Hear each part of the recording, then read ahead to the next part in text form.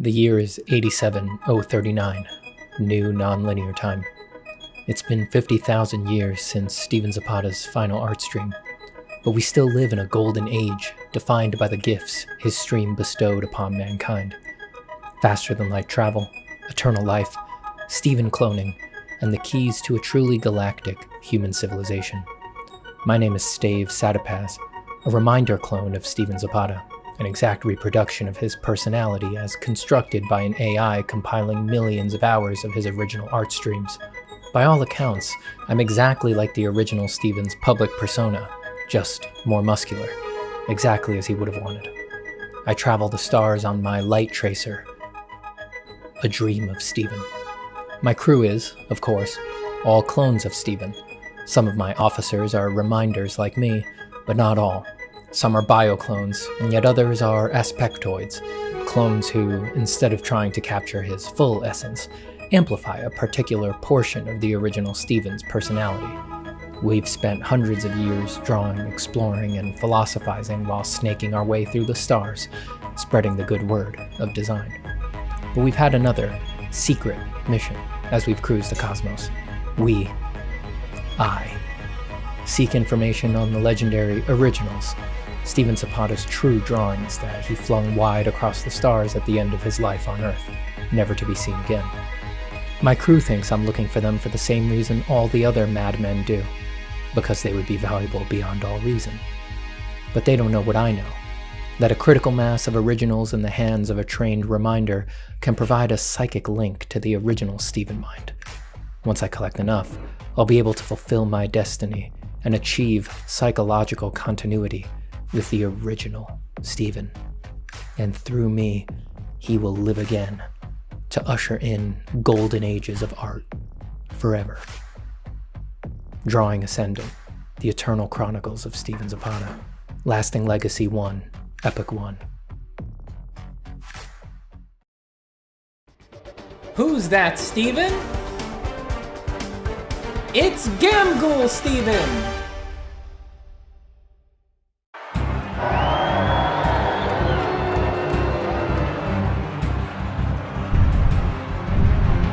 How you holding up out there, Stave? I'd say considering I'm fighting a Stephen who doesn't draw, I'm doing all right, really. Ha! Just try to keep everyone entertained while you try to keep your head. I need more time in Cathar Stephen's palace. I know the god graphite is here. Somewhere in here. If I only knew where. Hey, no rush, man. I got this guy on the ropes. Trust me. Yeah! Musenya Thanda, Duneja Marido, Dunya, Nanyata da Giata. What?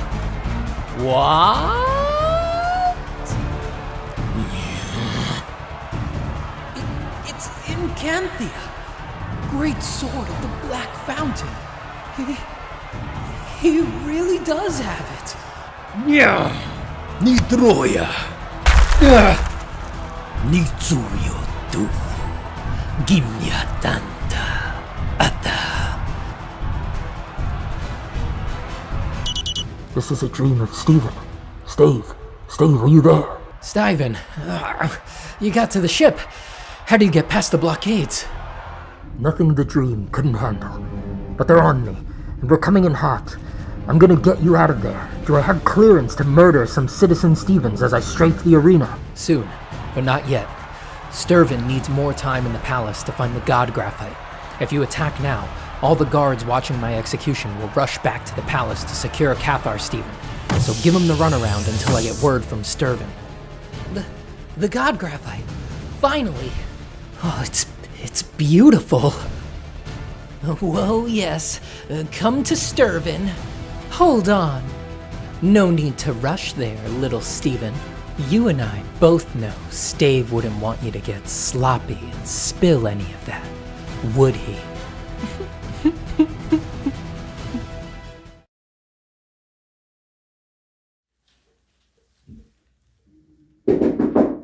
Come in. Oh. Hello, Joseph, is it? Hi, Dr. Zapata. Yes, Joe. How are you? I'm well. What seems to be the problem, Joe? Well, I'm having difficulty drawing from imagination. Oh, Joseph, just so you know, that's totally normal. Why don't you tell me a little more about your problem? Is it that you can only draw from imagination if you're completely alone? Doc, I can't ever draw from imagination. What about if you're completely relaxed? When I'm totally relaxed, I can't imagine a thing. I see. Joseph, it's important to know that even with severe cases like this, there's always hope. I can prescribe an experimental therapy called Form from Imagination. Form from imagination? It's early days, but clinical trials are extremely promising. Why don't you try this for 6 months and then check back in with me? Okay, I'll do whatever it takes. Did you just draw this? Oh yeah. Wow, it's amazing. Hey, Doc, do you ever have trouble drawing from imagination? Oh no.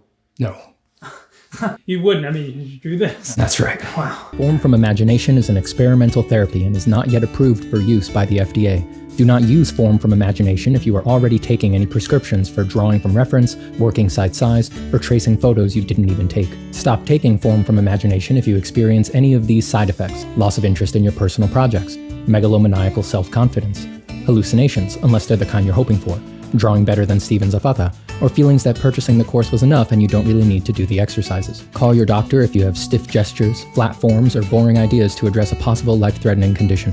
Full sketchbooks have been reported with Form from Imagination and medicines like it. Other risks include long-term art careers, too many clients, and being worth more than you're charging for. Call your doctor today and ask about Form from Imagination.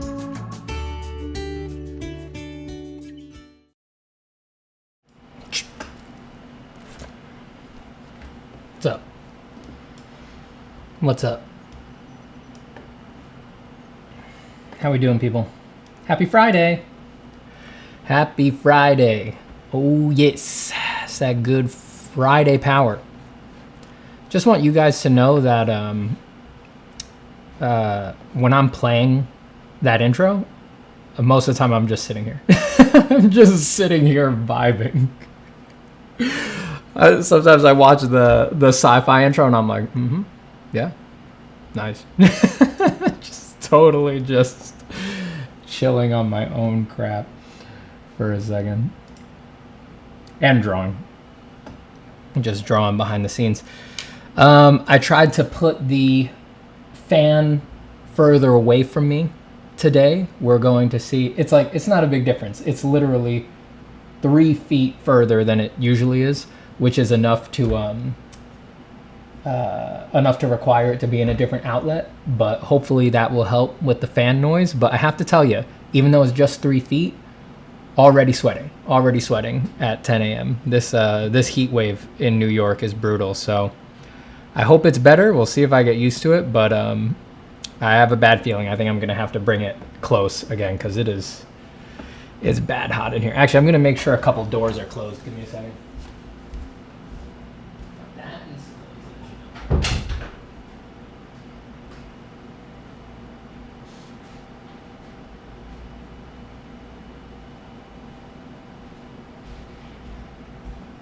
Oh yeah, I'm gonna draw. It's time for me to draw, but to draw, I need water. What I'm getting at, water. And I'm feeling that water, oh.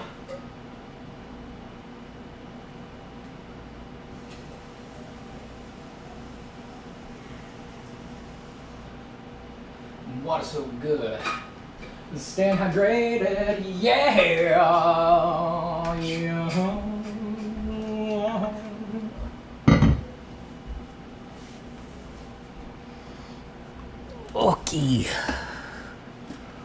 Okay, here we are. All right. So I got that over there. I got this over here.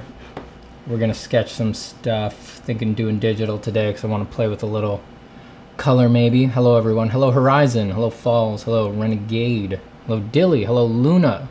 Hello Nick Wild. Nick, man, it's a good one, man. I guess I did make it big. Here's how our guy from the past couple of streams came out. That's where I left him. I poked at him as my morning coffee a little bit. That was it. Just drank a big old mug of coffee. Did a couple little fixes. Poked at him slightly. And then scanned him. This is a big old scan. Enhance. That's 100%. Oh, yeah.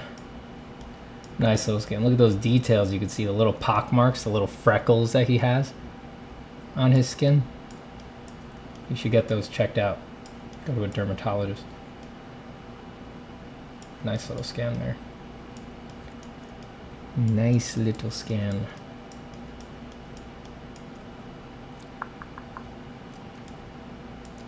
Random Fluffy Pup says, Steven, you're a Poggies? Wow, that's like such a pleasant sentence, you know? Random Fluffy Pup says, Steven, you're a Poggies. Wait, I might want to readjust my... Alright, I need this hand. I want this side to be shorter. So I need to point my webcam that way. Brr. And that was too high. Oh my god, the slightest adjustments just ruin it. Okay, that... Yes, that's good. Okay. Kershal says, I would pay $5 for that drawing, deal or nah.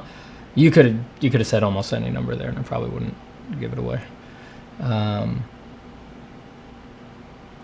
do it for $5 and I'll do it for $5 and a slice of eggplant Parmesan pizza. Horizon says, Steven, please, my question, please. Seriously, please put it closer. It doesn't matter. It really doesn't. Oh, the fan?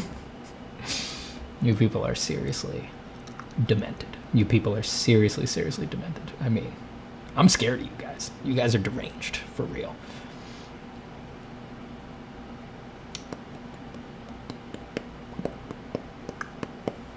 All right, so let's see what we do. Yeah, so that came nice. That was nice that it just sort of, it was so quick, that one. You know, they usually take me a little longer, but I didn't plan it, didn't improvise it. Done in about 7-ish hours or something like that. So that was pretty nice. Nice feeling. You guys seriously need to go like it on ArtStation, though. I have the link in the description. It's like... I'm sorry, guys. I am sorry. I don't want to make a big deal out of this, but it is not right for your boy to be below the fold on ArtStation. All right? The fact that I'm below the marketing line on trending right now is a little bit garbage, right? A little bit ridiculous, all right? A little silly, all right? So, you know, I know that we're let's look at horror. How we doing on horror? All right, we're number 2 on horror, number 2 on trending on horror. All right, that's, you know, it's acceptable. It's acceptable. I forgot what I even tagged it as. Where's my thing here? Horror style. I always do different tags. Character design. What's up on character design? Above the fold on character design, but guys, come on. Second row? What's going on here? How we doing on stylized? There you are. Oh, look, you want to get your ArtStation ID live on stream? Look, it's popping up right now. And they're popping up. Follow, like, your little ArtStation name will pop right up. Let's see what's going on here. Where's stylized?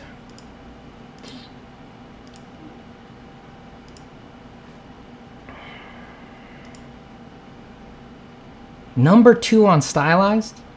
Number 2 on stylized. Really? Really, everyone? Come into the boardroom. Come into the... No, don't. We're going to have this meeting before lunch, actually. I got something to talk to you about. Come into the boardroom. Close the door behind you. I want you to look at this. I want you to look at the current results of all of your efforts. And I'm not going to say anything. I want you to tell me what's wrong here. I want you to look at what's on either side of our efforts here. This happy-go-lucky, colorful, fun stuff. And I just want you to tell me what went wrong here. Okay? So, get to work. We all know, guys, get on it, all right? Let's remind the wet noodles over on ArtStation that traditional drawing is still alive, still worth doing anything. I mean, my God, am I the only traditional draw? There's not a single traditional drawing above the fold. I don't know how far I gotta go to find one. I mean, are you guys just gonna let this happen? I mean, it's not gonna be long before ArtStation is nothing but no one even really made anything. It's gonna be all AI stuff and photo bashing and just final product for producers and directors to pay too little for. Take a stand, people. Take a stand. This isn't about me. This isn't about megalomaniacal me. This isn't about aggrandizing me. All right? This isn't about giving me the clout and glory that I, of course, rightly deserve, because I'm probably the only badass artist left at this point. I mean, the only freaking one alive. I'm the only one who has any control over their hand, it seems. So that's what I deserve. I deserve the clout and success, but it's not about that. It's about you sending a message to the art world that it's still important to be actually good, instead of a sniveling, cowardly liar who takes every shortcut possible, and that virtuosity still means something and ability still means something. I gotta say though, Marco being at the top is, that's above board. I mean, this makes sense. This adds up. This adds up pretty good. This adds up 2 + 2 = 4. Because that is Marco fucking Djurdjevic, so it's pretty good. Pretty good. Let's see how you're doing. All right, creeping up. 2 rows down. Very nice, everybody. But just, I'm just saying, performance reviews are coming up. I've got my eye on all of you. And, the fiscal year or something like that. So, man, nobody draws anymore, huh? Holy God. I am the only, this is probably digital, right? Well, Stephen Oakley, he gets a pass. Don't get much better than him, so. Go Stephen Oakley's thing, too. What's this? This looks like...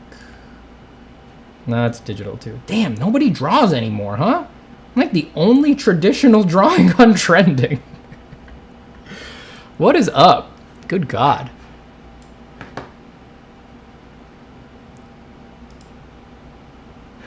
Thanks for the likes, everybody.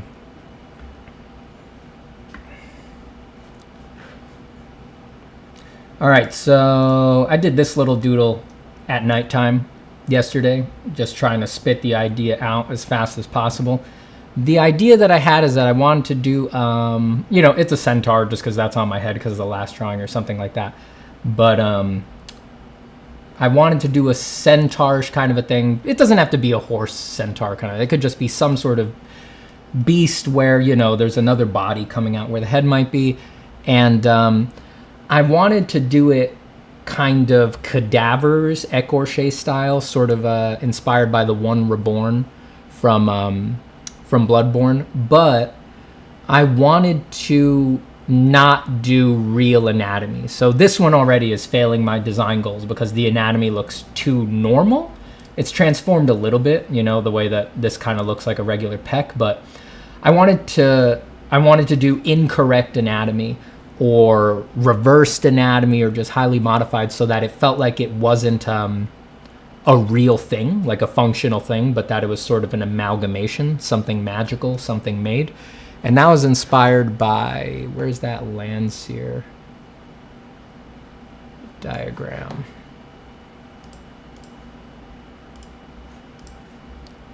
Hold on, let me open my inspiration folder. Super Baller Mummy Wraps.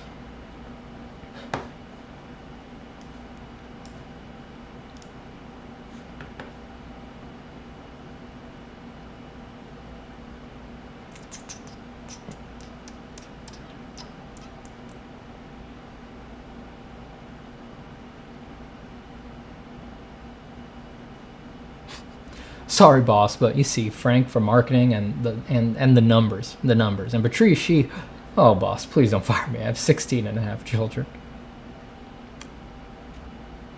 Get those numbers up.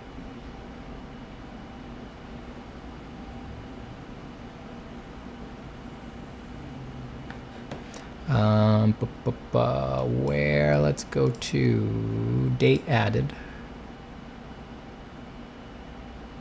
This is the one.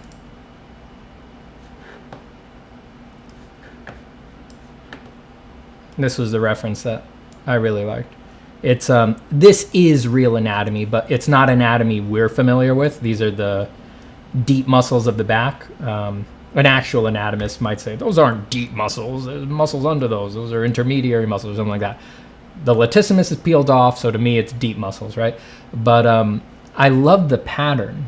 I love like the quilt work pattern that's going on, like this clean rectangular shape, this clean rectangular shape, the way they're swathing in and out of each other, the interdigitation with the ribs. That looks so cool to me. But this doesn't read. Like this area right here doesn't, we don't understand that as familiar anatomy. So that's what I mean. It's like, we don't have a benchmark for that. We don't have a reference for that. If I just cut that out, you wouldn't know what part of the body that is. You know, you might guess the rib cage, but I want to see if I can play with that abstraction. It's pretty hard though, because when you don't have a benchmark like the functionality of the body as you're familiar with, it's actually surprisingly difficult to invent attractive patches like that. But it just looks so cool, even though it's not something we can grasp, you know?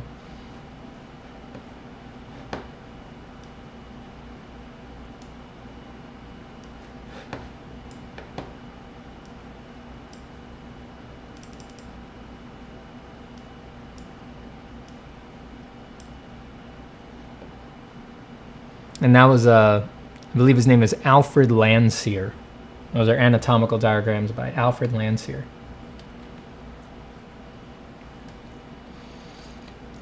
So to help me come up with ideas, I'm just going to sketch in black and white for a while. Not go right in with color. And if I get bored or annoyed, I'm just going to change my mind and draw whatever I want. But that's what I'm doing right now. So how's everybody doing? What's on everybody's minds? Everybody's drawing? Everybody's happily poking away at drawing? Damn, see, I'm already going real anatomy. It's like I have such deep grooves for that it's hard to turn off. All right, focus up, Steve. Come on, Stevie baby, come on. Focus up. Don't do it real. Don't do it actual anatomy.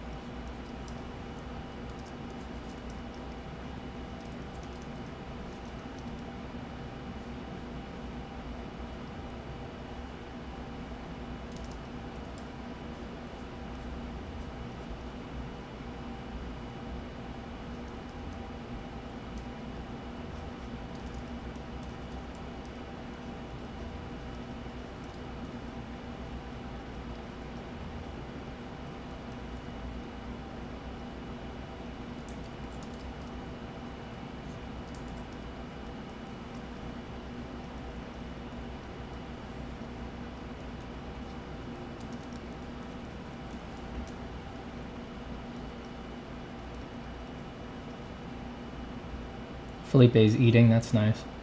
Very epic, thank you, Tom. Steven, why are you so charming? What's the secret? That's a you thing. Considering how utterly caustic my personality is, it's on you that you find that charming. I mean, I am an abrasive jerk.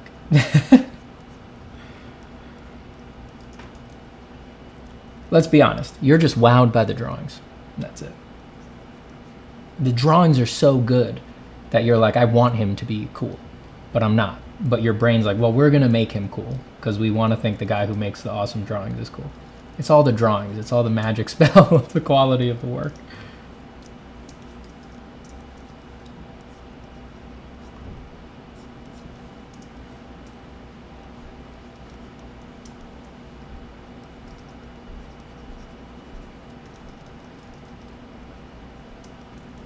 Where do you think the heart of the creature is? Definitely his hands. It's definitely in his hands.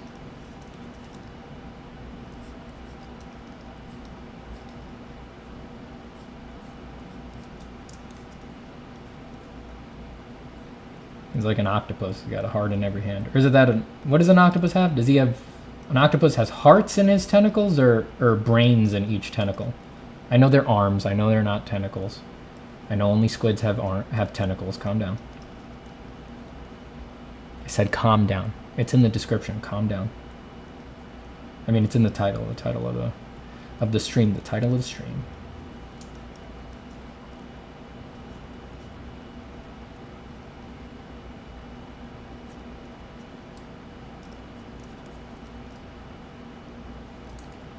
Maybe a bird prow. Just to keep it weird.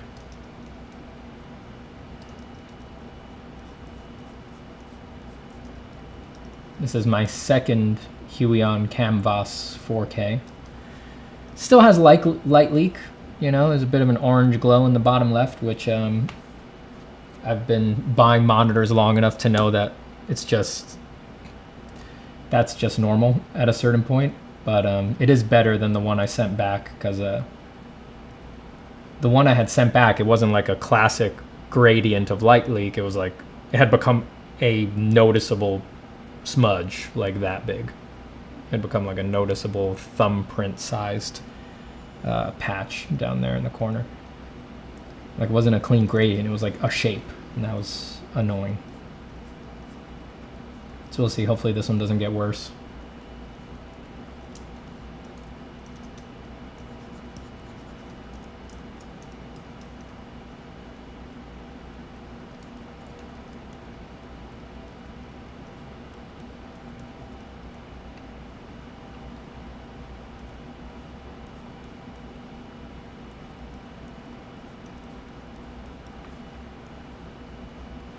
I'm gonna put the brightness of this thing down because my eyes and my head are hurting a little this morning. I'll put it down just like while I draw. I'm like 75.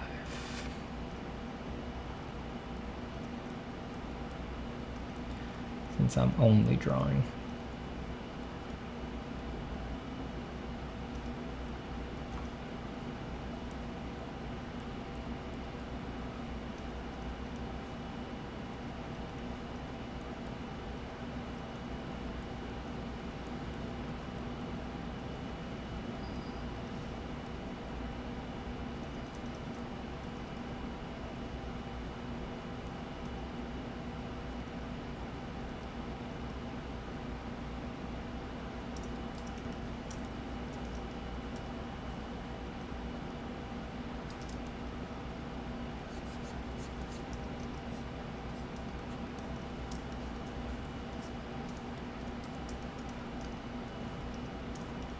Is there a specific way to draw tentacles? You gotta draw them cool.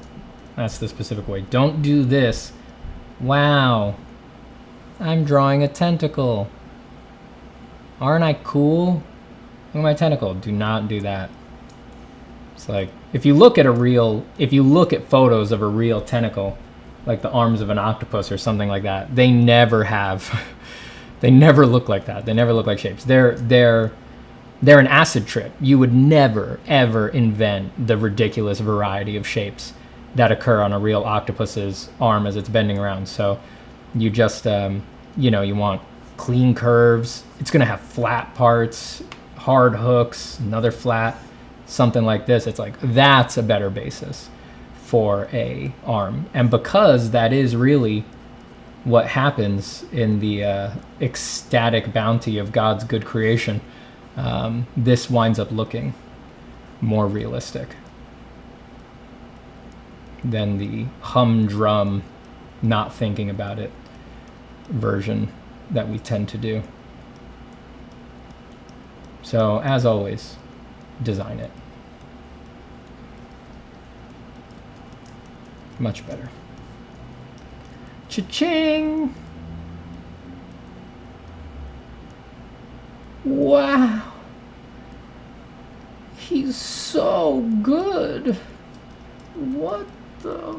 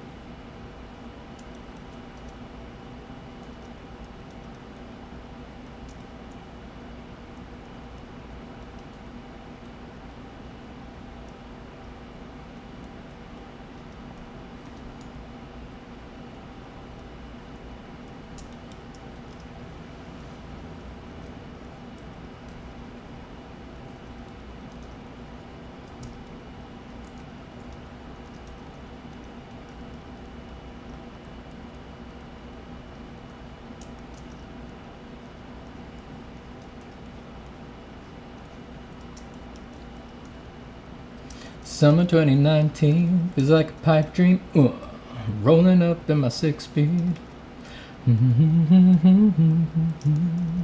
Run away from it all.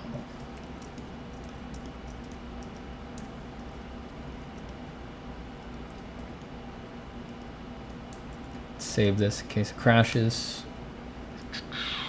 Sketchbook.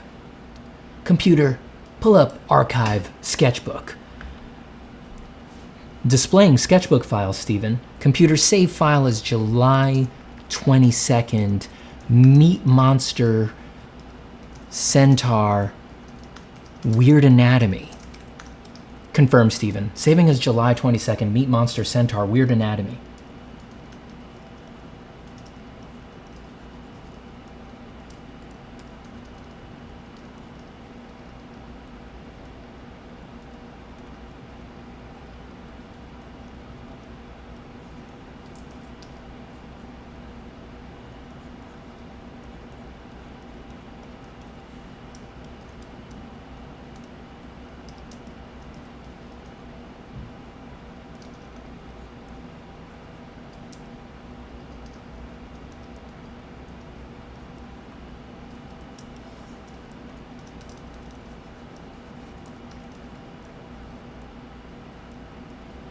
Should just have hands for feet. It's because it's always a good flex to just add more hands to your design. And art's all about flexing. It's not about anything else.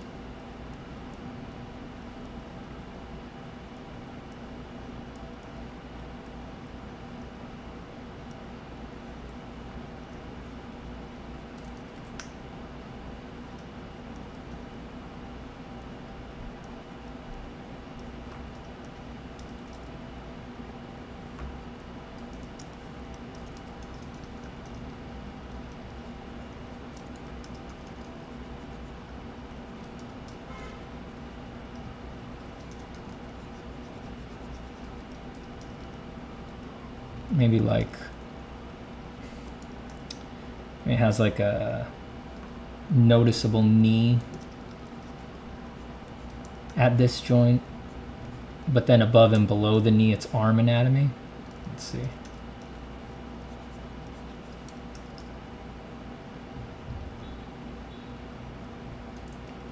Maybe the patellar tendon can transition into brachialis, and that interdigitates with the deltoid. And we can do the bicep here. And then the tricep can sweep around the knee joint as if it was the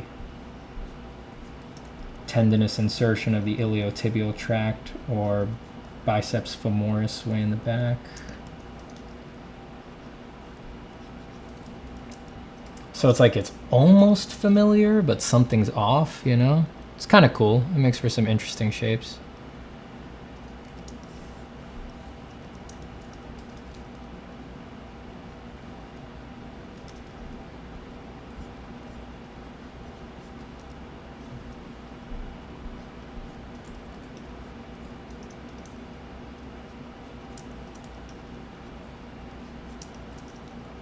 I think I'm gonna not do a regular human deltoid, and instead I'll maybe do a more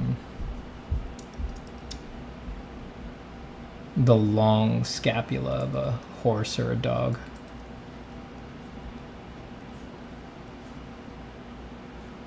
Their scapulas do sort of this shape.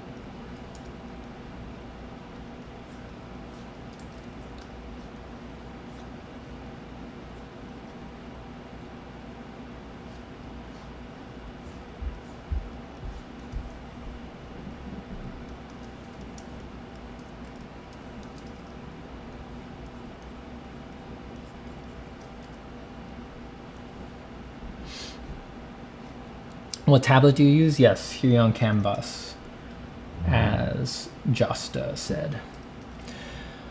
Wander Rucksack says, greetings from Germany. Finally, I catch you live. Greetings from New York. Usually it is nighttime when you're online. Anyway, your videos help me a lot to get in the zone. Hey, hey, hey, hey, hey, hey, yeah, yeah, yeah, getting in the zone. Yeah, happy to help.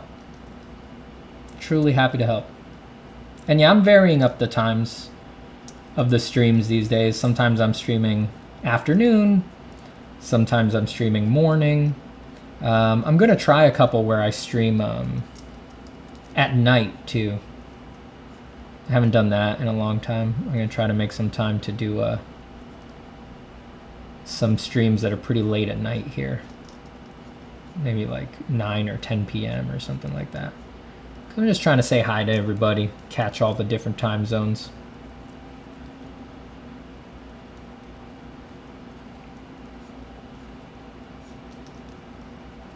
This is like forearm anatomy mixed with typical lower leg anatomy, where the inside of the tibia creates that arch as tibialis anterior. We're going to replace tibialis anterior with something that feels like brachioradialis. So it's got like that big bulge at the top, and then we got some extensor muscles radiating out from underneath it.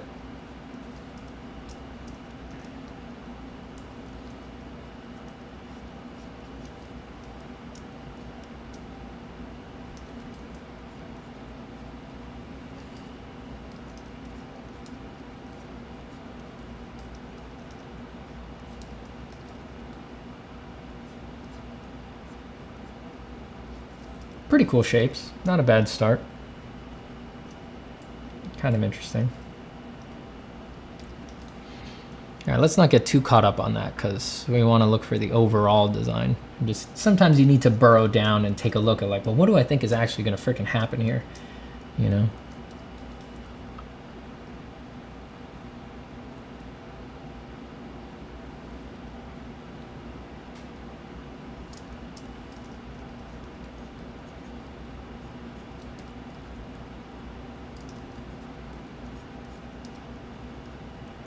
Are you guys liking the centaur on ArtStation? I swear to God.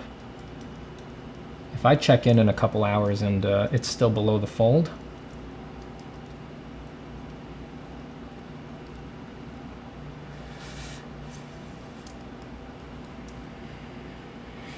We might need to have a conversation about your bonus.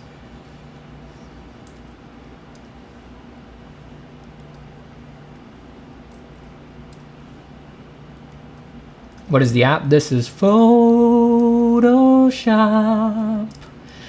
King of being the oldest drawing app. Ancient code, legacy tools, updates that break it daily. Photoshop, Photoshop. Everybody's favorite drawing tool. That's why it's called Photoshop. Photoshop. No, dog. Don't. Just stop. Just stop. No one ever comes in here. And anyone who has come in here has done it in spite of you, no matter how much you bark.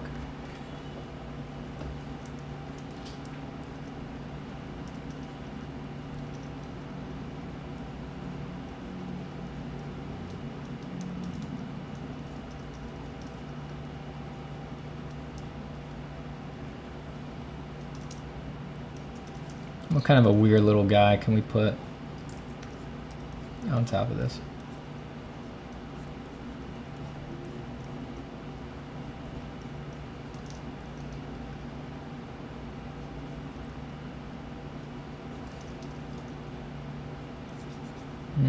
Let's find a cooler shape for him.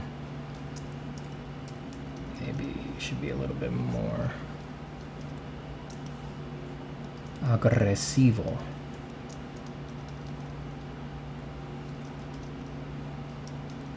You guys like drawing? I love drawing.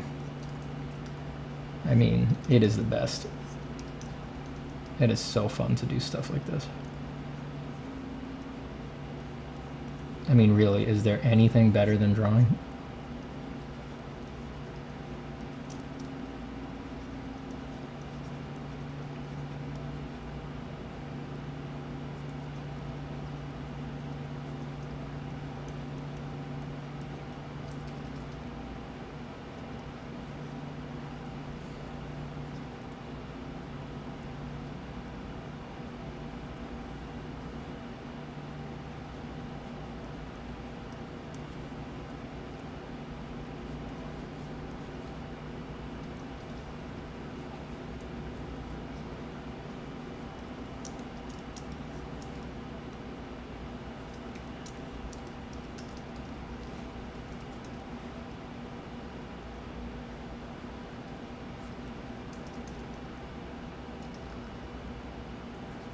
Don't be laggy now. What are you lagging about?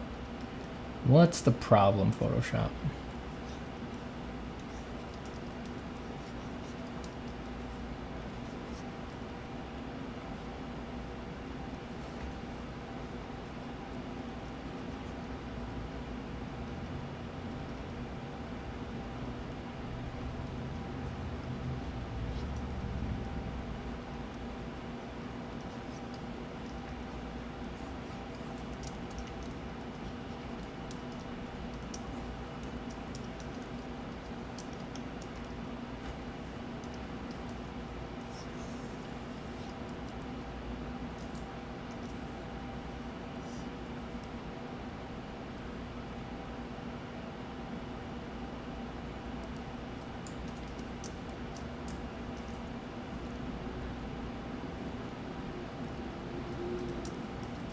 Nathan says, what's drawing?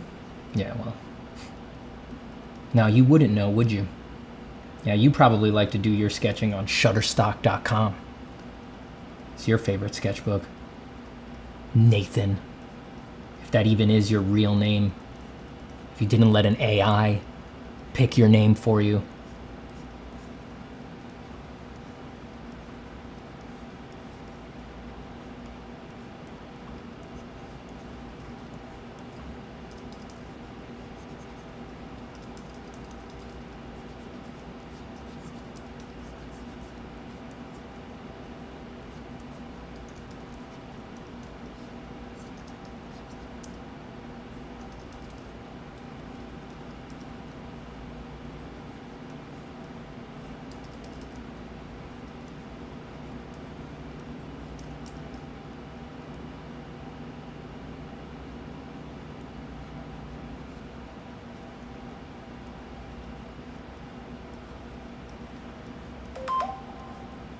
see.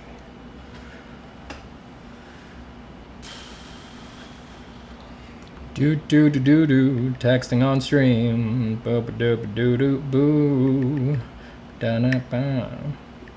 I'm gonna send my wife a text that says I'm texting on stream and then sunglasses emoji.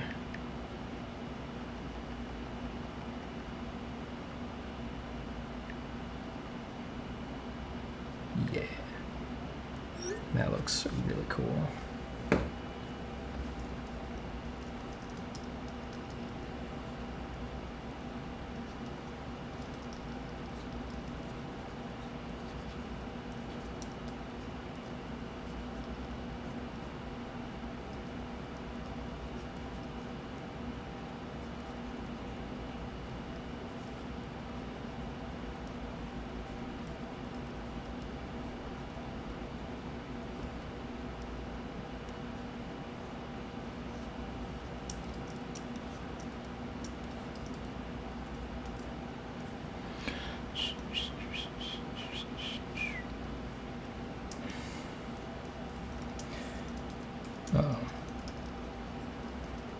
Going over to a friend's house tonight to watch Grease.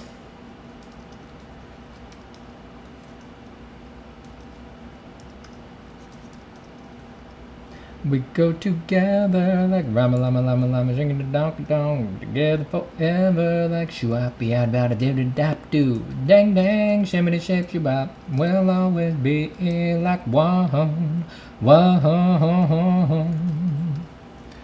When we go out at night, shining bright, up in the skies above. Unfortunately, there might be a bit of that on this stream, because I know I'm seeing it tonight. It's just on my mind.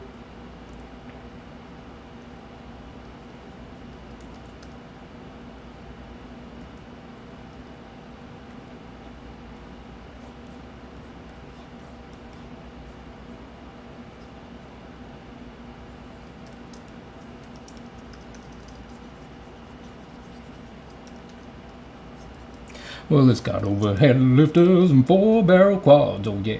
Keep talking, whoa, keep talking. Fuel injection cut off and chrome-plated rods, oh yeah. Get the money with new pistons, brakes, and shocks. Get all the rocks. Well, you know that I am bragging, it's a real wagon. Grease lightning, no. Go grease lightning, you're burning up the heat lap trials. Grease lightning, go grease lightning. I bet nobody watches Grease anymore, right? That's something the younger generations have left behind. It's gotta be.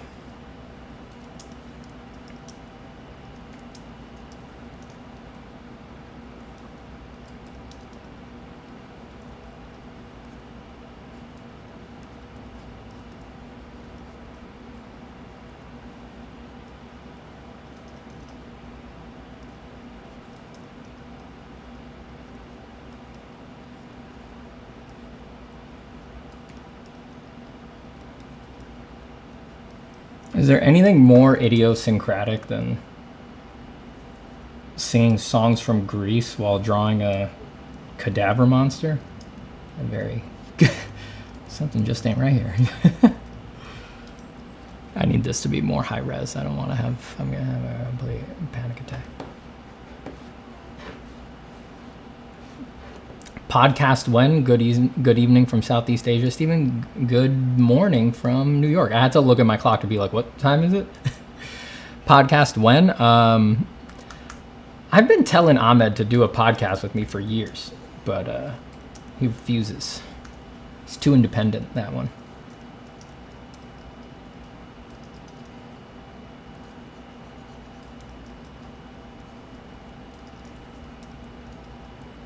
He's always like, what do we talk about? And I'd be like, anything but art.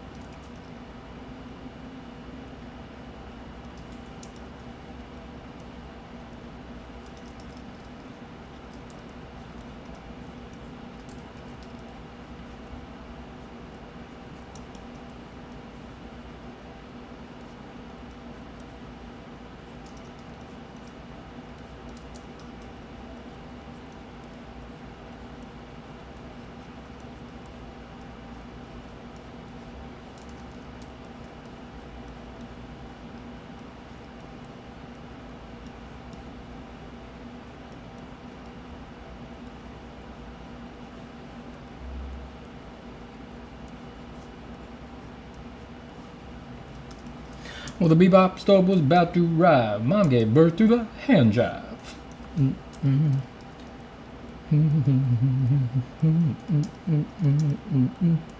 I'll tell you one of my wife's favorite stories. She loved Grease when she was a kid, and they had a VHS of it, and she would watch it, I mean, constantly. Hold on a second, I gotta get my mic out of the shot. Actually, that'll do it. She used to watch it constantly, over and over and over again as a kid. And she did not realize for years that the VHS that she was watching Grease on was worn out because it was bought used, and it was being overused. And for years, my wife thought that Grease ended at the hand jive, at the dance. She thought that was the end of Grease, which makes no sense. And then one day she watched it at like a friend's house. She watched it at like a friend's house on a DVD or a fresh VHS or something, and it just kept going after the hand jive, and she was like, "What? What? What?" Oh man.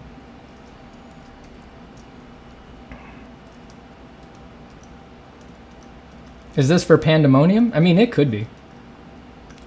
I mean, in my vision of in my version of Paradise Lost, the demons have all sorts of shapes, so I could easily I'm just doing this because it's what was interesting to me. It's just an idea, you know? I'm just a rabid sketcher, but I could easily just repurpose this. I can just say, yeah, it's the demon for Paradise Lost. Done. Finished. That's what happens when you line things up just right.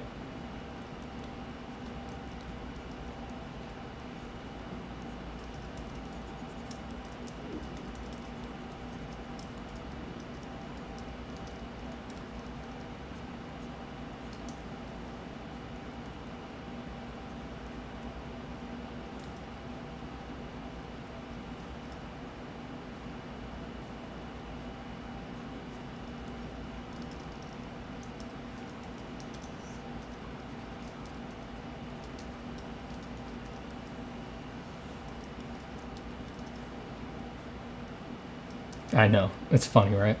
I mean, how good is that? Who does that happen to? It's so cute.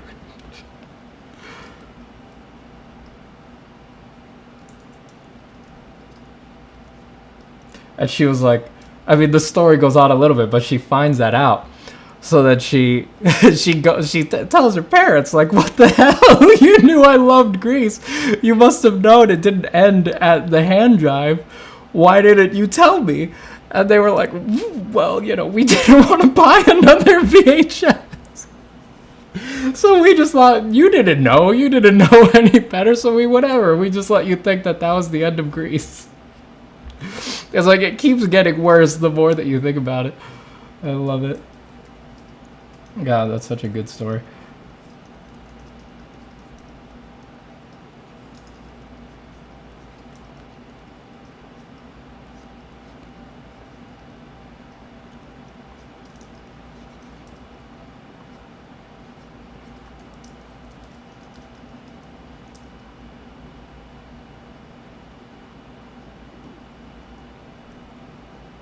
It's like, I wouldn't have the heart, man. I would cave. I'd buy a new VHS right away. I'd be like, oh, she loves it. I can't.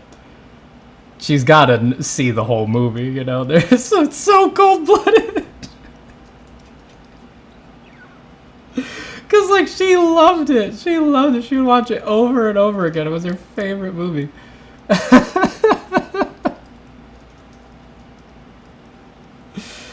Oh, man, it's so cold-blooded. Oh my god. What file size do you use? I use all sorts of file sizes. I tend to work a little small when I'm on stream just to save some resources on my computer. This right now is 5K across, but if I'm not recording and stuff like that, I'll work at huge file sizes, 20K, 30K, depending on what I'm doing, just huge.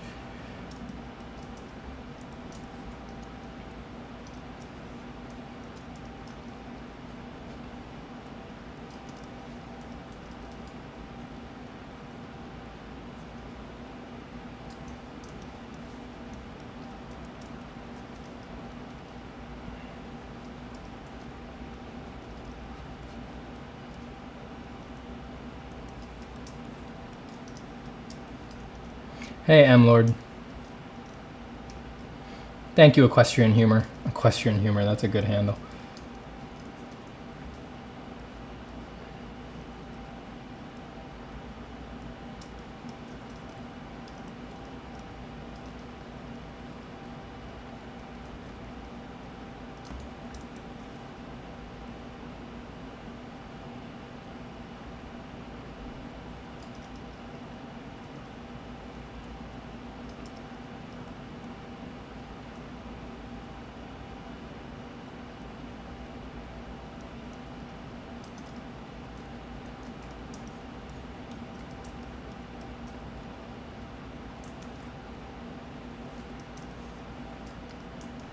Like your mustache? Thank you.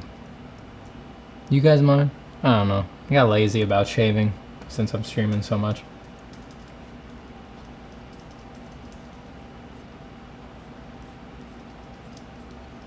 I prefer to be clean shaven, but I don't know. I've been having a more irritation when I shave lately. Don't know why. It's kind of a new thing. Maybe I'm just getting old. My skin's less resilient, so.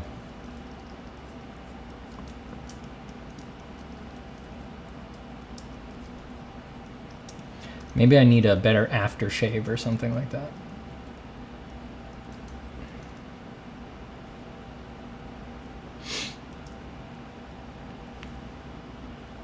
Are you watching Better Call Saul? You bet.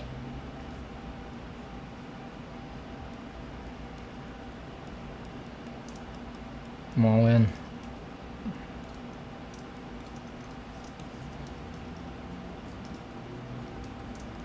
I watched this week's episode back on Monday or Tuesday, I think. I'm excited for this week's because I don't know, we'll see what happens, but I have predictions for where it's going next.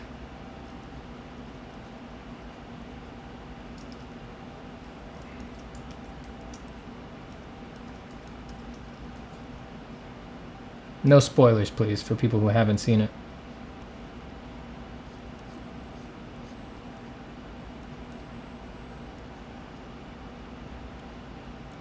The season finale is wild. I mean, dude, Better Call Saul's season finale is better than Game of Thrones' season finale, series finale was. I mean, they're nailing it.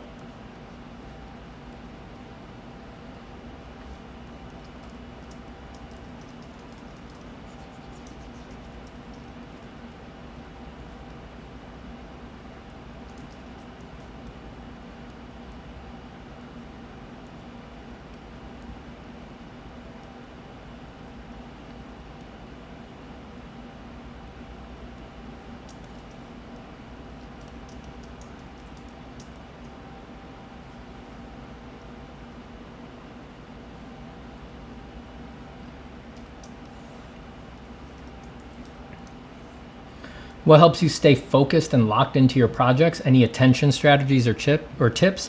The number one thing that keeps me focused is fun. Is just keeping it fun.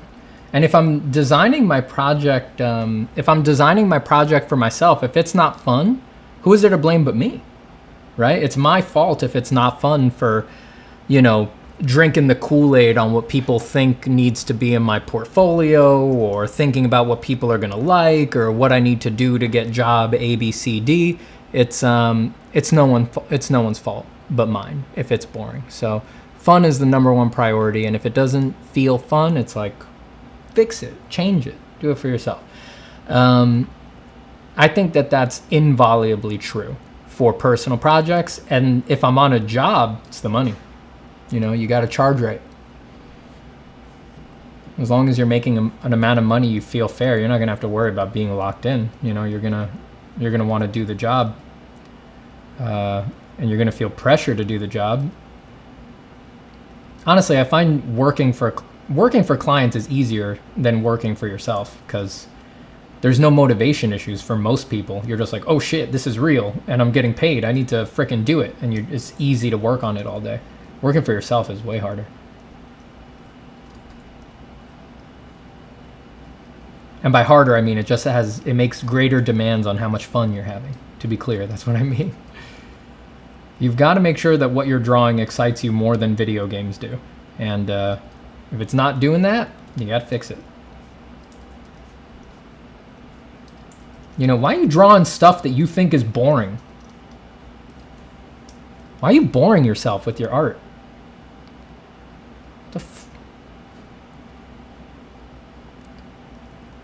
Like, make it fun. Why isn't it fun? Just make it fun. You should be your own biggest fan. You should think the stuff that you draw is like, whoa, that's cool, you know?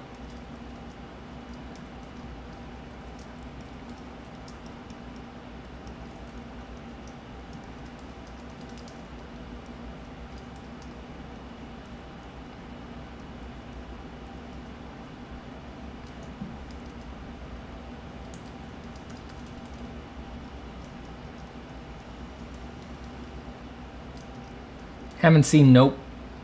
Probably will. I'm a fan of alien movies, and I like Jordan Peele's other stuff, so I will probably see it. I don't know when, though. Don't really go to the theaters much anymore. Probably see it whenever it is out on streaming and stuff like that.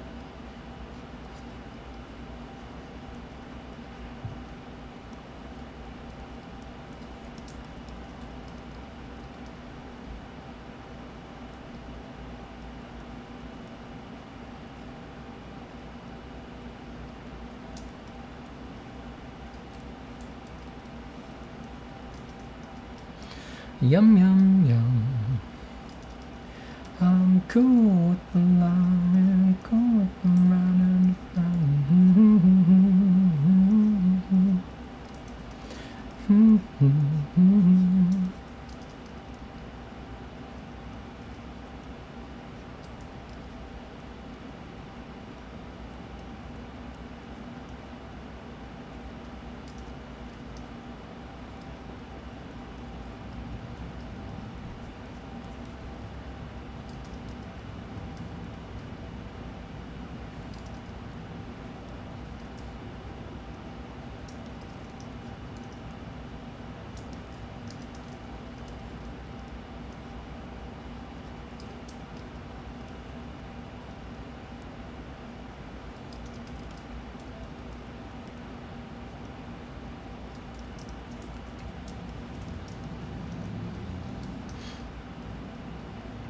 What are your thoughts on self-taught artists? I mean, it's, you know, you can be just as good. There's great artists who are self-taught. There's bad artists that are self-taught. There's great artists who have gotten the best art education in the world. And there's awful artists who have gotten the best art education in the world.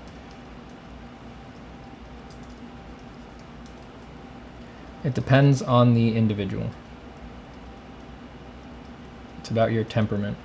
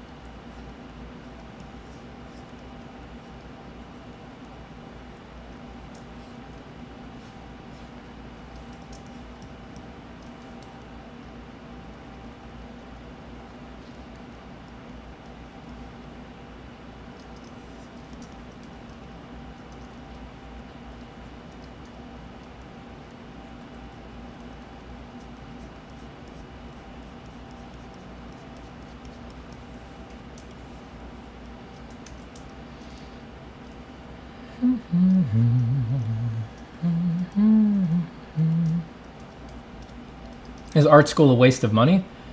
Not if you go to a good one, but it needs to. You need to actually have that money.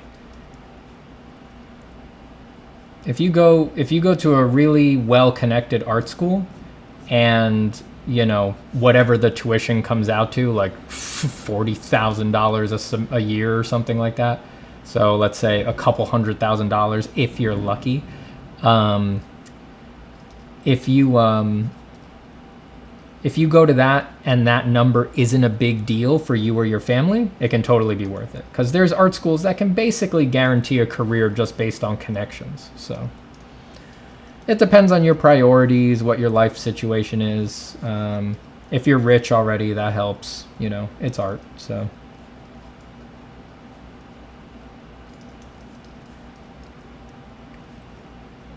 Most big successful artists who come out of that system are like, they come from wealthy families. They really could have done whatever they wanted, you know, so. It just depends on your situation. And that's not being pejorative. In case you're rich, I'm telling you, like, go ahead, go to art school. Like, it's not a big deal for you, and there are ones that can help, you know.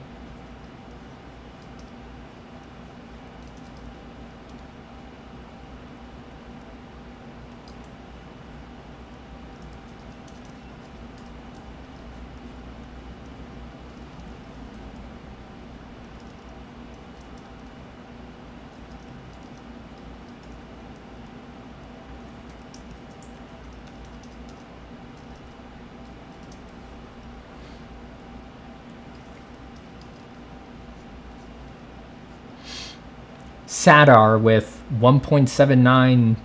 What's that symbol? It's not lira. Is that pound sterling? What's that symbol? I always forget. Do you think drawing is a talent or mostly skill? Talent is real. I mean, the idea that talent isn't real is like it's just lack of exposure. It's just not knowing enough artists. Talent definitely contributes in art, but talent isn't enough. Talent is just people starting at different baselines. Some people just things click quicker, and they start with like a higher starting level, you know, than other people. And some people begin on, you know, Retch. That's their starting class. They're doing Retch starting class for art. So but for both, you need to do hard work. You need to develop your skills. There's very few within the spectrum of talent. There's a wide part of the spectrum where, you know, talent helps. You know, it's easier for you. You start off at a higher level, but there is almost nobody for whom the talent gift is strong enough that the development of skill and focus and discipline is unnecessary. I would guess in the world, there's probably only one or two of those people at a time. For everybody else, developing your skill and working hard and practicing is necessary.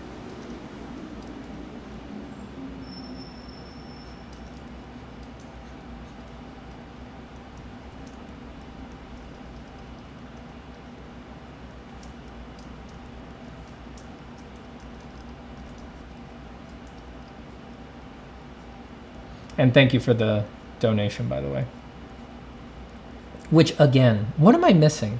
What is that money you're giving me? Is that a tip? I never turn tips on my YouTube channel. I thought if I had monetization off, you guys couldn't tip me. Is that not the case? I guess maybe you can tip me no matter what? Is that the idea? Look, I leave monetization off because it's like, don't give me money for sitting here. Go buy a course or something, learn something, you know, I'll see money from that. I appreciate it, but it's like, turn it into something, you know, get something for the cash you give me, you know. You could get on the Patreon and get all the scans and get in the Discord and stuff like that.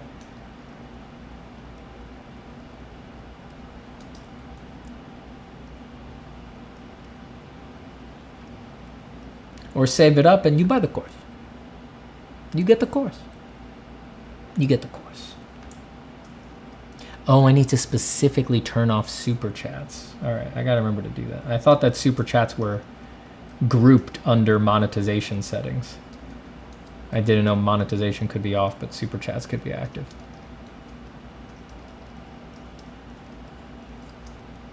I don't know. You'd think I'd be doing this. I've been doing this long enough.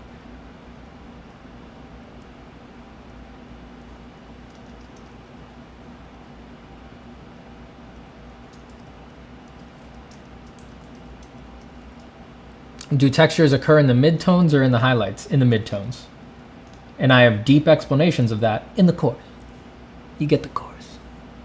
Check it out in the description, formfromimagination.com.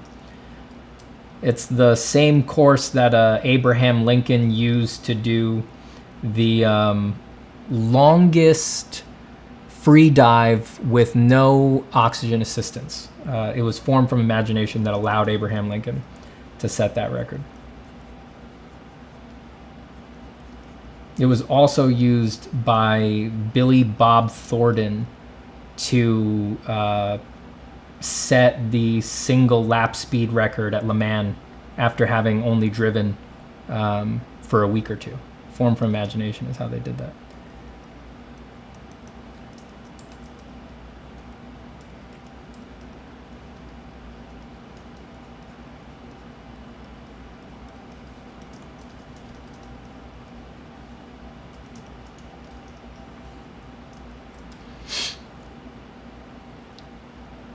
"12 years of drawing for me. 2023 is lucky 13. Nice. Very nice. That looks like a second form of a monster. You know, everything I draw is second form. You know, no first forms for Steven.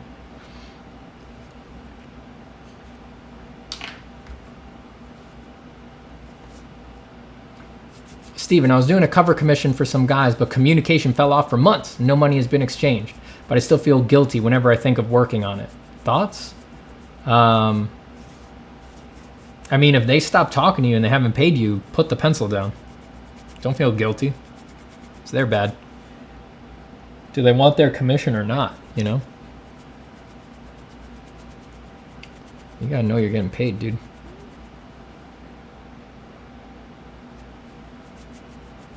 Gotta soothe my eyes a little bit.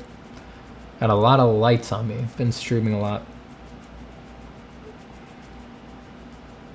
Steven, are you planning on streaming this weekend? Yes.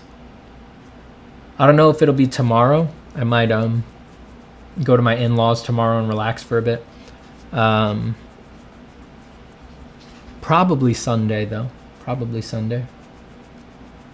Zane, hello. love your icon. Jon Snow after getting stabbed. It's awesome. How's your day? It's good. You know, we wake up and draw. What more could I ask for? Feel as time goes on, as I meet more people, talk to them about their life and things like that, I realize like, oh my God, I'm living the dream, man. Like, I realize that so few people have the good luck to feel for a considerable amount of the day that like they're right where they're supposed to be. You know, that's a surprisingly rare feeling for people, it turns out. And I have that feeling more and more these days. I'm like, right now, I'm right where I'm supposed to be. I know I'm doing exactly what I should be doing. Like, I can't imagine a better way to spend my time, or it's just like, yeah, feeling good. It's weird too, just like drawing on the internet, talking, there's people watching. It's just like, I don't feel stressed at all. I feel like so relaxed. Hold on, I just got to feel my body for a bit.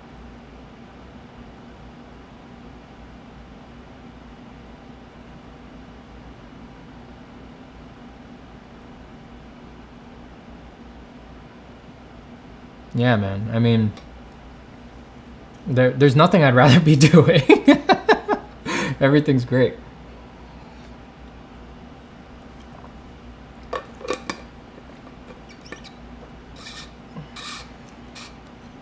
Cyan Knight, yes, Form from Imagination is the thing that let Han Solo do the Kessel run in less than 12 parsecs.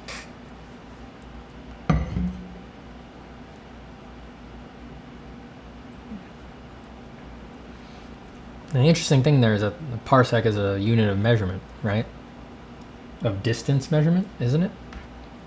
So does he mean that he did it fast or that he did it dangerously close to something?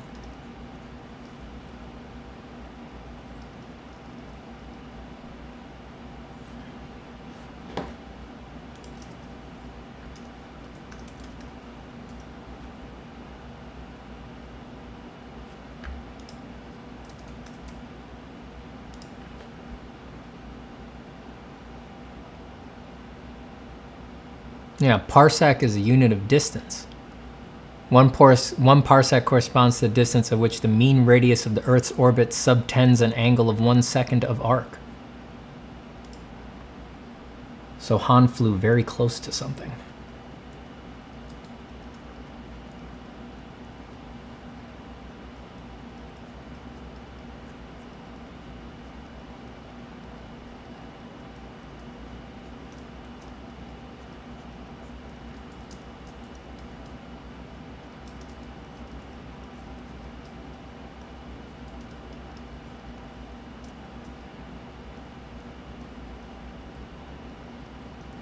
Not watching Stranger Things. I only watched I watched seasons 1, 2, and then like the last 3 episodes of the 3rd season because I did some concept stuff for that Stranger Things experience that's going around now. So I watched that, but I haven't actually watched past 2.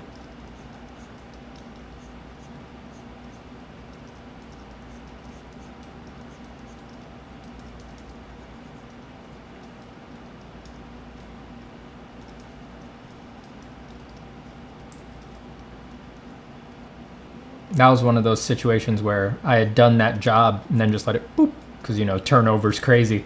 And then just like 2 weeks ago, a friend of mine, she said like, yeah, I'm going to the Stranger Things experience. And I was like, oh, they made that, huh? That's a surprise.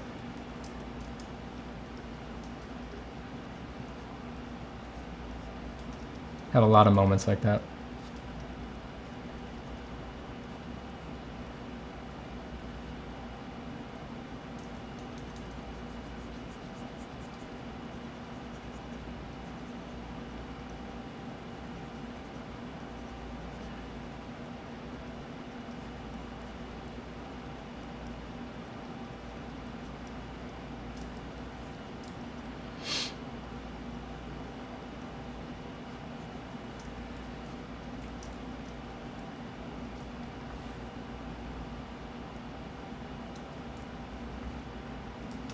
I just like drawing hands. I love drawing hands. They're so fun.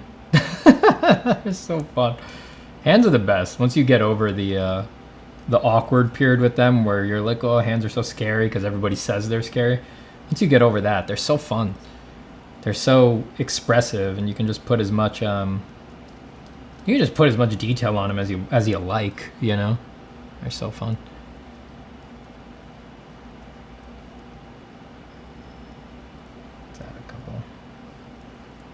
Make it a little weirder.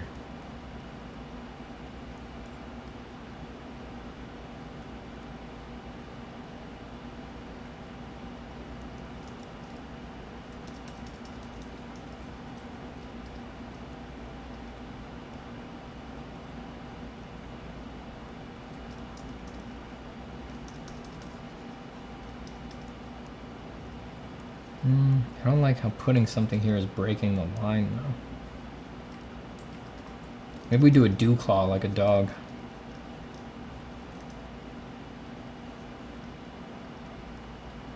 Oh yeah, nothing like a good dew claw. That looks good.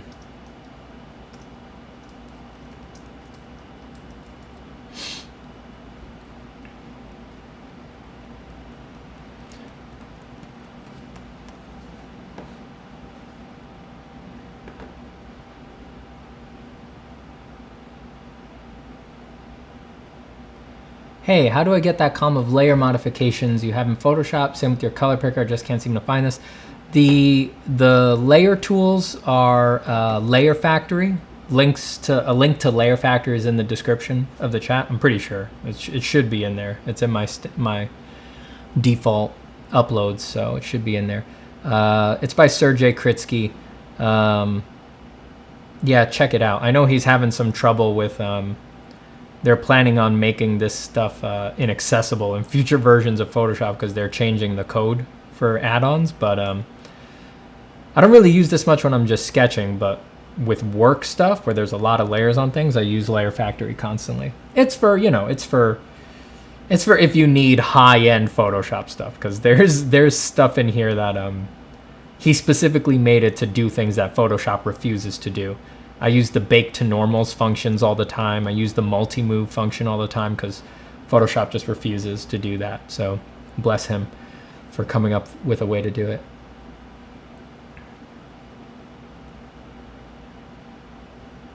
Have you ever had wrist problems? If so, how do you deal with it? Not really, unfortunately. You should talk to a doctor if you're having wrist problems. You really should.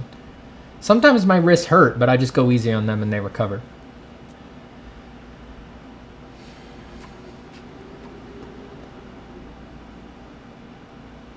I gotta use the restroom, guys. I drank a lot of water. I'll be back in a second.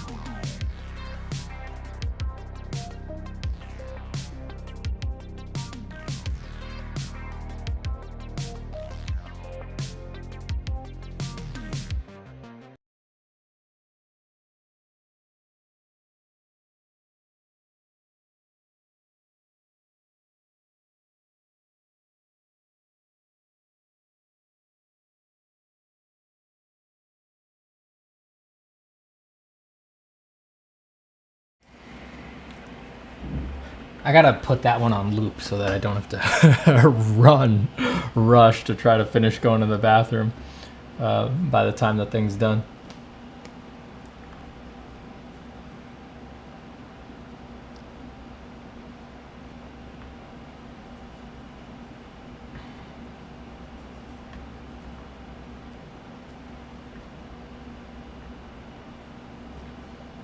Any tips for mimicking traditional look into digital? I really don't have tips for that. I get that a lot, but I'm a traditional artist, so I'm just like, just do traditional, you know? I just don't think it's so hard to get to get digital to look traditional, and it's like, why are we trying to play this joke? You know, like, just, I mean, if you like the flexibility of digital, just plan it digitally and then trace it on a light box and then finish it traditional so it looks traditional because it is traditional. Like, I don't know. I just don't think it's worth it. I think it's more of a hullabaloo than it's worth. But, you know, I have to remember that I also have the privilege of being freaking awesome at drawing. So, you know, it's way harder for everybody else. Maybe I should not be so flippant about it, you know.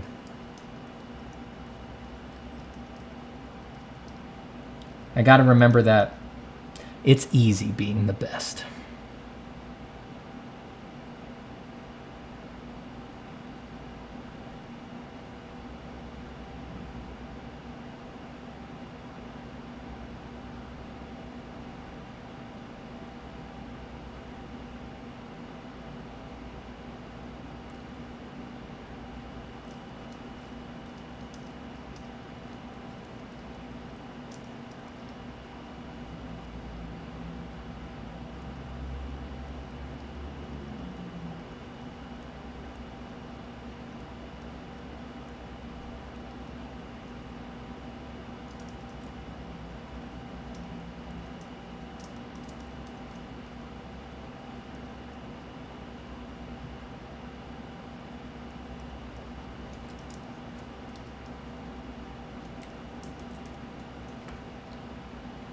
Have you ever done any album artwork for musicians? Yep.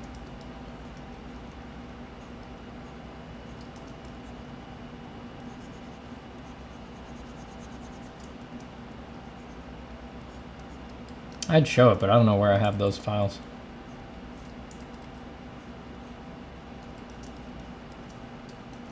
In Kenji 1X, I did a bunch of crazy ink drawings for him and some song thumbnails years ago.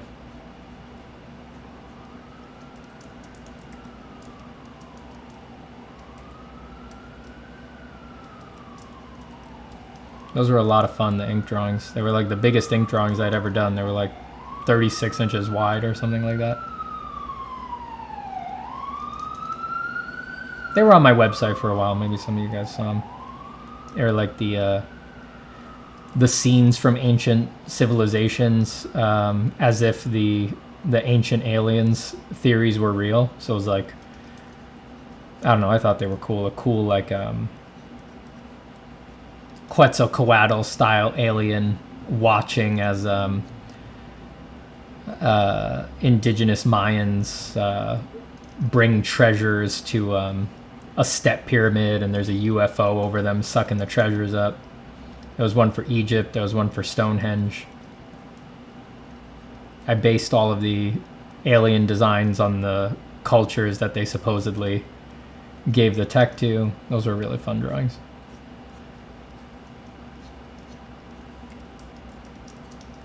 Those are an example of what I talked about just a second ago. I planned those digitally and then just executed them traditional.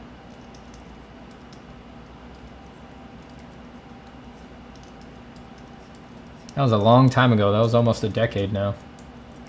Well, no, that's probably like 7 years ago. 8 years ago. Pretty long. So all this. We're going on focus mode.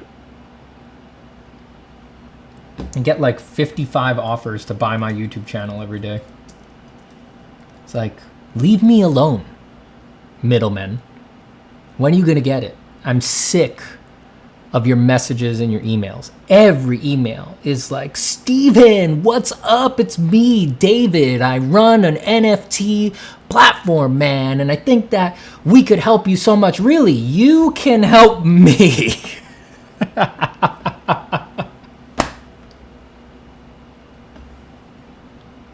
You can help me. You can help me. You, Mr. No talent, no ability, nothing to contribute, zero value add, nobody can help me, Mr. Does your whole thing as a secondary afterthought after actually being able to create things. You can help me. Oh, you middlemen. Oh my God. Wow, you guys have a good scam going for yourselves. Just you're the only ones with the courage to attach value to anything. You're the only ones willing to ask for something, which of course that's going to have to be what you do, because how else are you going to make any money? Because you don't do anything and you absolutely have no idea how to do anything. Good little game you guys figured out for yourselves. Jesus. You should have been bankers. You should have been bankers.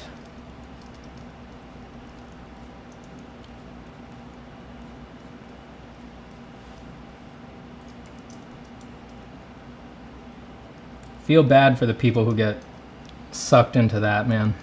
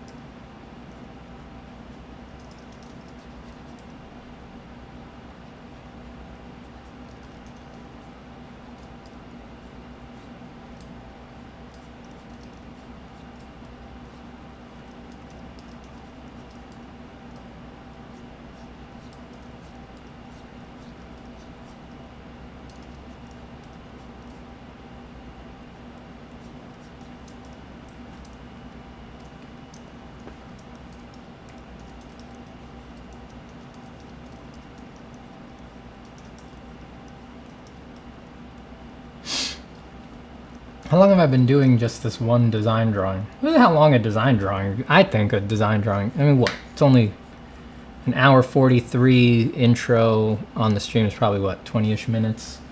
So probably an hour and 20 minutes. It's like, don't rush a design drawing.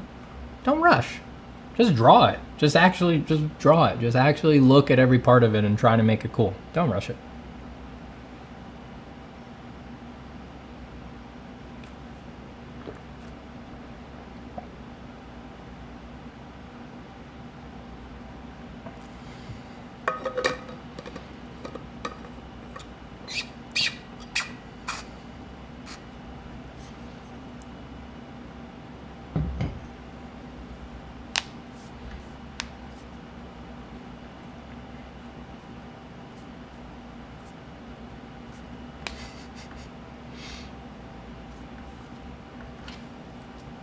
Sufi wants me to sell the channel to him. Wants me to swipe my own material and do a different one.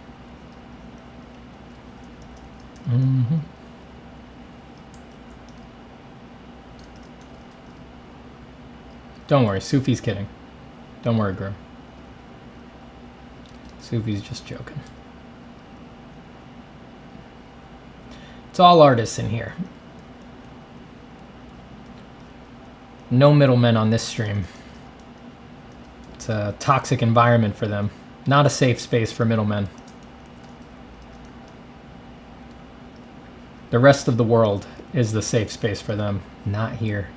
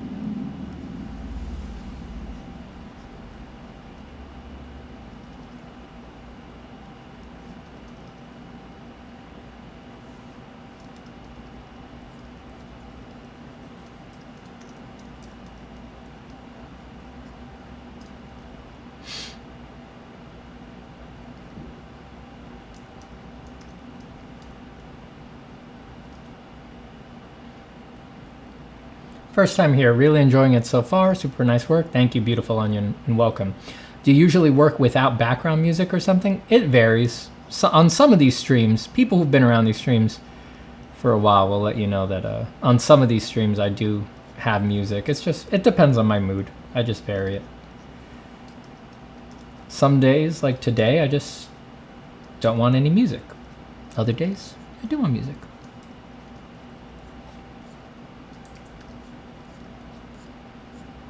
Usually, if I'm working alone, I'll have something playing, but it's often an audiobook or something like that. Sometimes music. When I'm streaming, being able to chat and just kind of like fill the dead space with my own voice and answering questions, that's enough.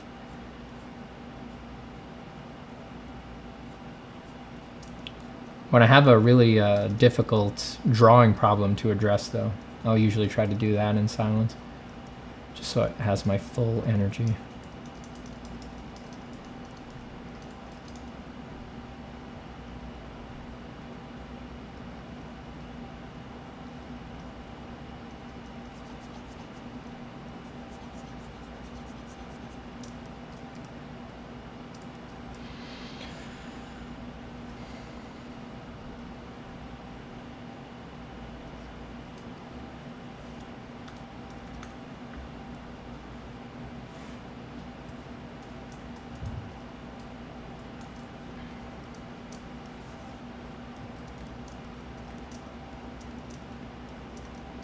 Hey Steven, what's the difference between a good shape and a bad shape? Well,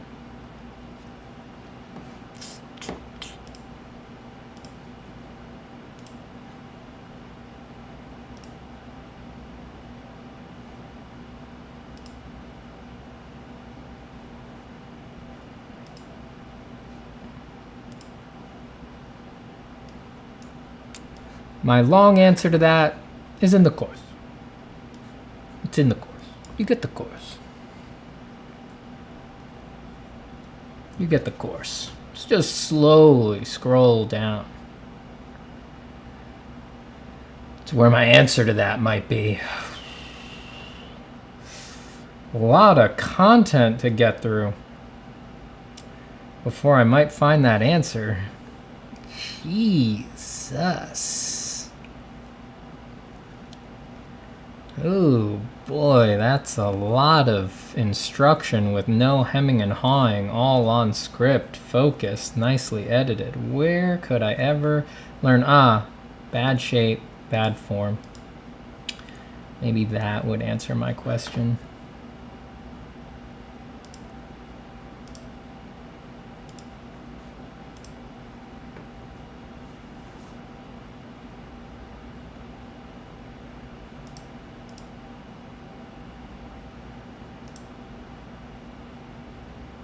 Go on now.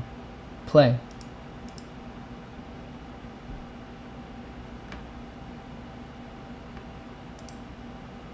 I changed my output device and now it won't play. Cool.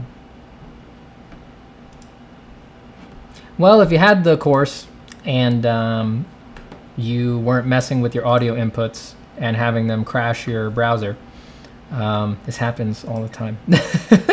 My browser freaks out every time I change my audio input. You would have the answer to what's a good shape and what's a bad shape. So I'll just kind of click so you can see the stills. Maybe you can kind of get an idea for what I consider to be the difference between good shapes and bad shapes. But yeah, my long answer to that would be about 7 minutes long. So. Stop refreshing. What's wrong with this?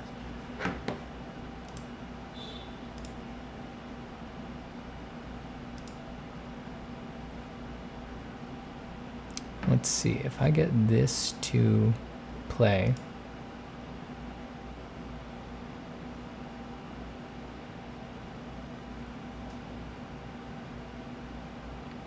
No, nothing's playing.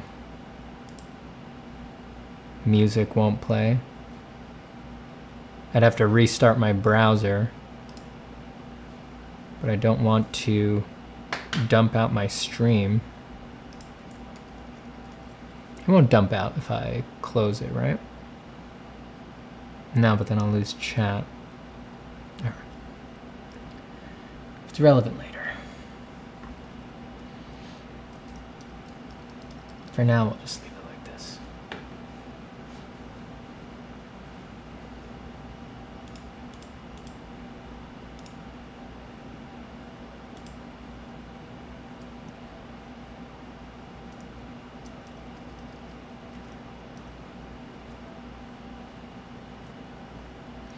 Does the course have subtitles? I'm Spanish and I don't understand English very well. We are working on that.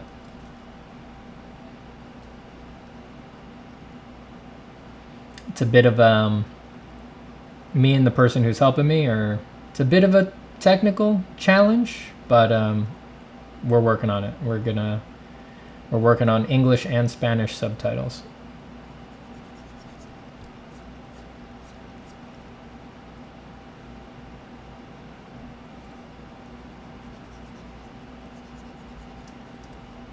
You know, it's not like, it is kind of hard to do because it's not like YouTube where it auto-generates, YouTube auto-generates subtitles. It's like, you gotta literally manually go in there and listen to like 60-ish videos of varying lengths and literally, you know, subtitle them. It's serious. It's a serious endeavor. Anyone who's got the course and knows how much stuff is in there knows not to be taken lightly.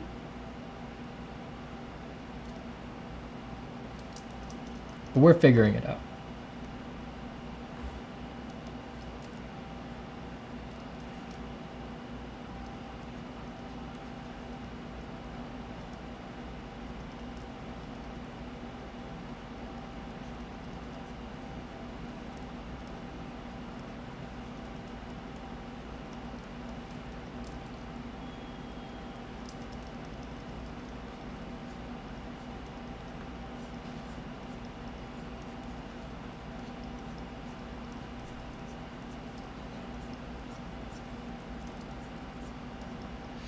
That's an unintentional ad I'm saving for the course. You're a saint. I'm proud of you. I'm glad you're saving. I'm glad you're saving for my incredible product.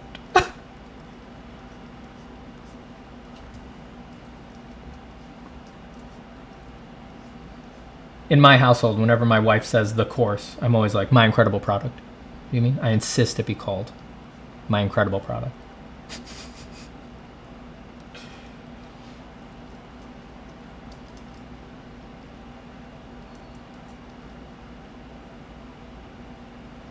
You should dub your ad in Spanish like a cheesy soap opera. That'd be funny. That's a pretty good idea.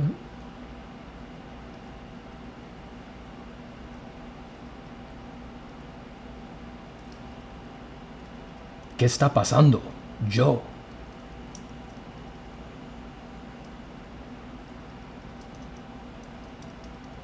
Bueno, Steven, no puedo dibujar desde la imaginación.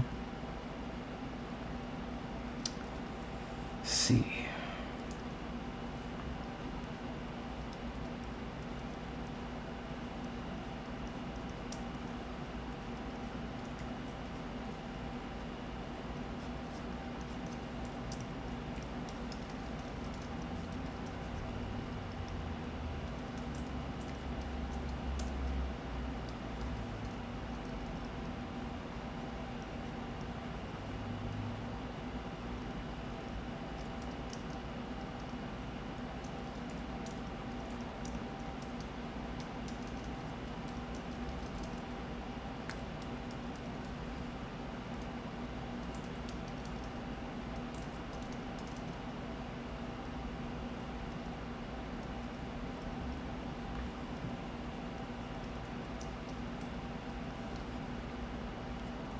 What's the outlook look like for another workshop? I don't know. It's a ways off. I gotta, because I plan on restructuring it now that I understand it better. So it is a ways off. All of my educational efforts right now are going into the course. That's where all my energy is going. I'm not turning my baleful eye towards workshop yet. I want the course to be really, really good. You know, I want to make it better. I'm giving feedback on everything right now, which is a huge amount of work.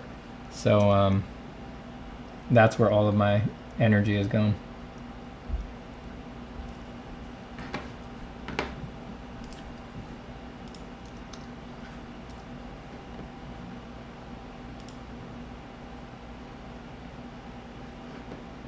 Oh God, fine. Let me reset this. Just get that. Quit Brave. Goodbye.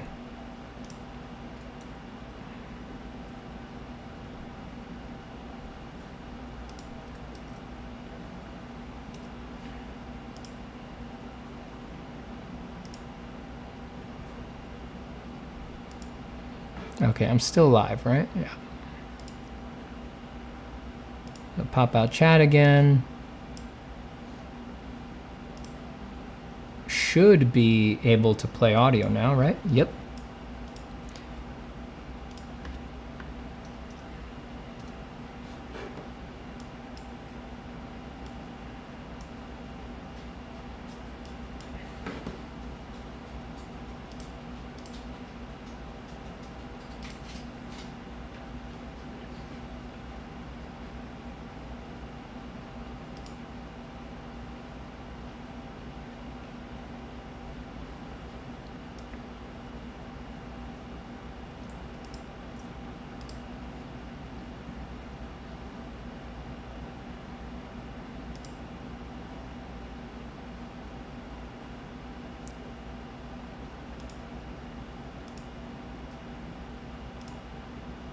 I've been doing notes like this for people, just to give you guys an idea. Not everything is video notes. I've been doing a lot of diagrams, but some stuff just needs... If you get bored by the sort of technician-minded thing that tends to work with digital, I would highly recommend... I don't even know what I'm saying. I can't that you just do it traditional. Just do it with a pencil and paper. And I did the demo. that you really can almost avoid when them completely. something but comes down to since like a you're doing it technique digital thing. and I want to show the techniques, what I do when I I'm want to even get doing these video rolling notes, video values feedback for back people. here, this is exaggerated just to make clear what I'm trying to do, is I make the airbrush very big, right? So you see it's quite large in comparison to the whole sphere, and I'm going I don't know what I'm to saying. I'm probably talking skirt about the Godzilla. sphere Right? with the brush I don't feel like putting my and AirPods just in. get its very subtle gradations I'm all assuming the I'm way saying out something at good. the end of the airbrush, right? So when I do that, and I do that all the time. So yeah, all of my energy lately is going into the course. Steven, you are awesome. You inspire me to try new methods. Happy to help, Reynola. Always try new things. That's one of the most enjoyable parts of art. You're standing traditional? I really am.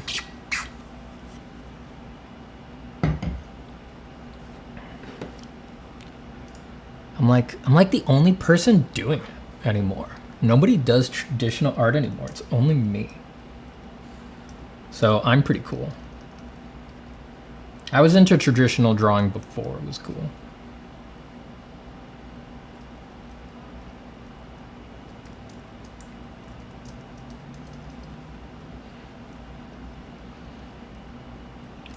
I'm like, a drawing tablet? Like, what's that?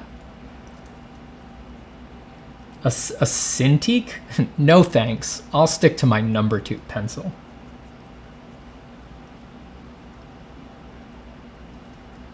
Photoshop? Never heard of it.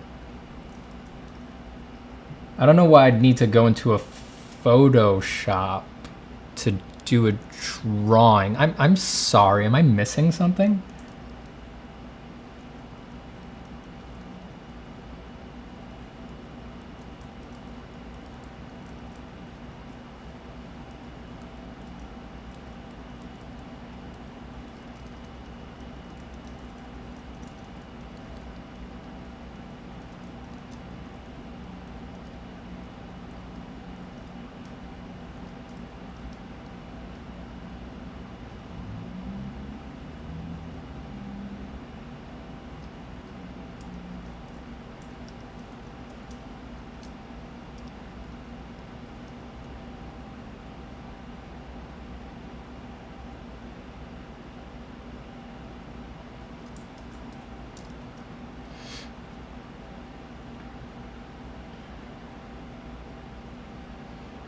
Do you think comic manga artists have leeway to be worse at drawing since their story can carry their work? I mean, everyone has leeway to be bad at drawing. You could just be bad and do whatever you want. You can do whatever you want.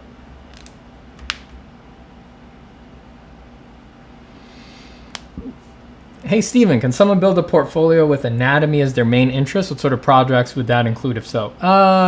Probably not. Not depends what you're trying to go in for. For design, probably not. If you're a 3D modeler, you could get pretty far with anatomy. You know, if you just lightly transform it, you know, you could probably get some interest from jobs with that, because a lot of jobs just need, you know, it's basically a human, but the muscles are bigger, it has a tail, something like that. So. But if you're going for drawing, at this point, probably not. Not for design, at least. I mean, if you want to be like a drawing teacher, you can get so good at anatomy that someone's going to want you to teach anatomy, you know? Or you can do like fine figure drawings or something like that.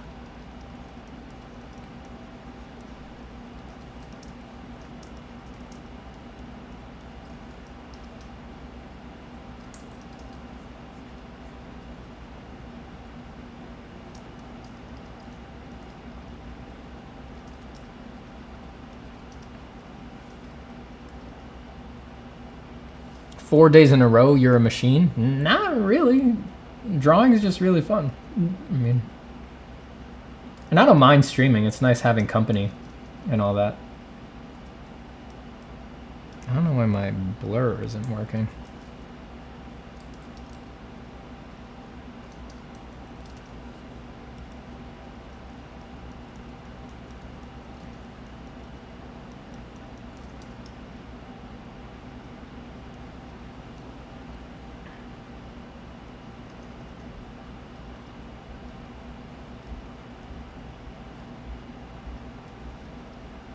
Yeah, I don't really think of myself as like a, I don't know, the machine thing doesn't feel right. It's like, because drawing doesn't really drain my energy. I mean, drawing gives me energy, you know?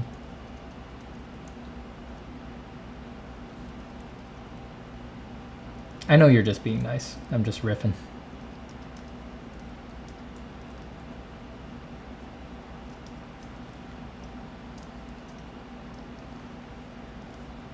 Do you improvise these compositions? Yep, usually. I mean, this isn't much of a composition. I mean, there is compositional thinking to a design like this, but it's pretty basic stuff because there's no other elements, right? But basic moves like that.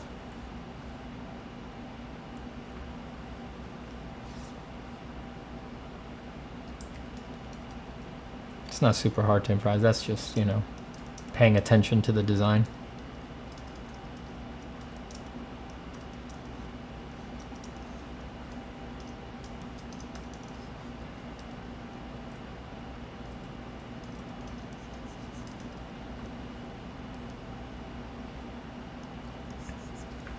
You use music when you draw? I find it very helpful. Well, I don't use it.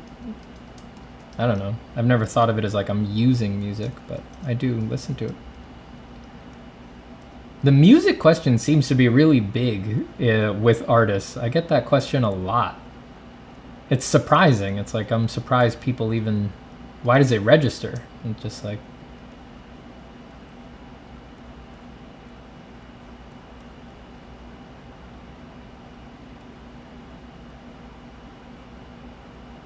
It's like, I don't know, is it surprising that people listen to music while they draw? I feel like that's the almost the classic vision of someone working in their studio, is that there'll be some background music or something like that.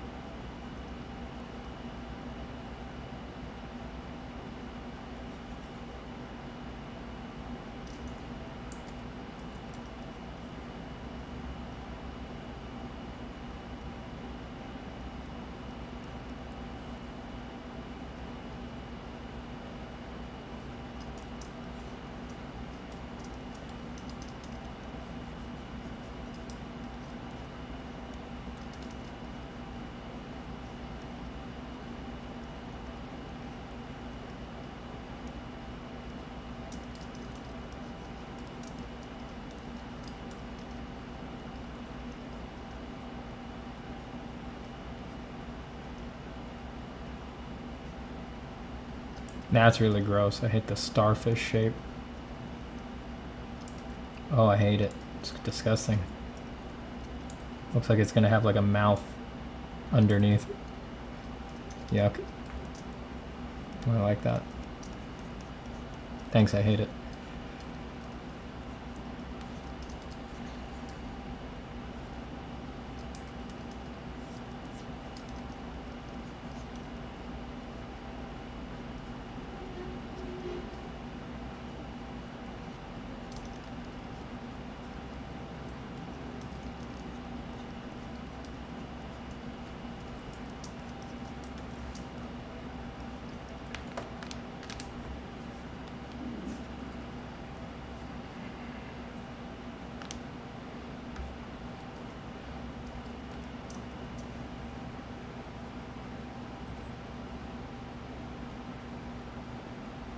I wonder how you found the finish of the Faber Castell matte pencils versus their regular graphite. Thinking of ordering some. I like them. I only use the 14B. Really? I don't see much difference in the lighter grades. If you put them right next to each other, yeah, they're slightly less shiny. It's not like the shine is completely gone. They're just slightly less shiny. So I don't really... But I do like the really darkest one they have, the 14B. I've been using that a lot. Do you have any rules of thumb when drawing clothing and folds? Not really any rules of thumb. I mean, you got to know the basics. You've got to understand how they bunch up and how they occlude each other. But besides that, it just depends what they're laying on. You know, you really just got to design them so that they communicate what's under them effectively, you know. And try to minimize them, you know, too many folds is a problem.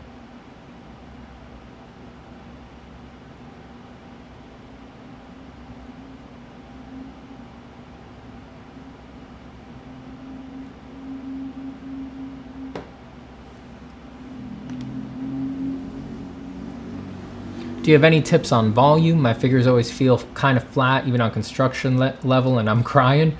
Fortunately, volume is a huge topic, but I have a whole course about it. Check out Form from Imagination in the description below and see if you're interested in it. It's all about understanding volumes and inventing them.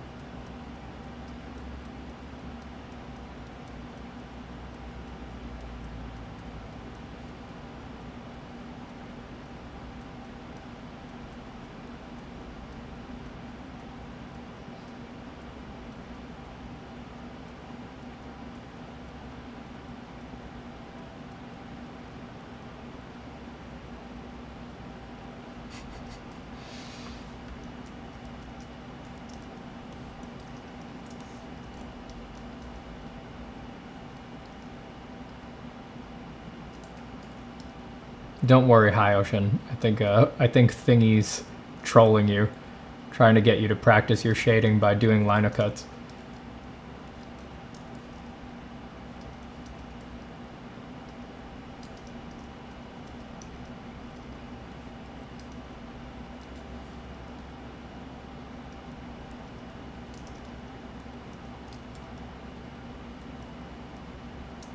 I'm sure we could all benefit from a good lino cut, though. I always wanted to try etching, like classic, like acid etching, like what Rembrandt did. My wife used to work at a print shop years and years ago, and I was always intending to get in there and like use the etching stuff and try to do a few etchings, but never got around to it. She knew how to do it.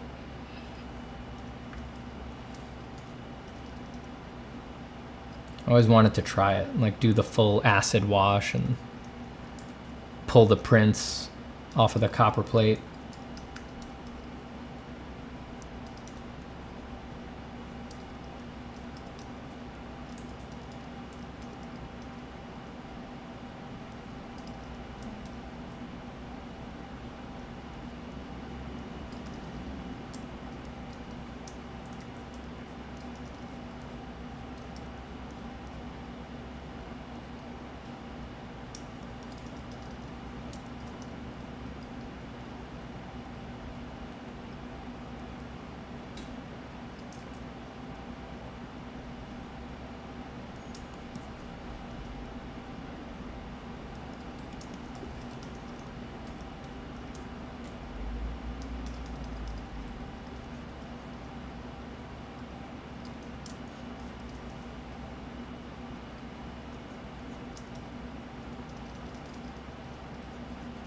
Do you and your wife make collaborative art? Yep.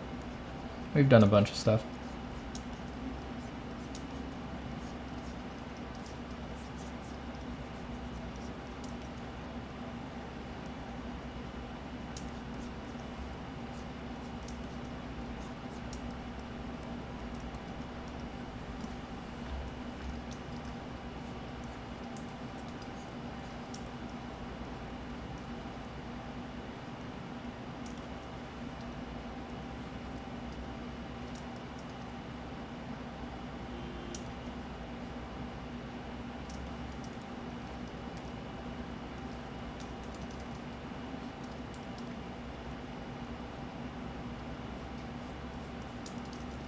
My wife's good to collaborate with because she's more creative than I am.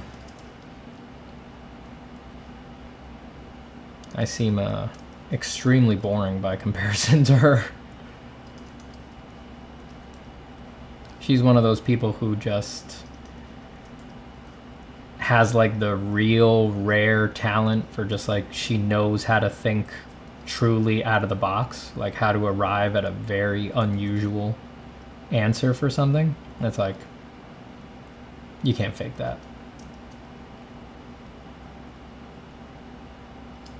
There's no faking that.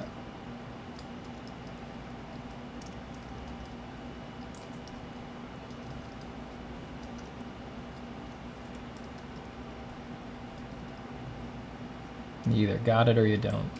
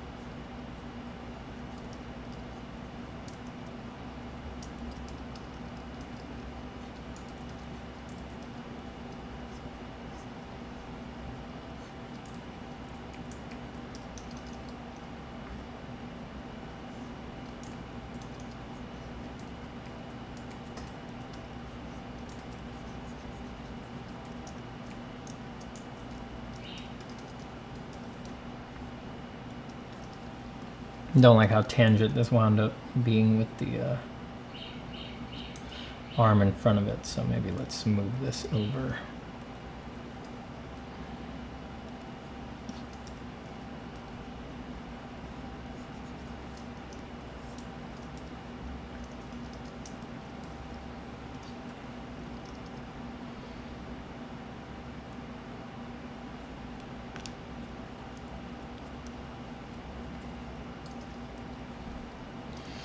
Well, I meant like to listening maybe to a specific soundtrack, albums that might help your workflow or ignite your imagination, not necessarily just as something to put in the background.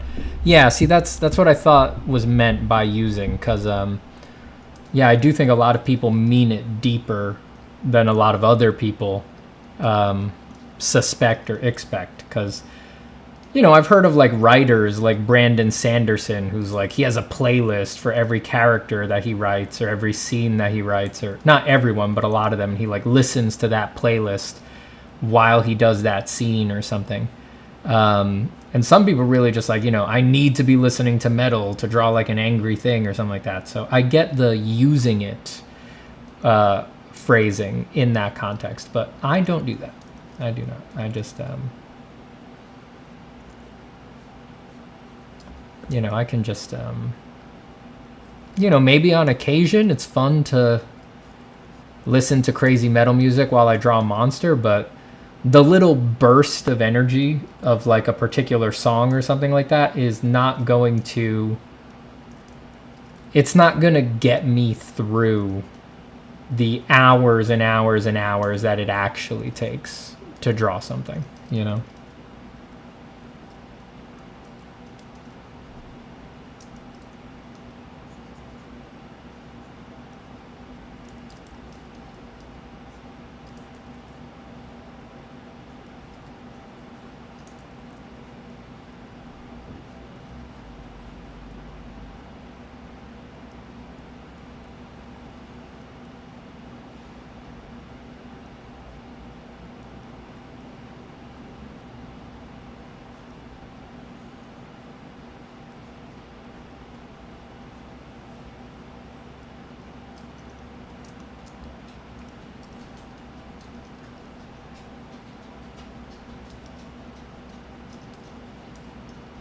Like my work occurs over extremely long timelines, you know, I can't really, it's got to be, my abilities and my efforts need to be completely internalized, you know?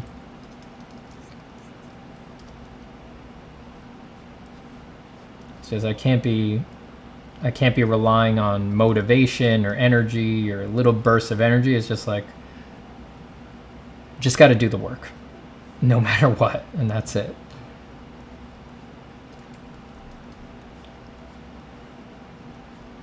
You know, just feel great, draw. Feel like crap, draw. Feel like you want to leap out of your skin, draw. Feel motivated, draw. Feel absolutely demotivated, draw. Feel sweaty, draw.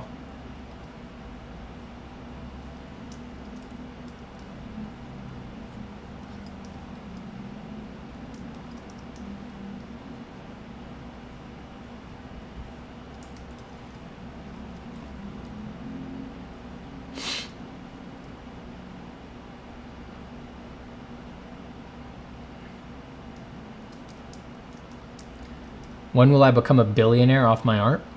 I don't know, but I wish all the greatest success to you. I hope it's soon. Try to be the first billionaire visual artist.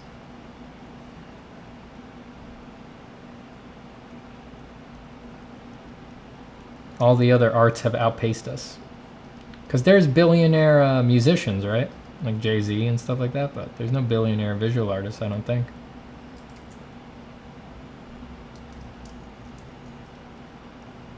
Who would be in the running? Like Banksy or something like that, but he's definitely not a billionaire.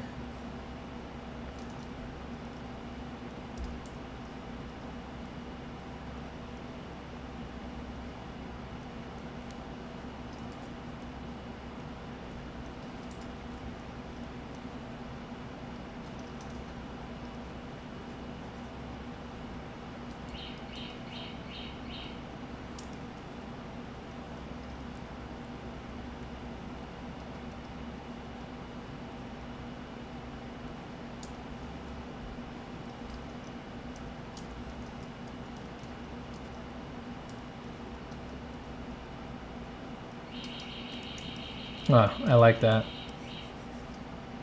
I think I got something good there with that. That really feels like at least to me, it feels like the thumb's kind of like really coming off and he's taking a step with that one. I like what I got there.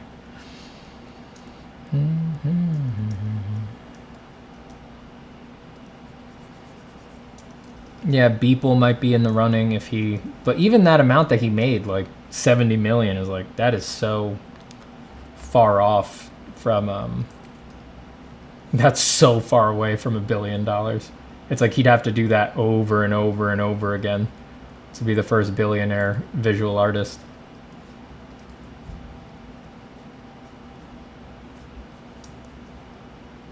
He'd have to make magic. You'd have to make lightning strike repeatedly.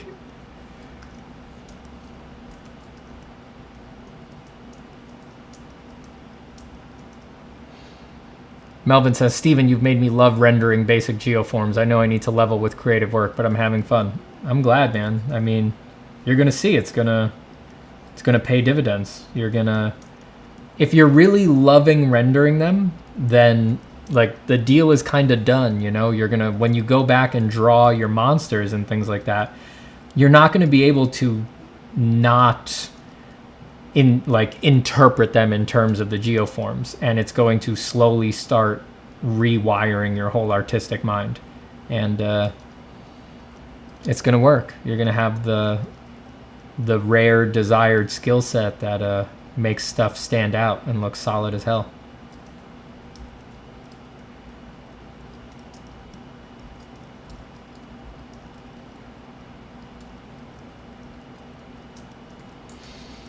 Uri Huang says, hey Steven, I just bought Form from Imagination today.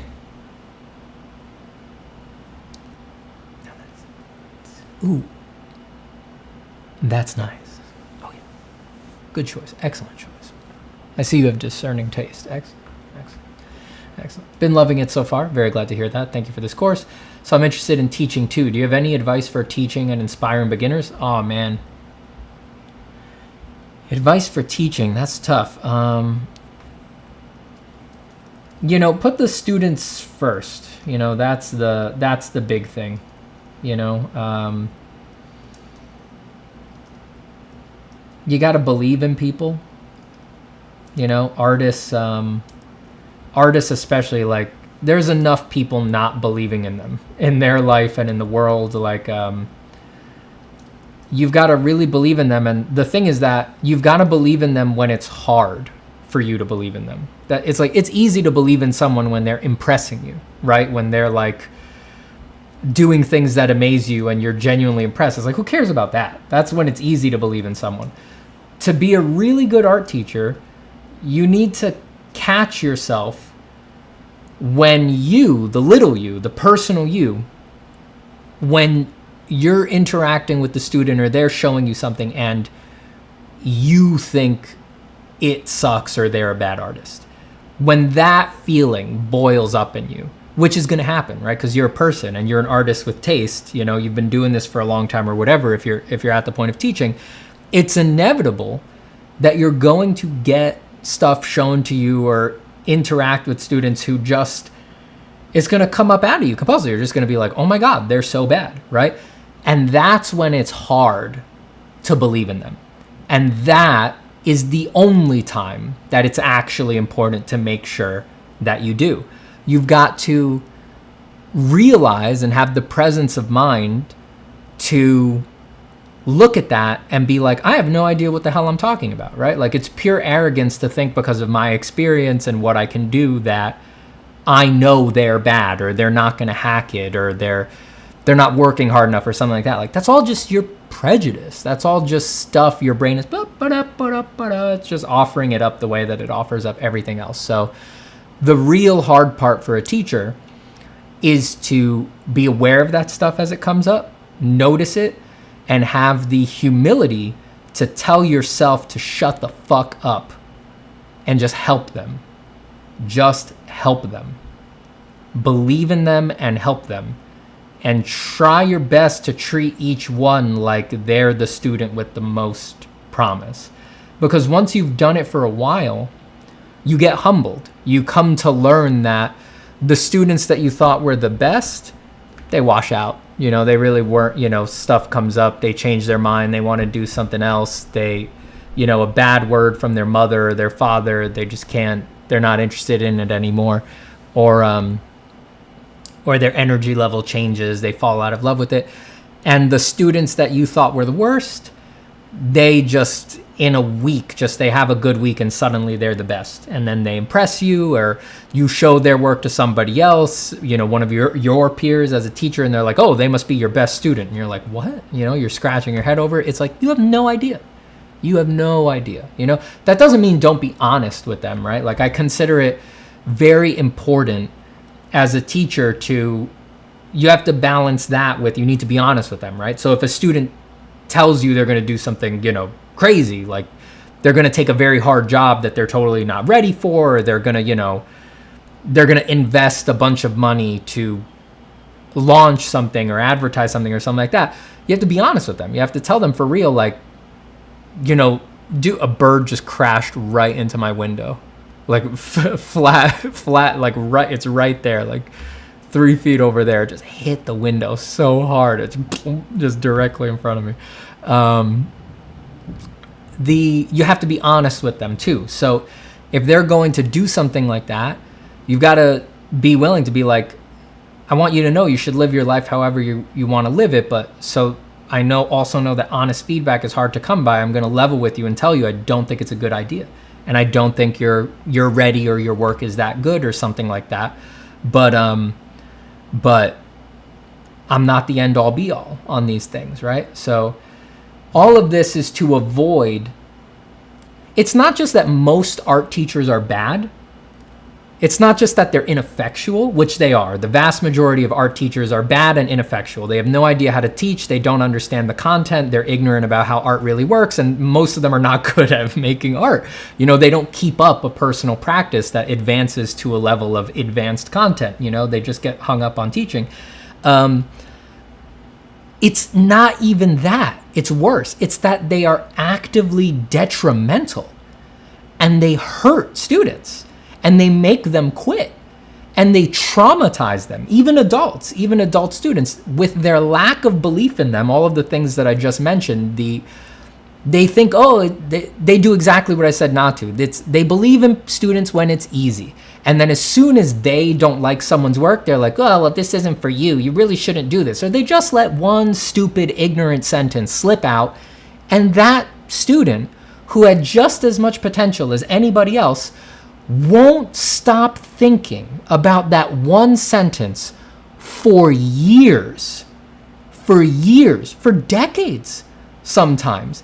And it's embarrassing, and it's stupid, and it's unnecessary, because eventually they come to me and I deprogram that sentence from their mind in one conversation. And it's like, you just wasted 5 years, and it's all because of ignorant, ineffectual, stupid, shouldn't be opening their mouth about art, bad art teacher A that you bumped into for a day, 5 years ago or whatever. So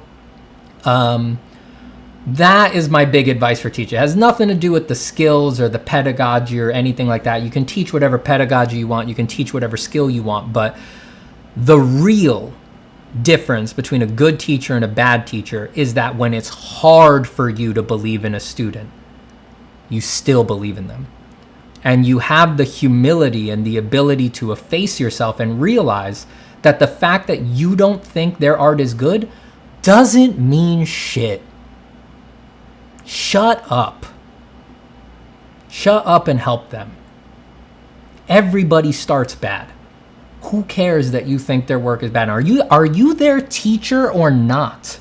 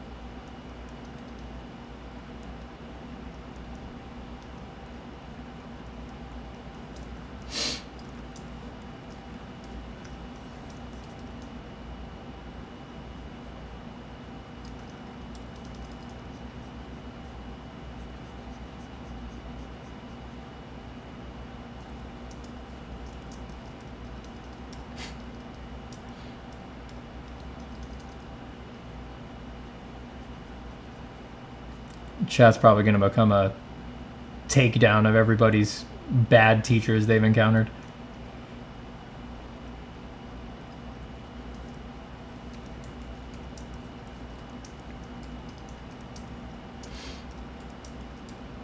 The amount of time Steven spent telling us this instead of drawing shows you that he is serious. I am deathly serious about it. I mean, you know, I walk the walk on this. I mean, I've spent so much time on the phone with students just addressing this, just trauma from bad art teachers of the past. That's I've walked the walk on that. I've invested dozens of hours just talking about that. I mean, it's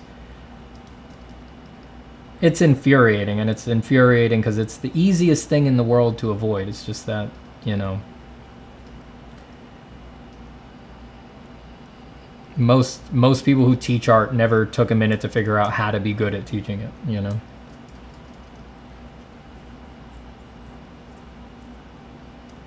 Good talk? Yeah. I mean, I felt it. Just like you guys are saying, I felt it. I mean, we've all been there, you know. We've all been there. And the ability to joyfully make art is like, I mean, I really think people like that are like the devil. Like, I can't imagine a worse thing you can do than take away someone's ability to joyfully make art. What worse a curse could you put on a human being than take away the ability to make art relaxed? Like, these people are cretins. They're lower than worms. Worms will pass them by. They are less than the dust the worms crawl through. Ridiculous. I gotta raise my mic. Hold on a second. I gotta take off this stupid Huion glove.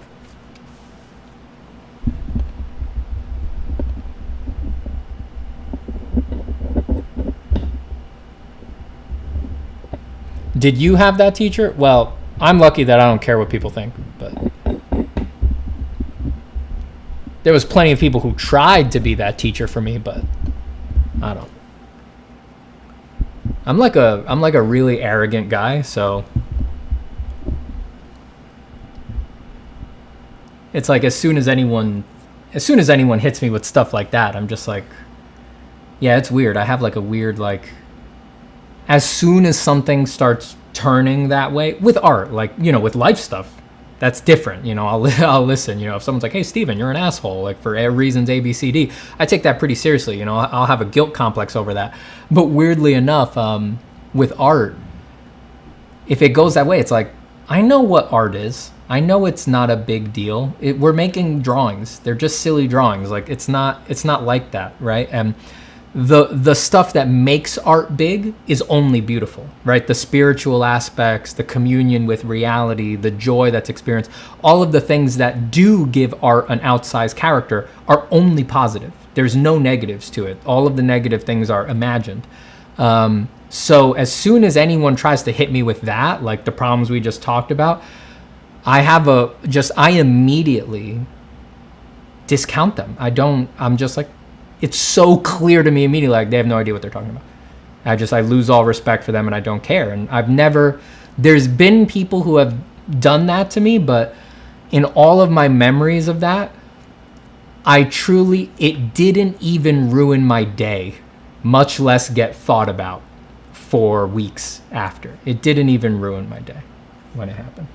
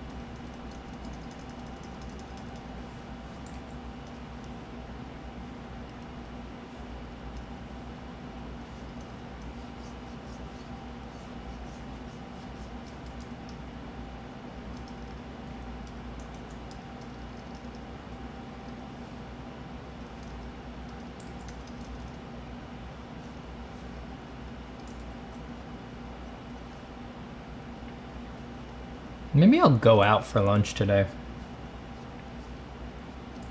Oh, treat myself a little. It always feels weird to, like, you know, if you were at an office, you'd go out to lunch, you know, all the time, you know, if you're that kind of person. I used to when I worked at an office. But it's weird when you just work for yourself at home. At least for me, I'm always like, am I gonna go out for lunch just me? You know, from being just me at home. Feels a little weird, but pretty cool drawing. I don't know, I like it. Fun little thing to sketch in the morning. I really am right where I want to be. Damn, got a good life, dog. But you gotta enjoy it. I mean, if you have a good life, you can't let it go to waste by pretending it's not good and worrying about stuff and just not appreciating how good it is. Like, if you got a good life, you have to, it's your responsibility to remember as often as possible, second to second, like, it's pretty good. It's pretty good. That's pretty damn good.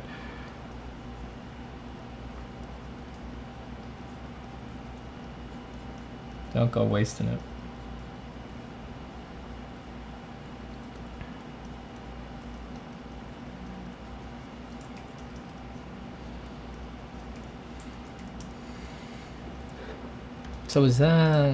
So if we did something like that, but with colors like that,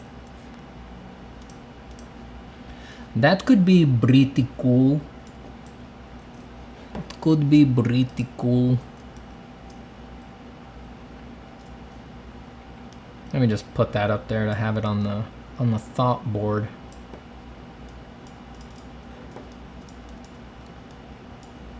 It is all anatomical. I do like some of the weird transformations I got in here. You know, I like this. I like that this stuff got strange. You know, at least it's trying. It's getting a little strange there. I'm cool with the line going. I like that.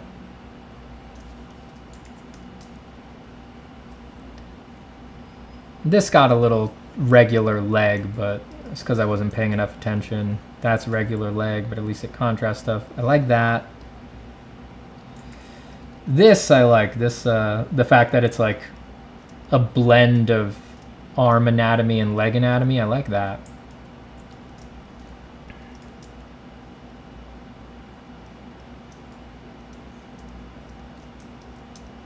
That could be pretty cool to do with the contrast of the red and the white.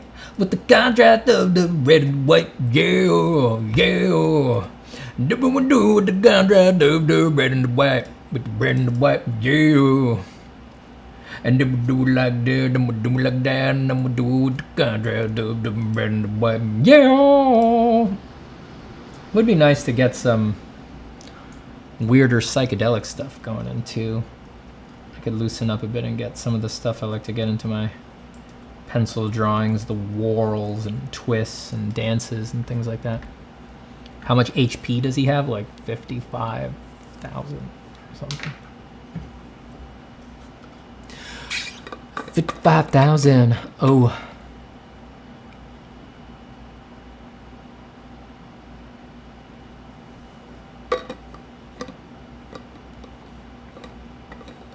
Is AI art the climate change of the art world? We'll see. It's a black swan event. There's no telling what's going to happen with AI. I don't think so.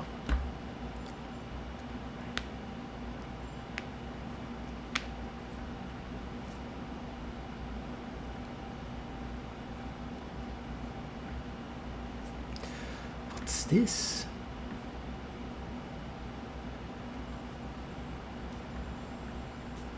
I think ironically, the more grateful we are for what we have, even if it's not much, we actually get rewarded in a way. Well, you get rewarded with the happiness, at least, the joy of actually connecting with the happiness there.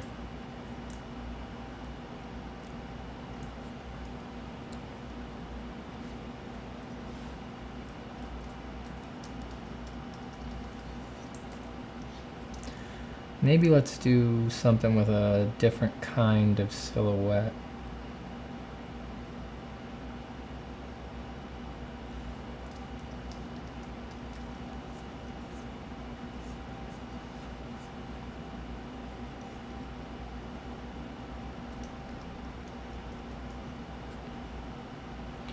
Let's lower the flow and stuff quite a bit, so we have to be a little bit more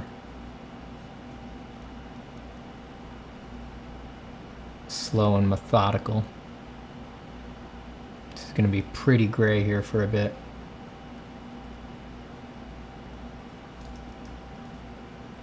Where do you draw the line with AI art? Is the artist the person who wrote the code or the person using it to generate the images?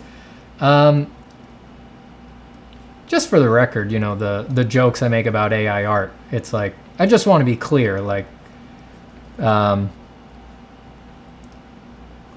they're jokes. Like, if you're interested in AI art, like, use it. Like, go check it out. I mean, whatever you get to have whatever practice you want, right? So if you're interested in AI art, you should go check it out.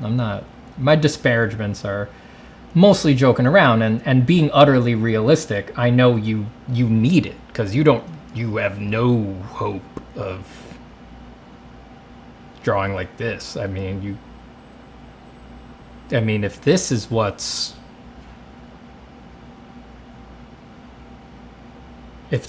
out there as competition,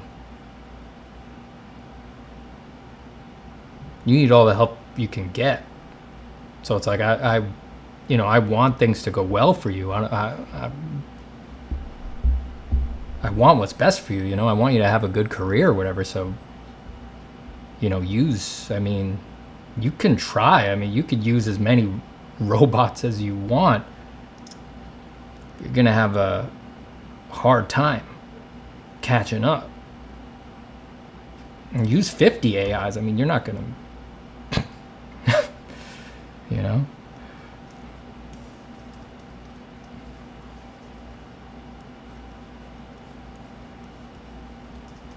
And don't forget, that's me just chilling on stream for 2 days. I'm cracking jokes the whole time. Like,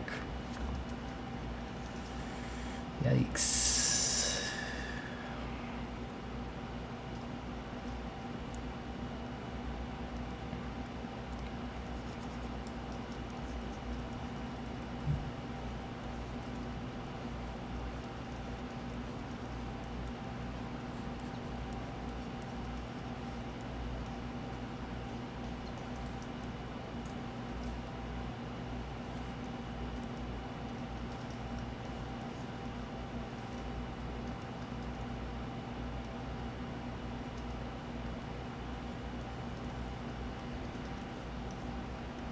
So if you're interested in AI art, you know, you see what's possible with hard work and years of discipline and dedication on someone like me, and it's just clear to you that, you know, it's not gonna, that ain't you, you know. You're interested, go use the AI.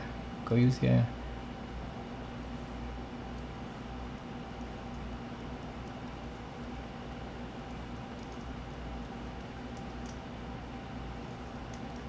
You get whatever practice you ask for.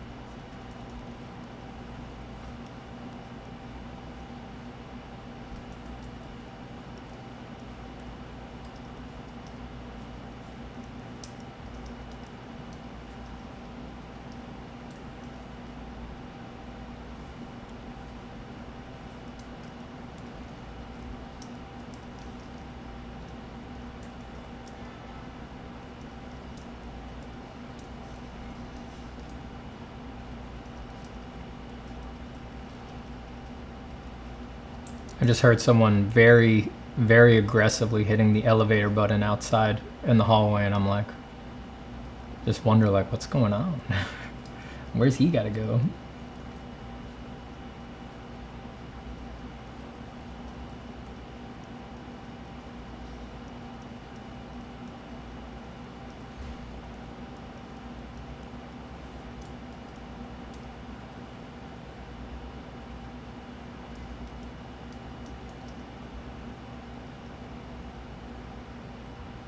If art is about the meditative and therapeutic aspect, or the turning your innermost feelings out, then how can AI replace something personal? They can only make product. Yeah, well, everyone's interest in AI is different, right? A lot of artists don't care about the process, or they don't care about the personal and therapeutic. So a lot of artists just view art as product, right? There's plenty of artists who love the art they make, but they hate making it. So, you know, everyone just has different temperaments and different things that they want out of art. And so it's going to be of interest in different ways to different people.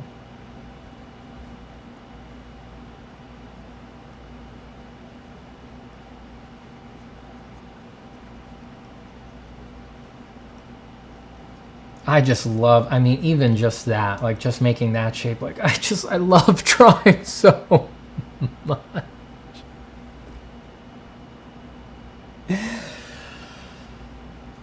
I love it, man. I mean, I could never give up the act of doing it, you know? It's like, oh my God. Bless you, drawing. Oldest friend. Master slave consort. I mean, what a gift. What a gift. Not like a talent gift, like what a gift from existence. What a, you know, it didn't have to be this way. It didn't have to be possible. It didn't have to be that there was an out, you know, a way to manifest, a way to manifest what you want to see, or even things you don't even know you want to see, just some underlying existential current. It didn't have to be that there was a way to do that. And certainly not that there was a way to do that that was interesting to others. And God, it's just so incredible, you know?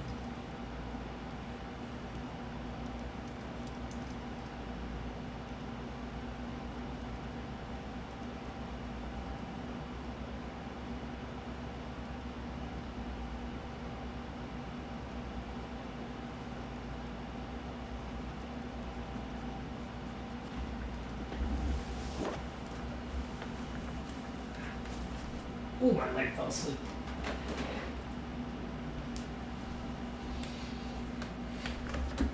fan was drying my eyes out.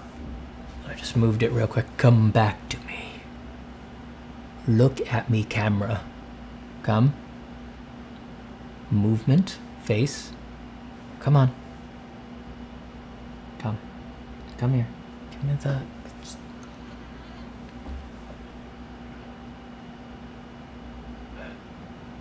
There we go.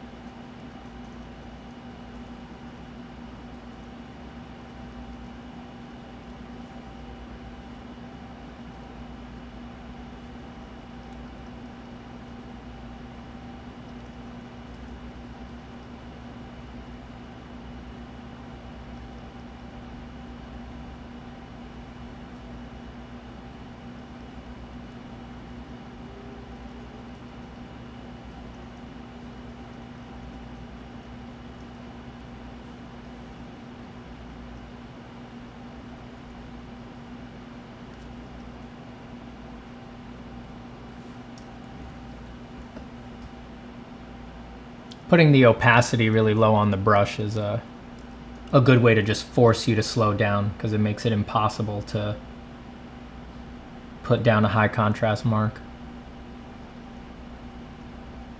As you guys know, I'm always looking for ways to just waste more time drawing. You know, I'm not like an efficiency-minded artist. You know, I'm not interested in being able to go as fast as possible. I happen to be pretty fast because of experience, but I don't go looking for that. I'm actually looking for reasons to spend more time drawing and to sink in deeper with the drawings.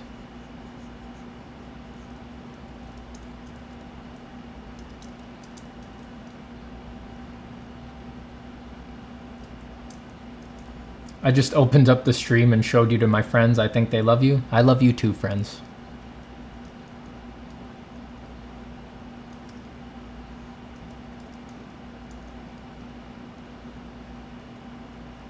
And I appreciate it, Arctic Monkey. We grow by word of mouth here. You know, they tried to get me to place an ad on the Super Bowl. And I was just like, it doesn't feel right for my audience, you know? And the NFL was like, we think you could bring incredible value to the Super Bowl. And I was like, I just don't know if it fits. So we just keep it to word of mouth here. We just run our own ads. Internal ads.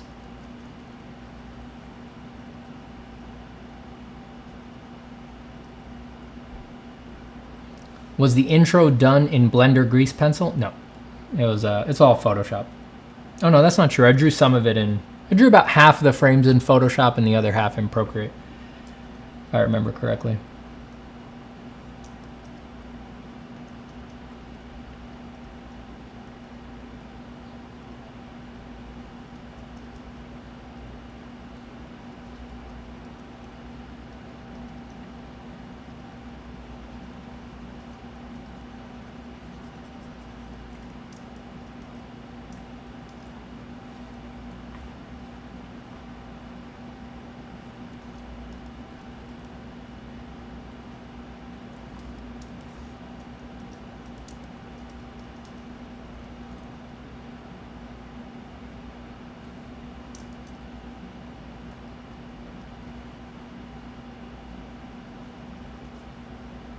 I feel like this one could be a pencil drawing.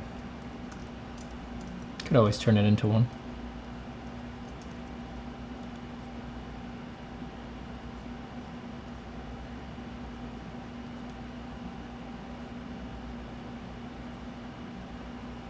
Hey, artist and his dogs. Ah, artist and his dogs.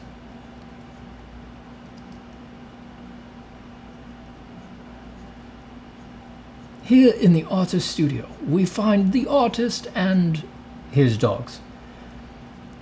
The dog is the ever faithful companion of the artist, and a necessary one, because the artist is a naturally loathsome creature, and no human being wants to spend their time around an artist. Good thing for dogs, then, who have no idea that the artist is such a cretin, and that his art is so very, very bad.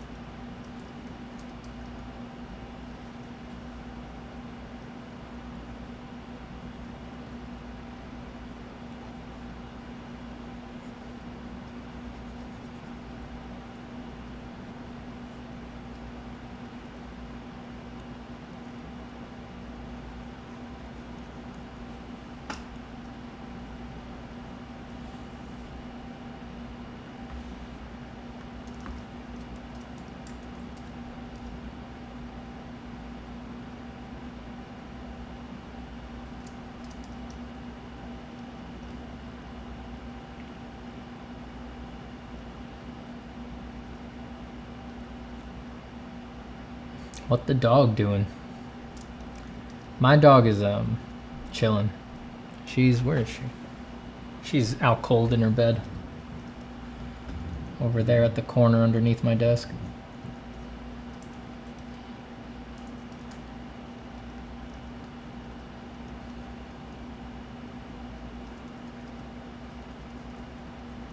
Damn, those are the shadow shapes I strive for. You'll get there, Mel.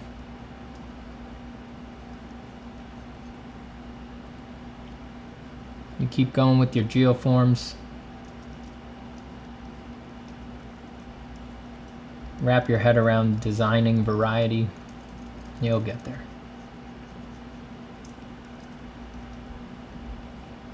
It's just about having an intuitive understanding of all the different ways they can be different from each other, and then knowing how to control that.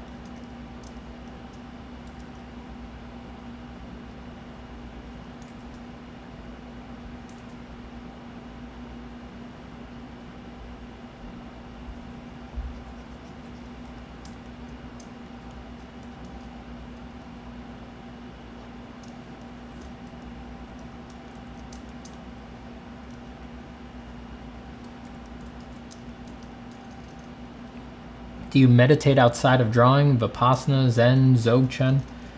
I do. And I have done all three of those at one point or the other.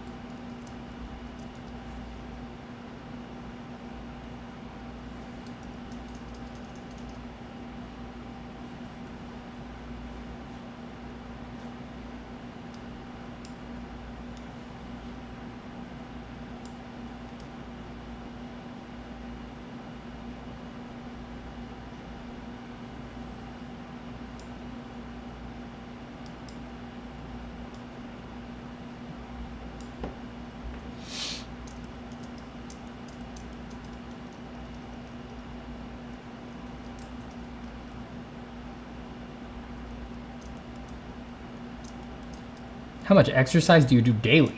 Daily? Daily. Whoa, I'm an artist. I think I'm good at getting exercise daily. I try to do that recommended amount of exercise a week. What is it? It's like 150 minutes throughout the week, something like that. So I try to go on a run 4 to 5 times a week. That's what I do.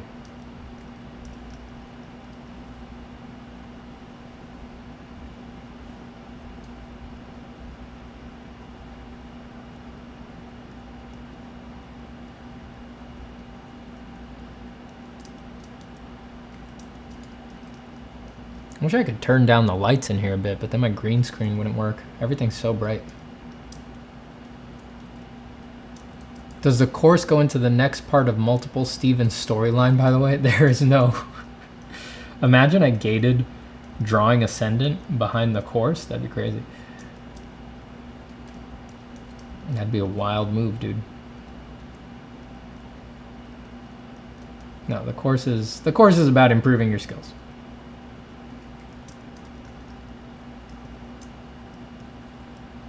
Course is.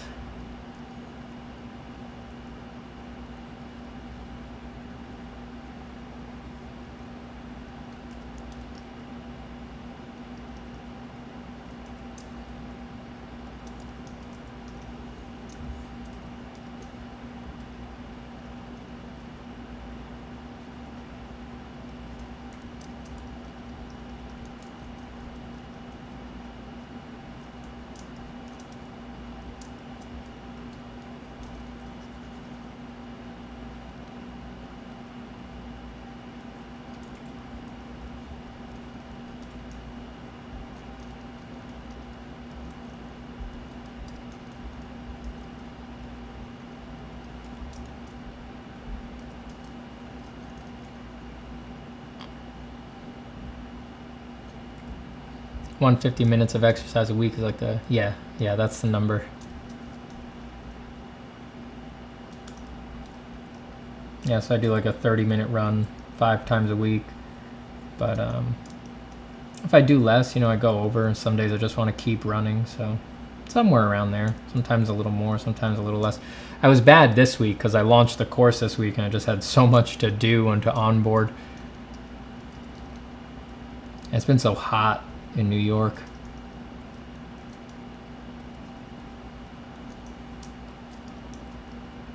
I usually don't mind running in the heat, but the combination of that with how exhausted I was from launching the course, it was just like easy to miss. It's been out for a week now. I launched it last Thursday.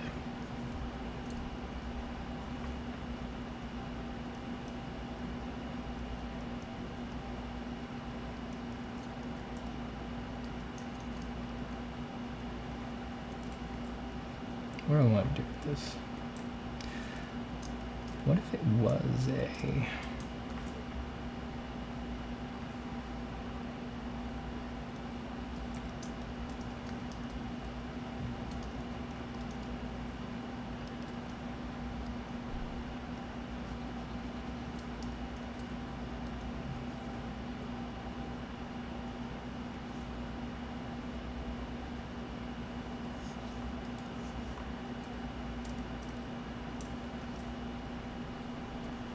I mean, come on. Who else would do a design like this as a back view?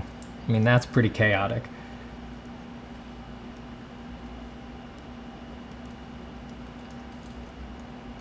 Let's see what I could do with this.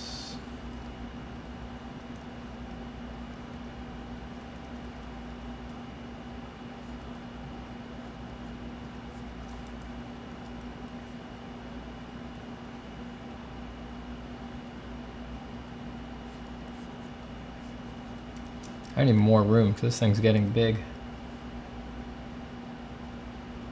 I like drawing big stuff, whatever.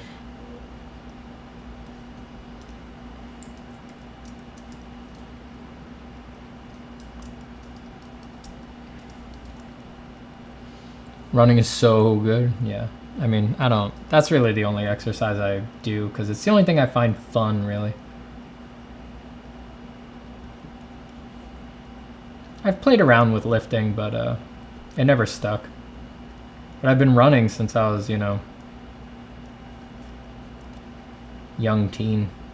Just, I love being able to just think, and I like the variety. I get bored sitting in the gym. I like being able to like go see houses and different views, and you know, every time you go to the gym, it's like it's the same spot over and over again. You stand in the squat rack, you stare at yourself in the mirror while you wait for, you know, to have rested enough to do your next squat or your deadlift or whatever. And it's just like, running is just so much more fun because I could be like, you know what, I'm tired of this route, I'll just take this random turn. And you like get to know your surroundings better and stuff like that. And you guys know me, I'm always trying to like look at how the world works, so it's running for me, you know, it aligns with me.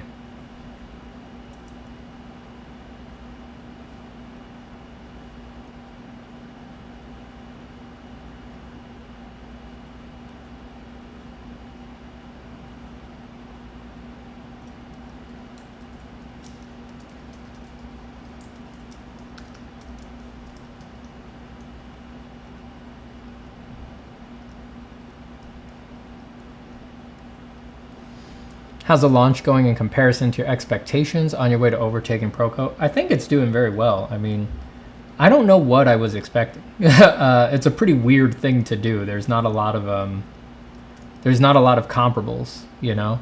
And I also, compared to like other art channels, my numbers aren't really that big, right? Like, what do I have, 66-ish thousand subscribers? It's like, that's not big for a YouTube channel. You know, people think of big YouTube channels as hundreds of thousands or millions. So because of that, I think my expectations were pretty like, I was pretty aware of that, you know, and I think if anything, it has exceeded my expectations or confirmed my expectation that my audience is like extremely engaged, you know, because I don't know, with another kind of audience, you might not tell people that it'd be a good idea to do something so involved or big ticket, but it's just like I've always had the feeling that because of how I've arranged things and being honest and not really like pandering to trends or anything like that, that I think I have a high quality audience, you know, like everyone who's here like gets it and is very interested. So yeah, I think it has confirmed that. Overtaking Proco? No, I don't think so.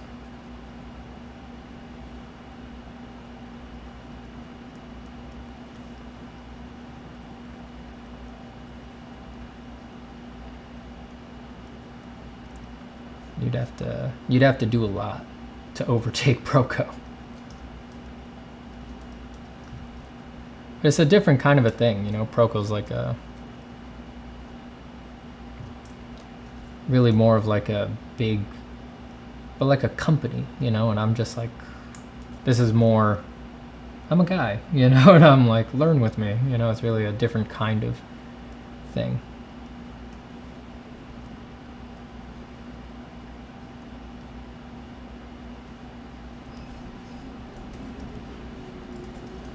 This could really wind up being just a big butthole shot. Big old butthole shot.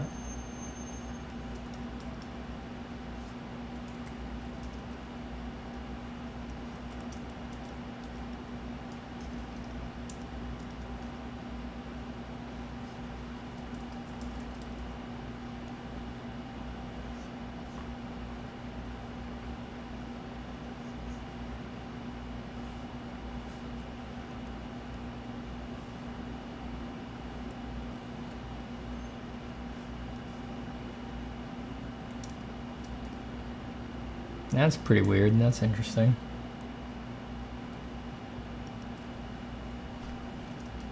That's a deeply strange thing.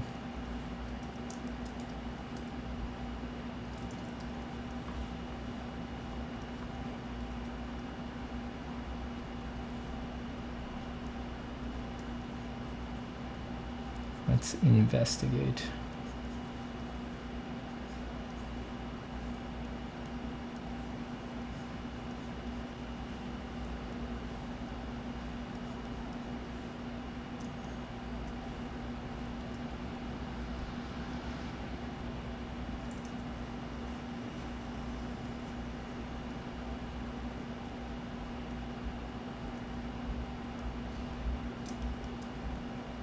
Oh god, a disgusting sacral tail? That's pretty hideous. That could be pretty gross.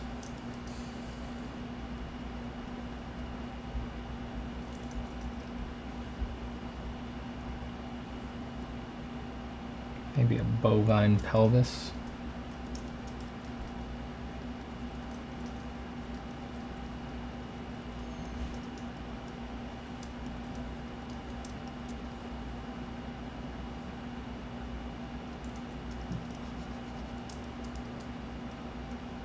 Maybe we echo the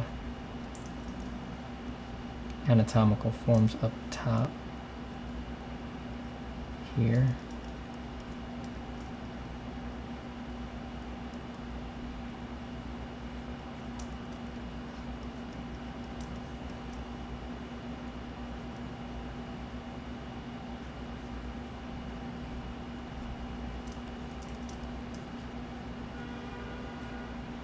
Do you have any advice for people suffering of attention disorder to be able to work better, longer hours?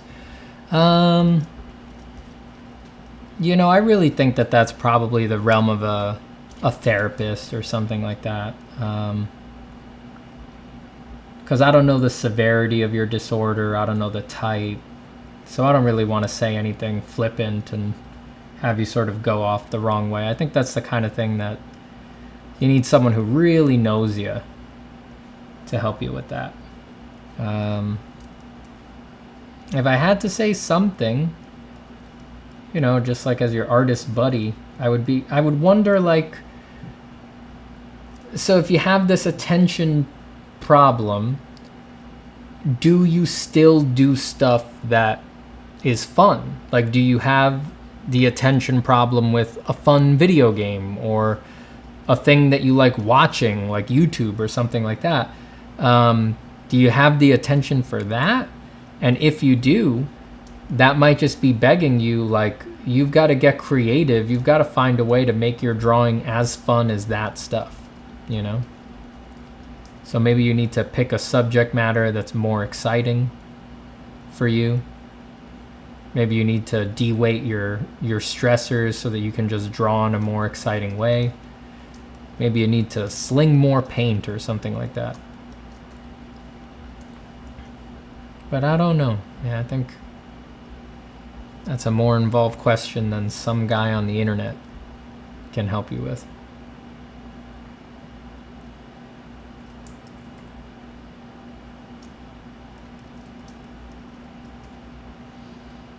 Nick says, hey, you could always tweak the anatomy so that the butthole becomes interesting. That's what it's all about, right? Yep, I really could.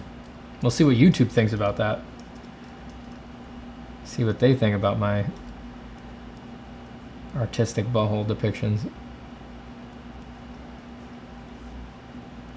They're probably already watching, you know, the part of the algorithm that listens to what you say on live streams is like, they just heard me say, we'll see what YouTube thinks, and now they're like, one stray line, Steven. One stray line, it looks just a little bit too much like a butthole. You're done. They've been waiting to shut me down.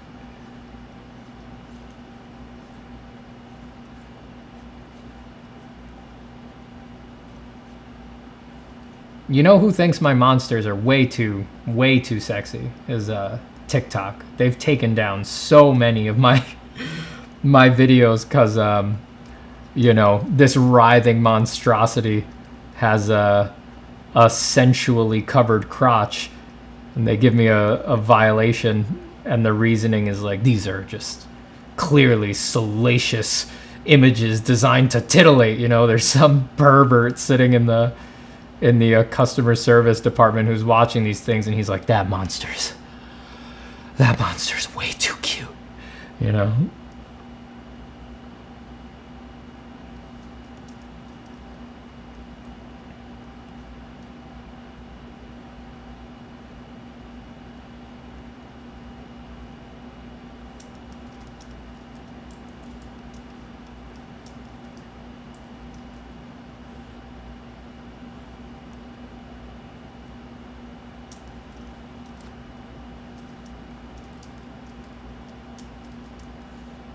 Hey Steven, have you ever tried sculpting? If yes, do you think that learning sculpting can improve your drawing skills? Yes, I have, and yes, I do think it improves your drawing skills. Because, not directly, obviously, it's that it improves your conceptualization of form, and that makes you draw form better.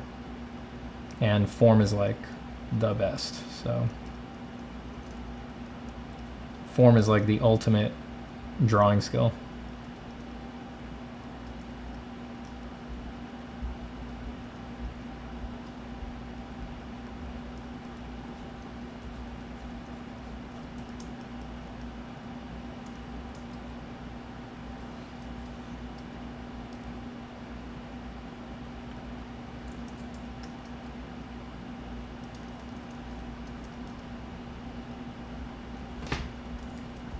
What's wrong, pup? You okay there? Oh, she wants her Coogie. I'm an hour late on her Coogie. Come on, pup. Come on. I know our lunch schedules are all thrown up. Sit. Sit. Good. Down. Down. Good. Play dead. All the way. Good girl. Sit pretty. No, come on. Sit pretty. All the way. Come on. Sit pretty. Good girl. Touch. Good girl. Spin. There's a good girl. Come. Who's a good girl? Who's a good girl? Who's a good girl? Who was born stinky? Who was born stinky? It's you, right? You were born stinky? Yeah.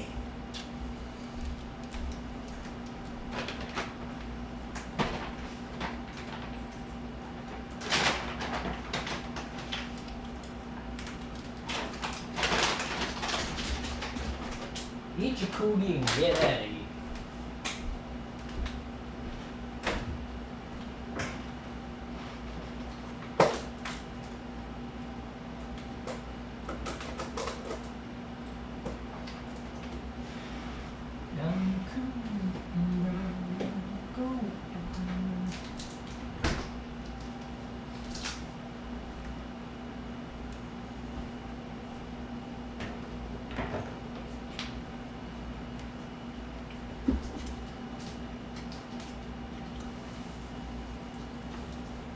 Damn, you inhaled that.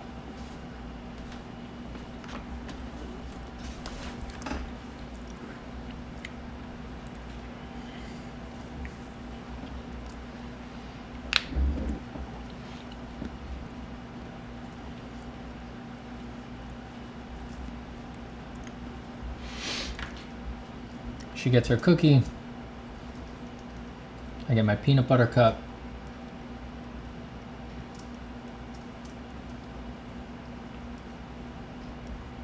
We're good here, right?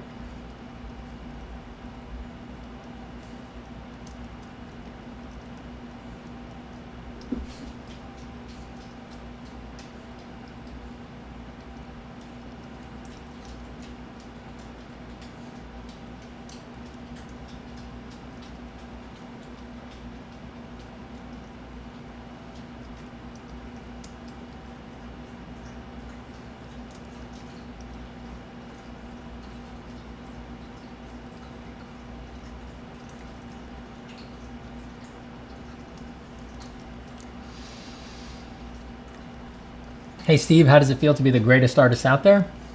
Like I said, it's easy to be the best. It is easy being the best.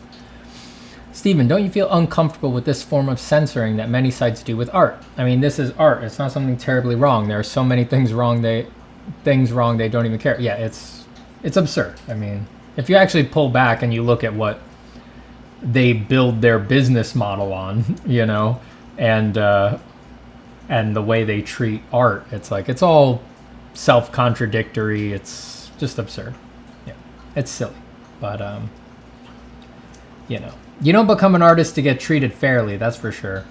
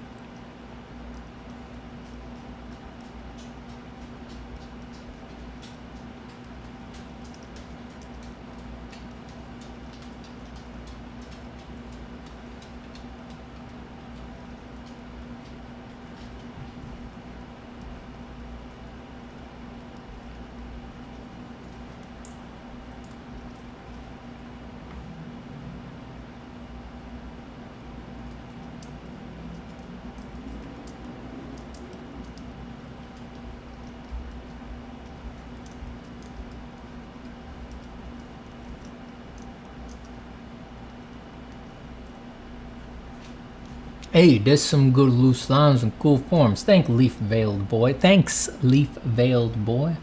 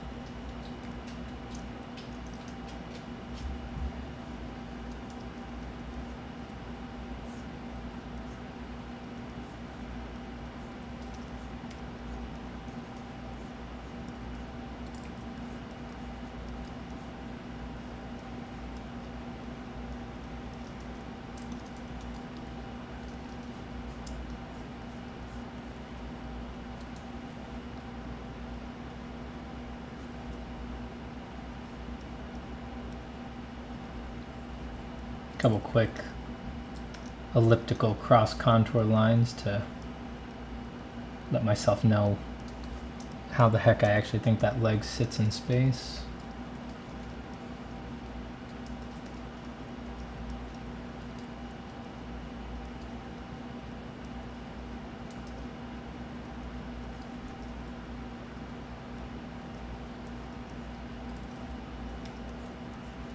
It'd be nice if I could get some cool overlap like that.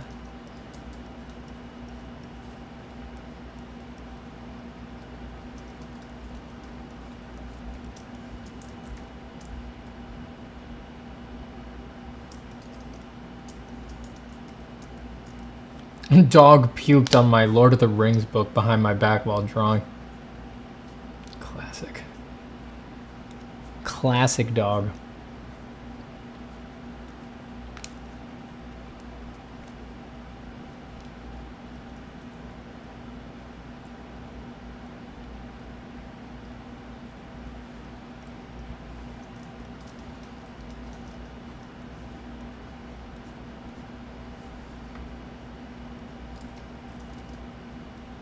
I get the feeling my dog lost her treat. She's laying staring at me. No, she's like pointing away from me, but like in a very... She doesn't normally sit there. I think she's trying to send me a message.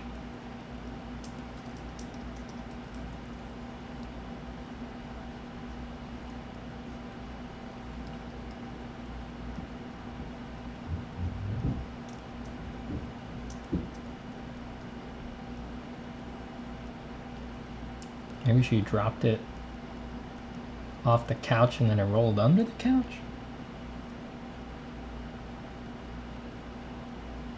No, because then she'd be scratching over there.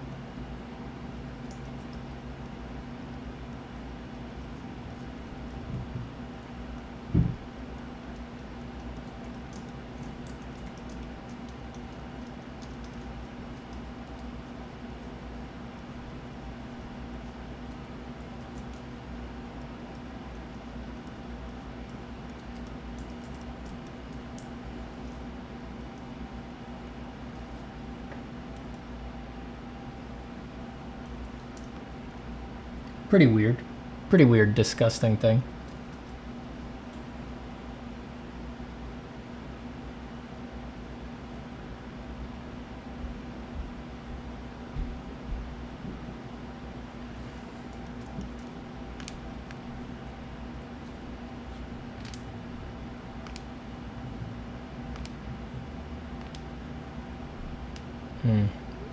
My wrist.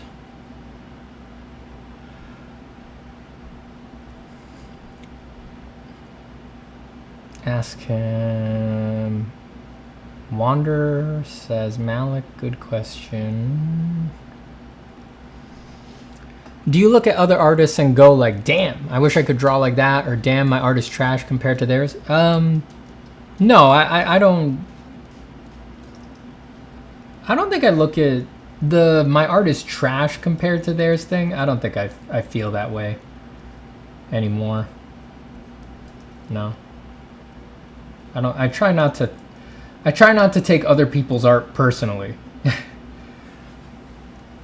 There is, of course, people that I look at and I'm like, shit, they're probably better at drawing than me. But they're or like I like really like their art better than I tend to like mine, or something like that. It's a very weird thing to think about. It's hard to like pin what the feeling is.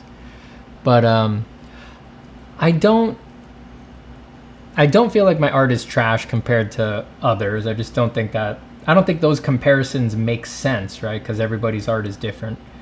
And I don't really feel like the first one that you said, do I feel like I wish I could draw like them? I don't have anymore. It's like, I don't want to draw like anyone but me, you know? And even the people I'm very impressed by, even the people that I'm like, oh man, they're better at drawing than me, I wouldn't actually trade skill sets with them, because it's like, it doesn't. With almost all of them, I think with all of them, it's just like, I'm not interested in doing that kind of art, or that skill set wouldn't serve my goals or something like that. Like, there's always something like that.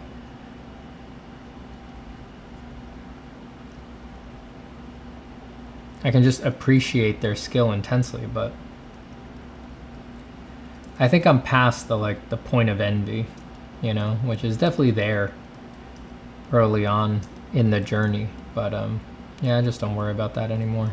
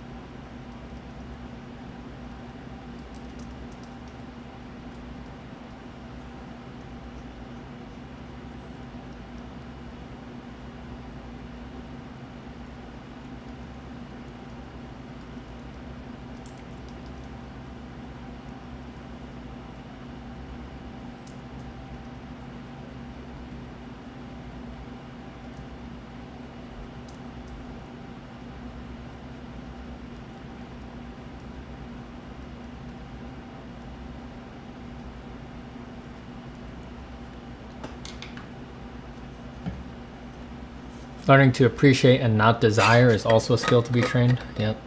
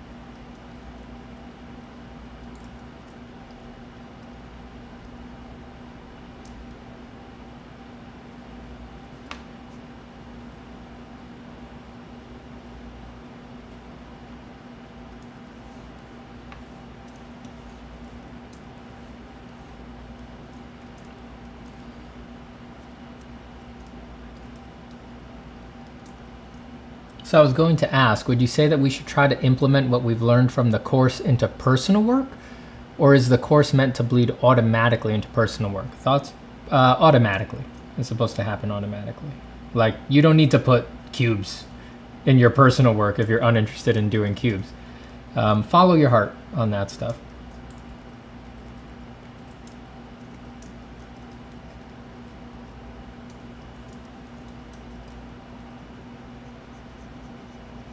It's like, if you find that by practicing your cubes, you like really get them. You're like, oh man, I see how powerful they are and things like that.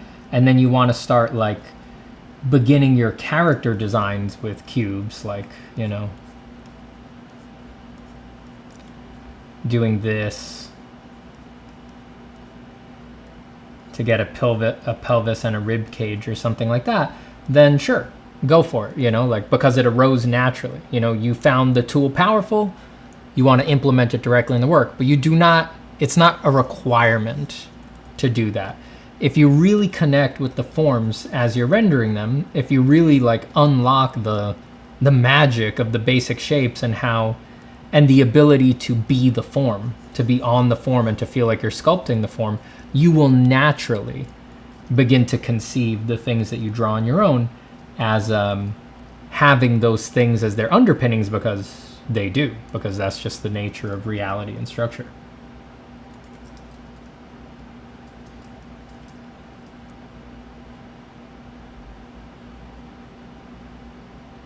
Dear Steve, finally see you on live. It's nice to see you back again. Thank you, Alejandro. Happy to be back. I like streaming. I missed it. I missed being around.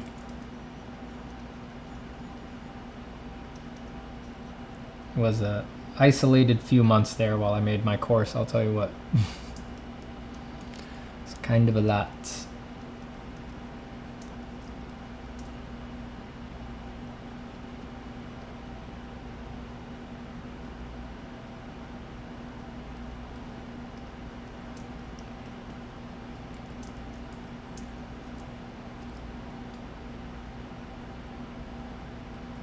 How do I stop sucking and not drawing symbols all the time? Feels like I'm okay at drawing shapes, but can't comprehend how to draw 3D. Arlandub, fortunately for you, I have a whole course about that.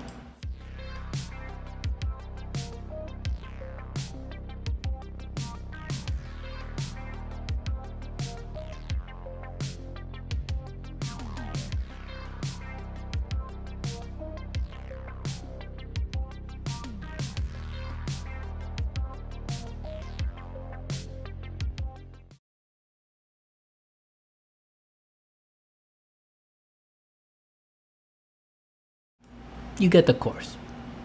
You get the course. You get the course.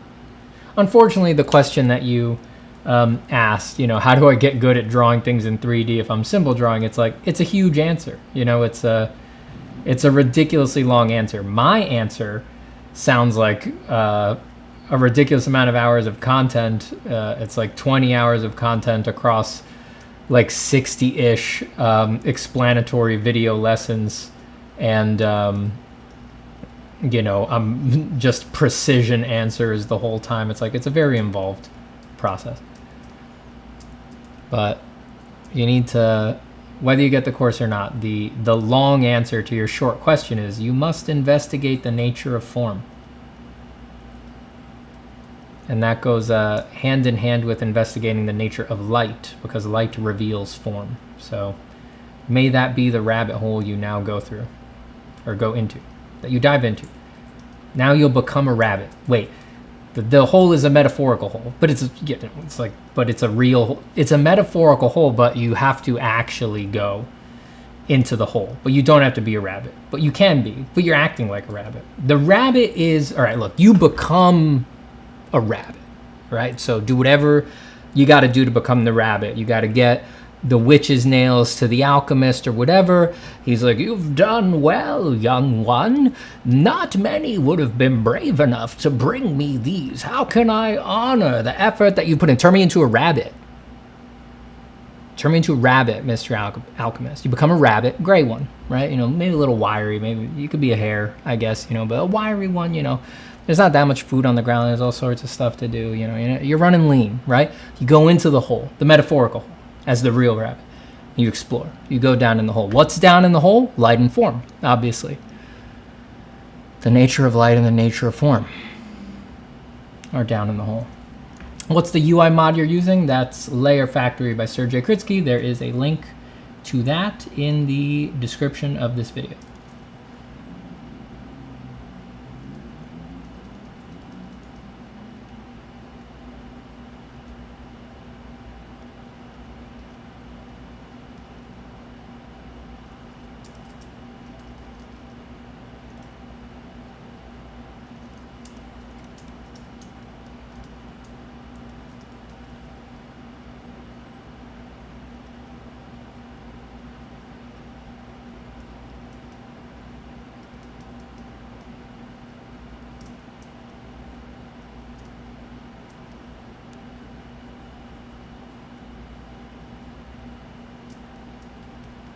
Oh, you already got the course. There you go, Roland.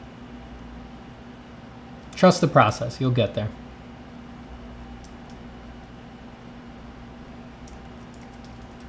And thanks for picking up the course.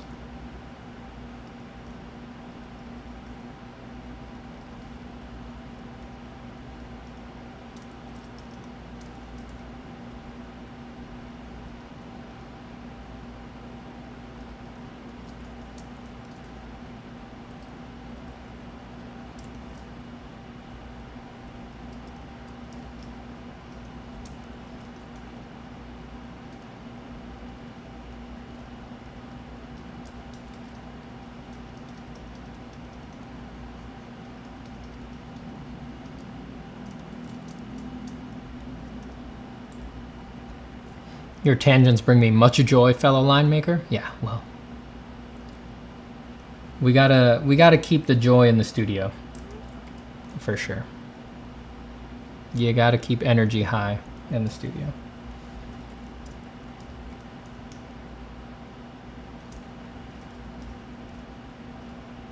Can't be all work all the time.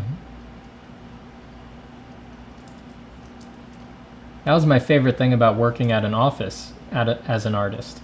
Being in an artist alley and just like, you know, you draw a bit, you go, no, what else is going on? You know, walk around, annoy your friends, ask them what they're working on, screw off, you know, stop working, being like, you know what? Instead of making this picture, what if we go spend like 3 hours at lunch? Go get some Thai food. Or what if we get some Kit Kats from the vending machine and hang out in the parking lot behind some vans like a couple of degenerates and try to waste like 20 minutes doing that. Those were good times.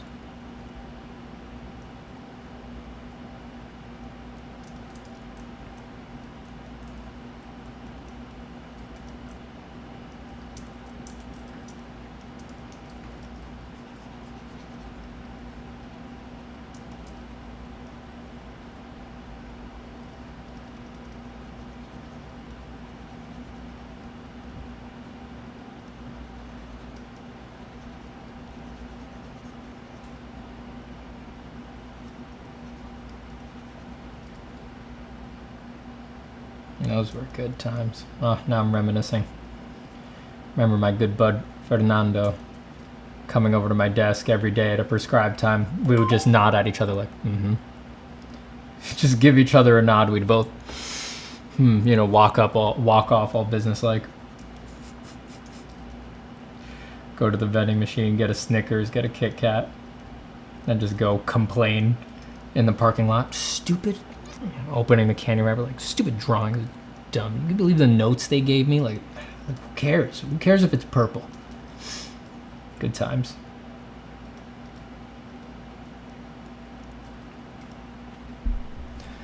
Good times.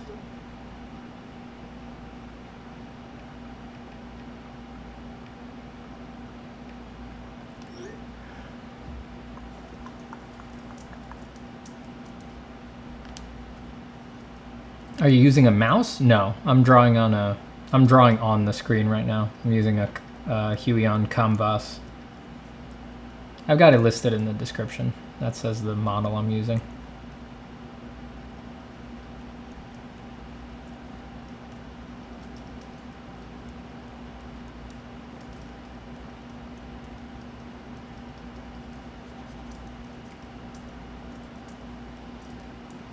I've never done the drawing with a mouse thing. It's never for me.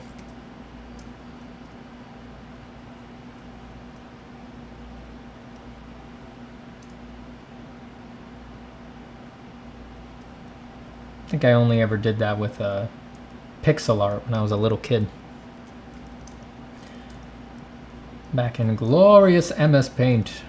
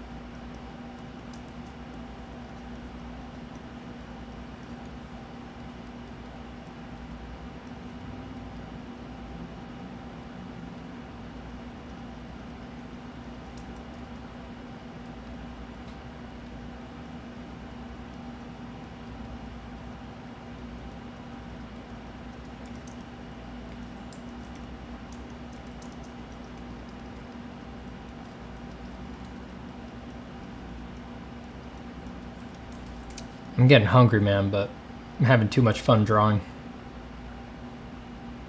Have you read If It's Purple, Someone's Gonna Die? No. Is that a real book? Or are you just riffing on my bit?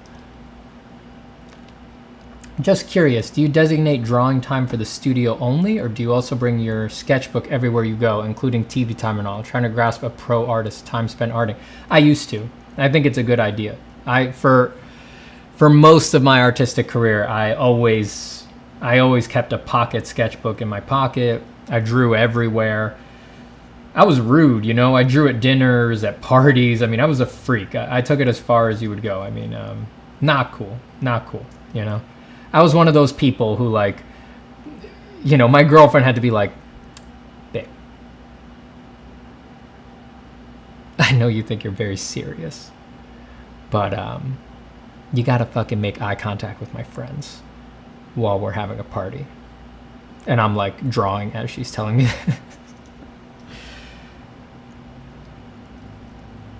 It will ostracize you, but I don't know. I mean, maybe I'd be just as good today if I hadn't done that. I don't know. Depends how much you believe practice influences your final ability level. Now I've changed that, because now it's flipped. It used to be that I felt I needed to fit art in between my life. Now I feel like I need to fit life in between my art. So now it's rotated. So now when I leave, I don't go anywhere. I don't do anything. I mean, when I go anywhere, I don't bring anything. I don't draw outside anymore. I don't really do that. Even when I go to like a hangout with like artists, like my art friends are hanging out and they're like, yeah, we're doing a meetup, you know, bring your sketchbooks, we're going to draw. I'm like, I'm not drawing. I'm just going to talk to everyone who shows up and things like that. It's like, I spend enough time drawing. I'm at the period now where I need to instead prioritize, you know, being a normal person and connecting with life and taking breaks and things like that. So it depends where you're at. But yeah, I totally did used to do that.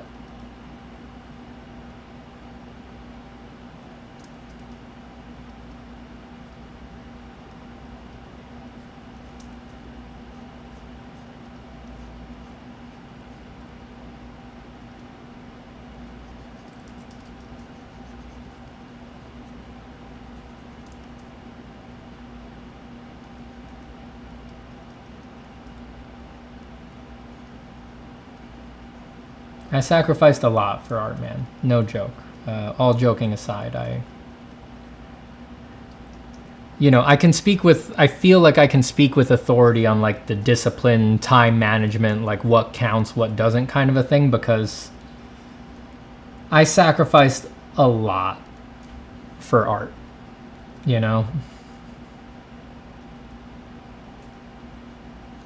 I gave up a lot of things, and I skipped out on a lot of social life stuff, and social life stuff that was, it was on the table, I'm not really like a socially awkward guy. Like I could have had a fun social life or whatever. I sacrificed a lot.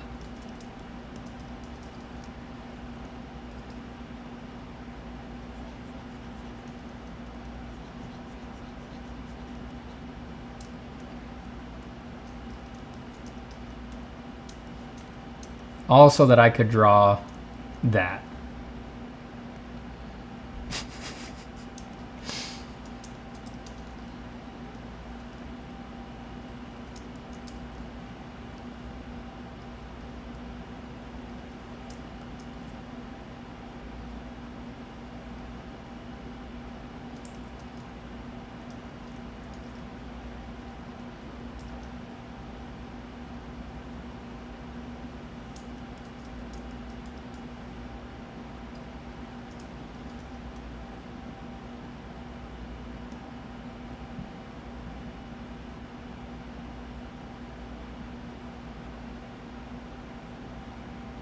Damn, I don't know why streaming, for some reason when I'm streaming and I'm using my Kamvas, my lasso tool lags like crazy.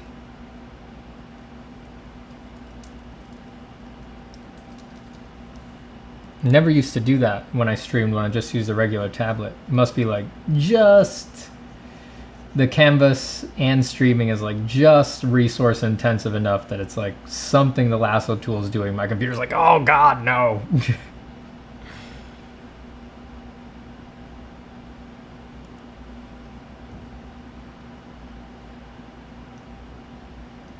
What are the mainly used buttons on your layer factory? For stuff like this, I really don't use it.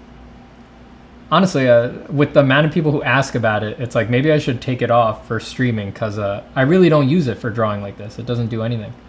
I use it for work, when I do client work. The stuff I use it for is for like, it's really only relevant for like really involved layer stacks on huge files with a lot of layers and clipping masks and different layer modes and stuff like that. For just drawing, I don't use it at all.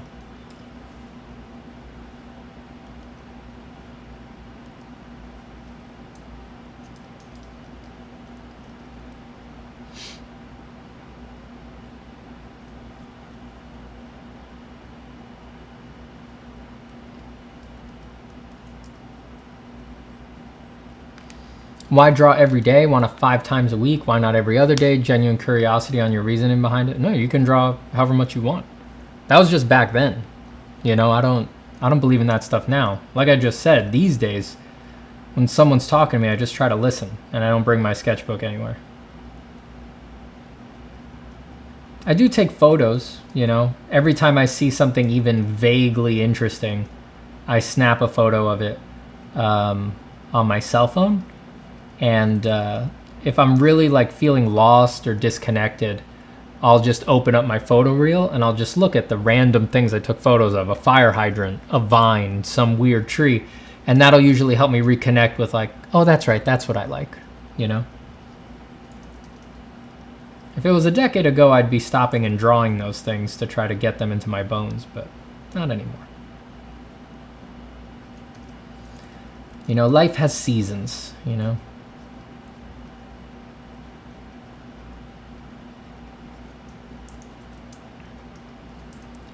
Like I said, that's because now I'm not pressed for time anymore. I have all the time I could want to draw, and I spend most of most days drawing. So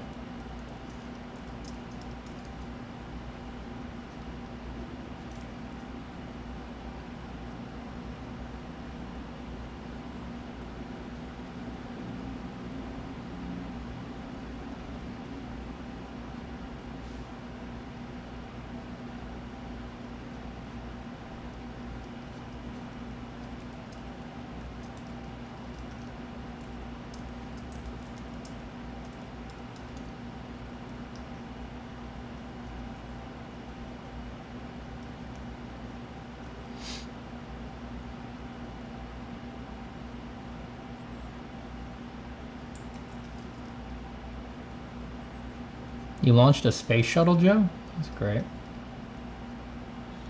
I have no idea what the hell you're talking about.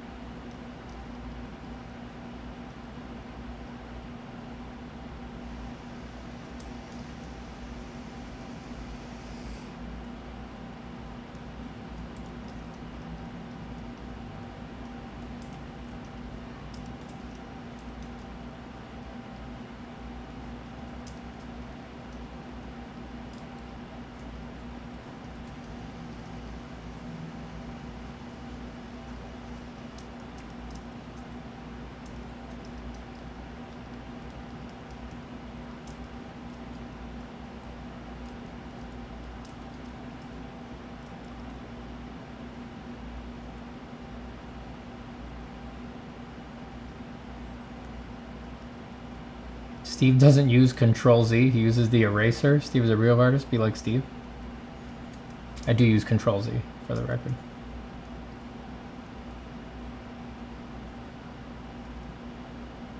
I do also use the eraser though, because I use it to draw with. Use it to make textures and things like that. The eraser is a great tool. It should not be ignored.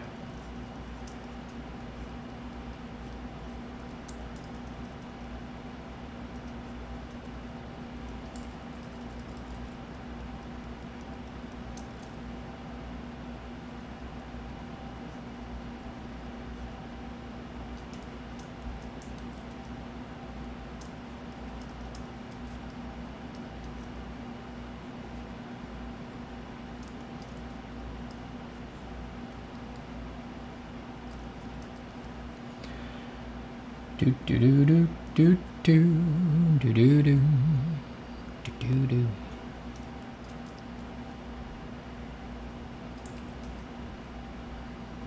You had to be there? Yeah, I bet, Joe.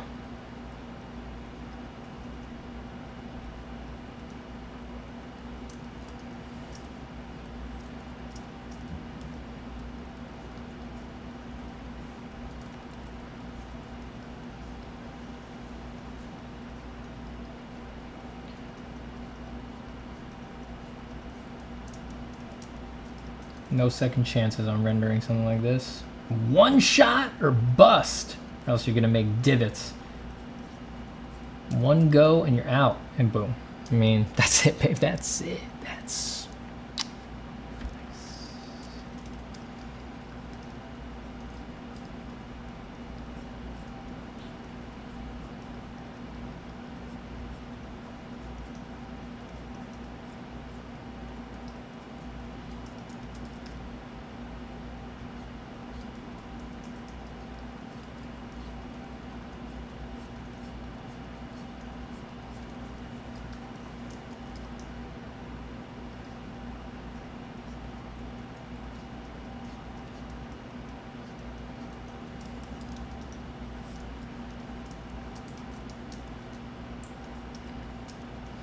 Do you have a favorite mythical creature?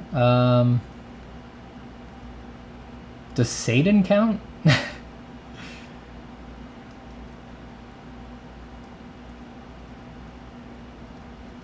He's not human, so I guess he counts as a creature.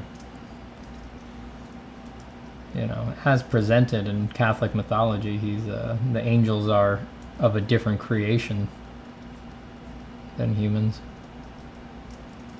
But if he counts, he's definitely my favorite. I mean, he's so interesting.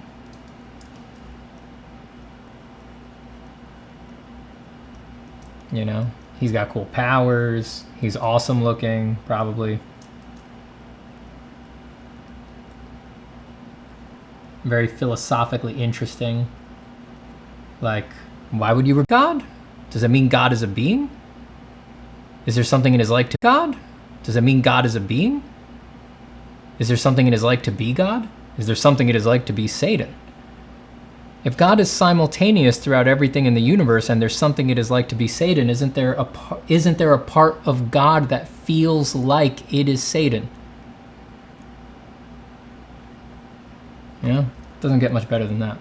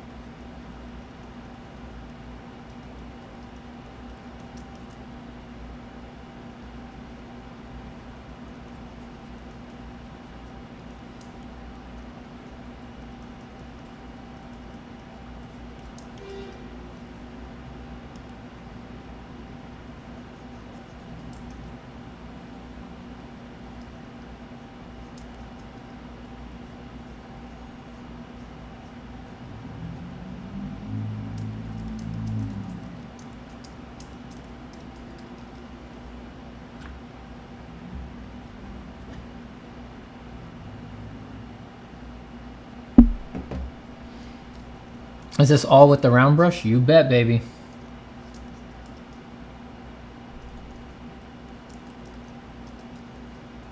Round brush, patience, and happiness.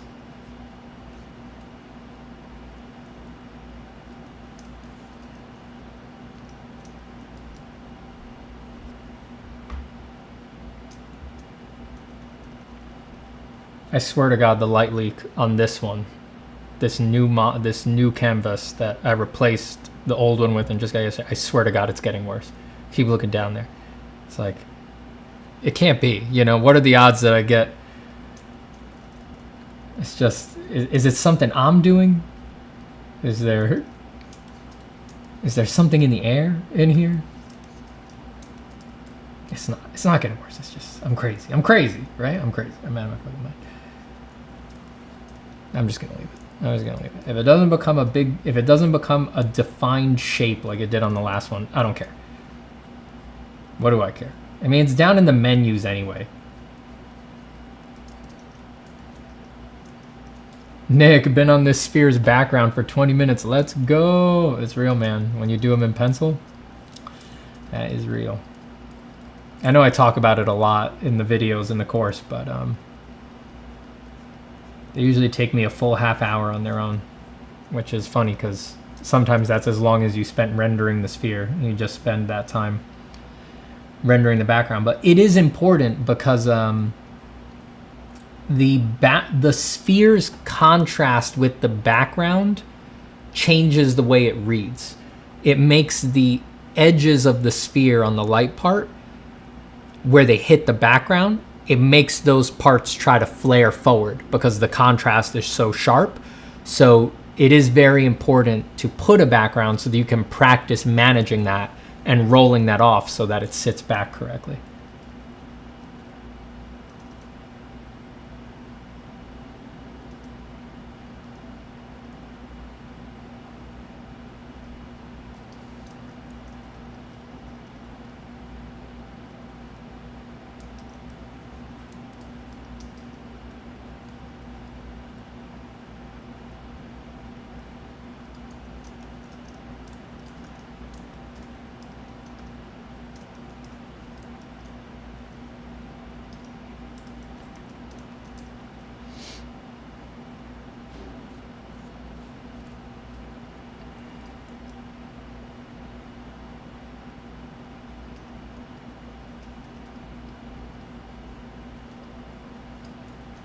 Temperature damage on the Huion? Well, if that's what it is, you know,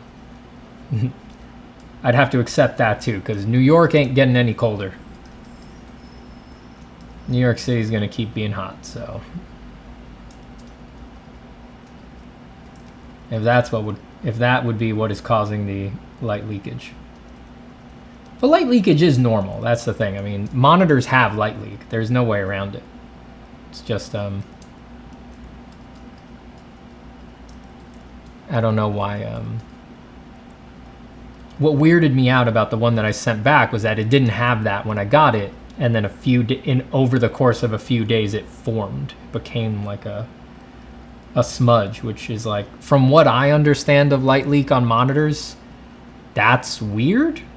It's like the light leak is really just the result of how the screen is bonded to the LCD thing. So it's like, why would it, it's just the particular angle of emittance of the lights back there in the bezel. So it's like, why would it change? It's very strange. It's very, very strange.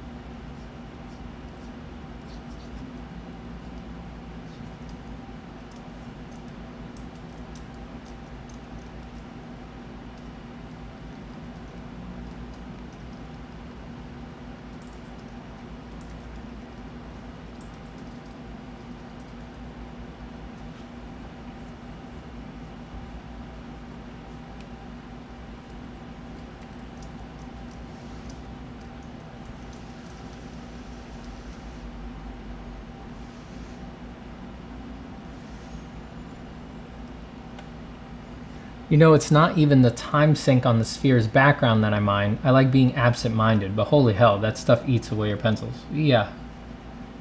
You'll go through them.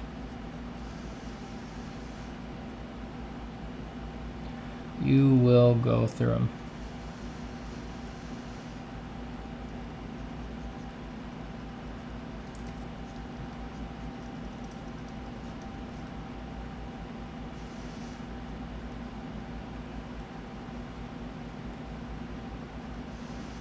In the first demos, I do the background with the HB, just like I use for the sphere itself. But later on, I bring in the soft guns, bring in the 14B, 8B to do the backgrounds a little faster. It's just they make it slightly faster, but they don't make it that much faster. You still need to spend a long time doing it.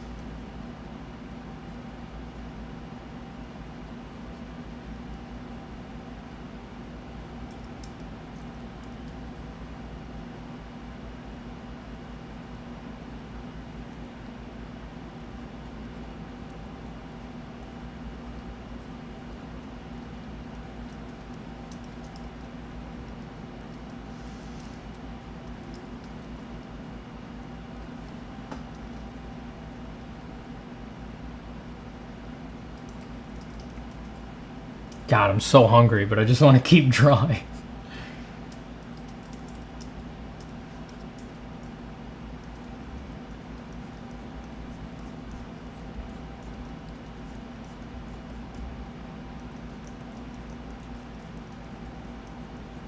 Got to reach that natural end point a bit, you know?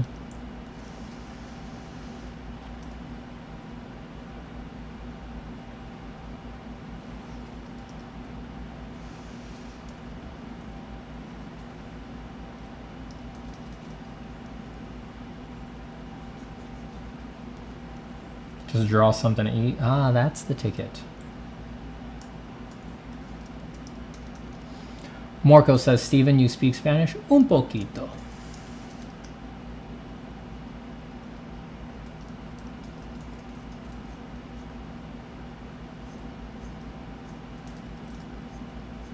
Me sale machucado. No está tan bien.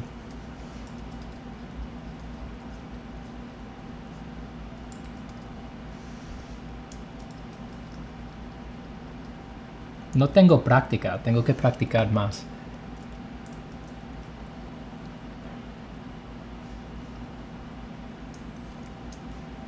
Quiero saber más palabras de dibujo. Sombras, luz. How do you say forms in Spanish? I don't even know that.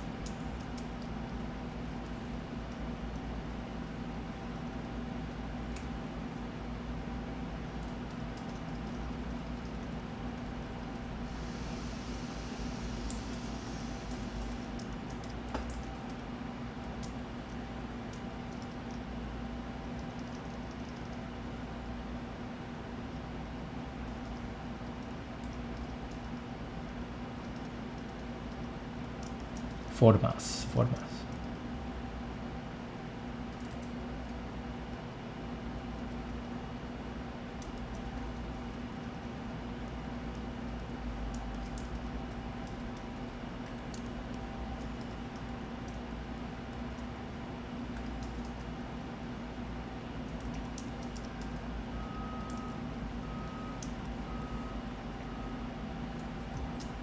How many languages do you know? Only English and Spanish. And then whenever I'm traveling, briefly the language that in the area that I'm traveling to. I can never hold on to them once I leave. You know, I learned a bit of Italian when I went to Italy. I learned a bit of Japanese when I went to Japan. Just enough to say stuff like, you know, what's the menu? Table for two. Where's the map? Where's the bus stop? Things like that. Classic traveling stuff.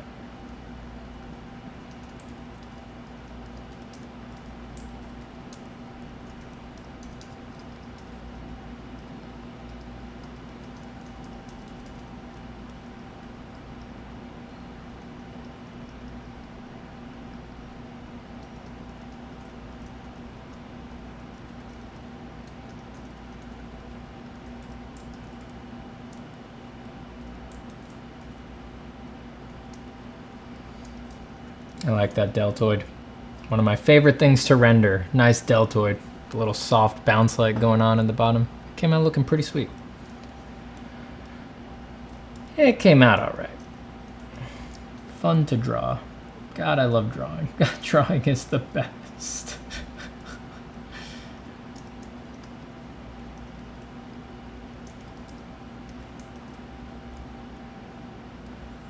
Do you recommend learning one thing at a time or learning multiple things?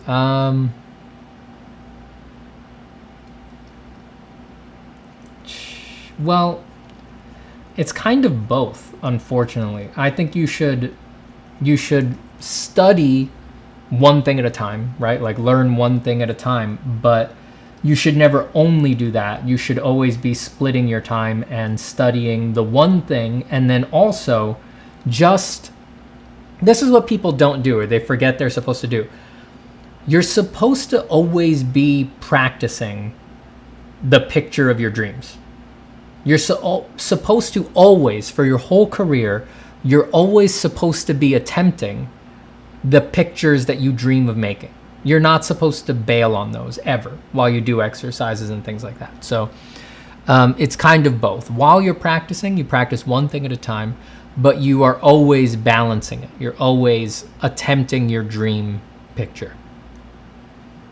If you don't know what that would be, I think that you should put an effort into what you think your dream pictures are, figuring it out, write about it, make charts about it. I don't care, figure it out, because art's too broad to just do it, just shotgun everything. And if you need some exercise, ask yourself, my favorite artist.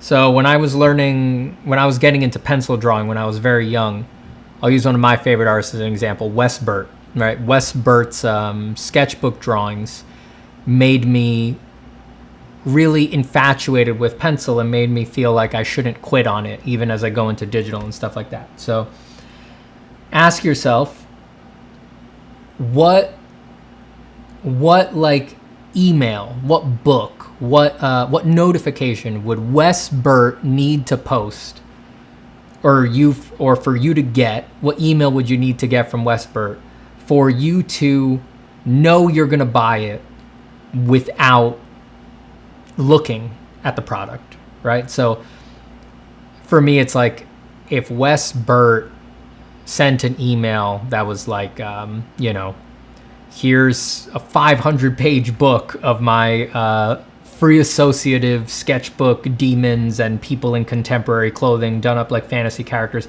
I wouldn't have to look at it. I'd just buy it, right? You imagine what that would be, and then you just make that. You just make that product.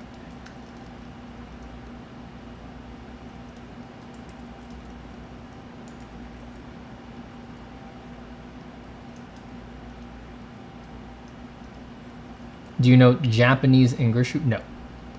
Like I said, I know zero Japanese. I do not even remember what I learned for my trip. I remember sumimasen, but I cannot tell you what it means. Is that how you say good morning or thank you?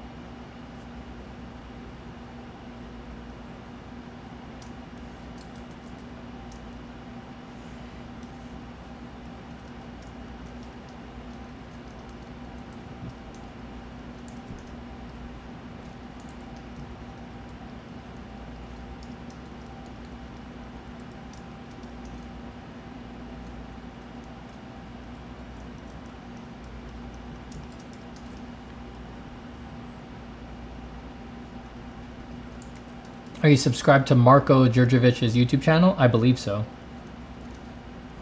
I saw when he made it, what was it? Maybe a month ago or a few weeks ago.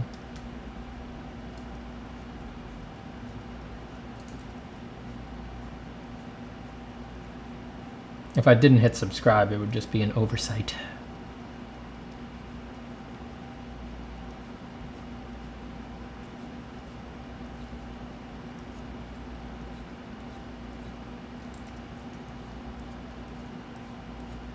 Is everybody in chat right now subscribed to this YouTube channel? I never ask for people to sub. It's just morbid curiosity, because I know it tends to be surprising how many people who watch your stuff are actually not subscribed. Because it's easy to forget to subscribe, because if you're like on a rhythm with someone, on a vibe with someone, and YouTube just keeps feeding you all their stuff because you know they'll watch it. You might think you're subscribed and you don't even know that you're not. That was a really fun thing to draw. I wonder what that'll look like if I... But sometimes I like to see it with some flat shape on it.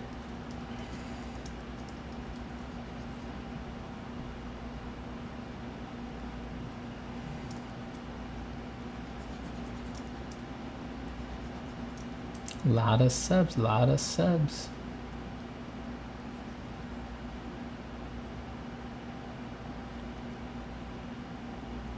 I like to, when I do digital, I like to render just into the white field because it just feels natural because that's how I draw in pencil.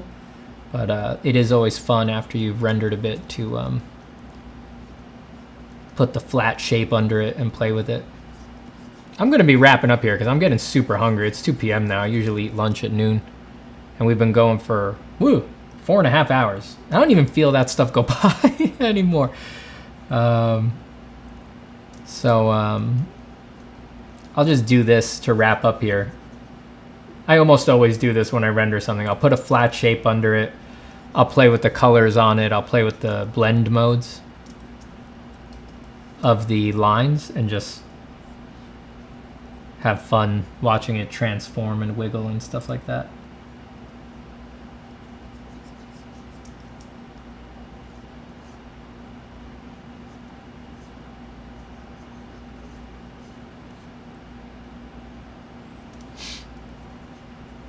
I learned the truth at 17, that love was meant for beauty queens and high school girls with clear-skinned smiles who married young and then retired.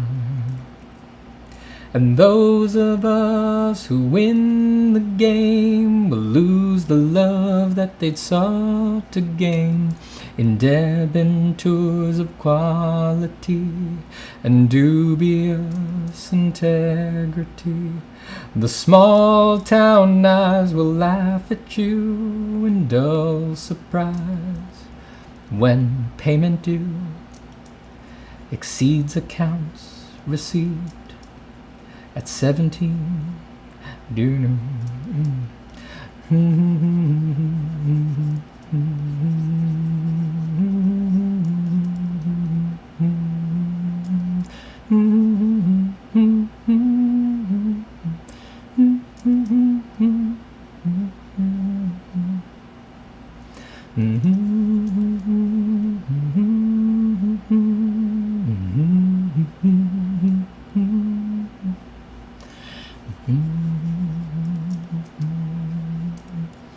Oh yeah, that always looks so cool. Even though the colors are all off, obviously, it's just nice to see it with a flat tone over it.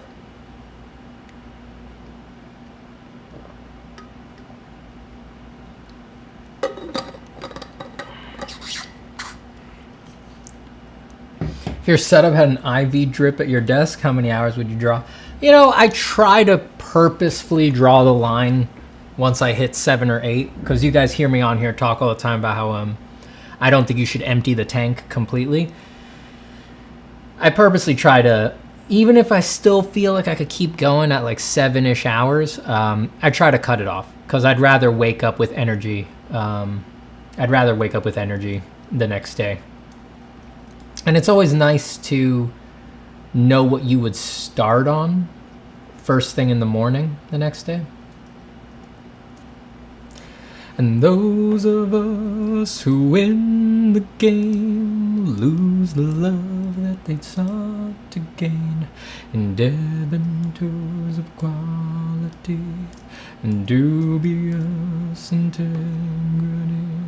The small town eyes will laugh at you, dull surprise when payment due exceeds accounts received at 17.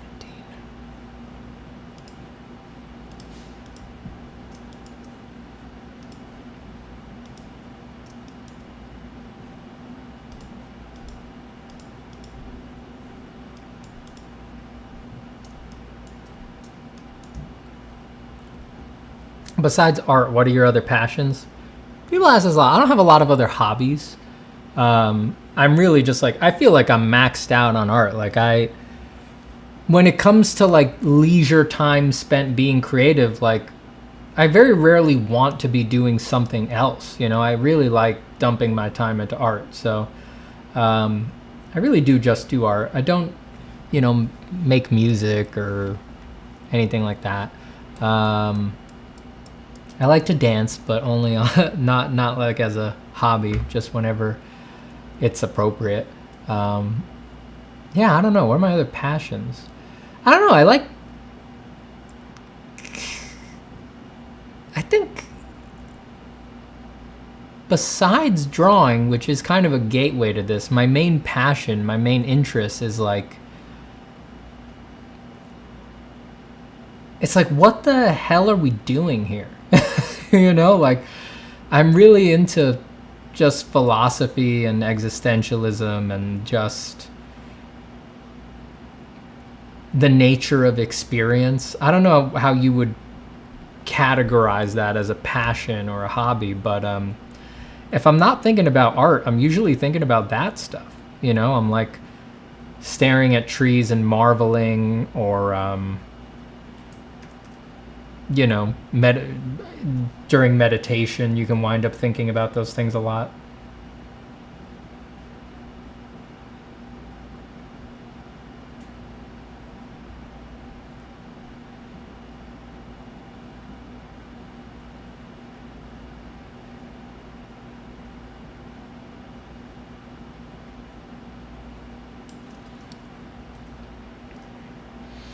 Bloodborne 2 just comes out. You playing it or drawing? I'm playing it. Dog, I'm playing it. We're playing it, dude.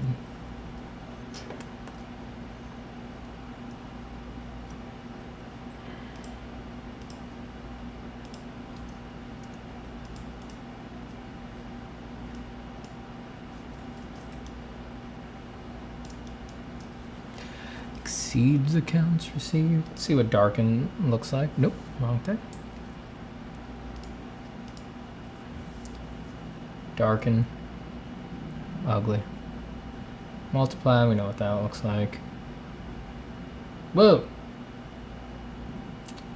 Well, I do kind of actually love how it just looks like a blob at first, and then your eye adjusts and starts to see the difference between light and shadow, and suddenly it looks like form, even though it's like on first read just a completely flat blob.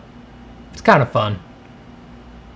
I always do this whenever I render something. It's a fun way to waste time.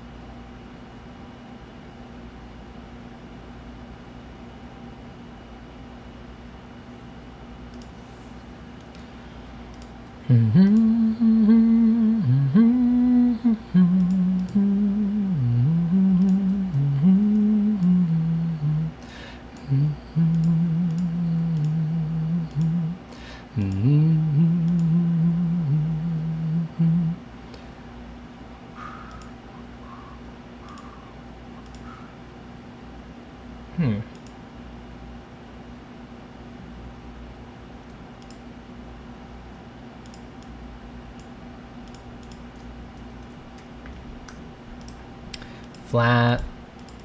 What's all this? I have two of these. Who knows what that would be? Lines. Eva says, this looks really cool. Oh, thank you. Oh, thank you. Oh, thank you.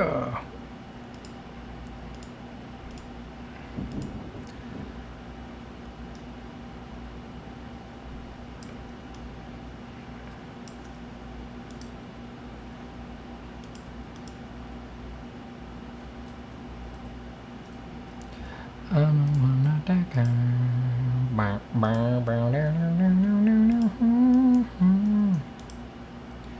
Nobody knows it. Nobody knows.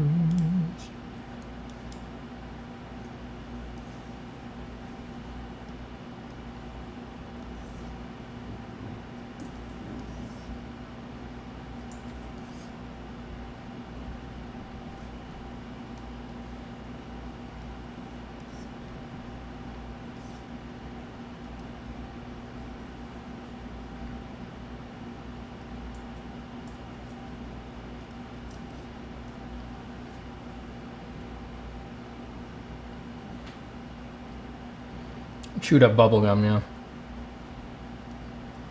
My favorite color palette, chewed up bubblegum.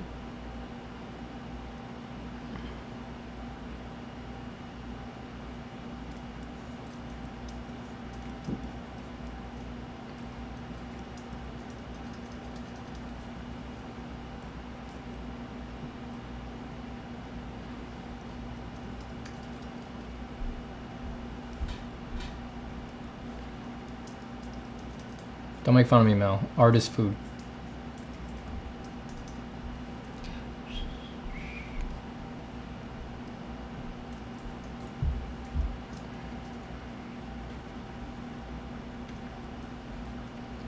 Marko Djurdjevic is spelled with a D in the front of Djurdjevic. It's D-J-U-R-D-R. Someone will spell it right.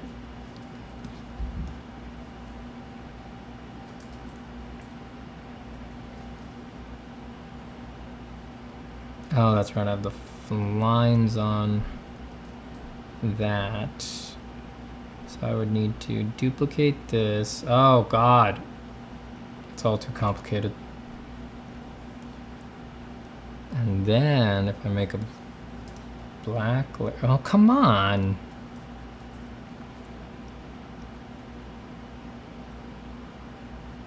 Make that normal.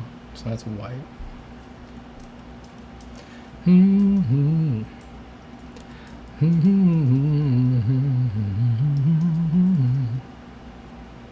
you just eat and stay here? Nah, I don't think so, because I gotta not look at a screen sometimes, you know. I'm gonna try to actually, I think I'm gonna go eat lunch out, you know, look at some trees. It's a bad day for it. I'm gonna cook in the heat, but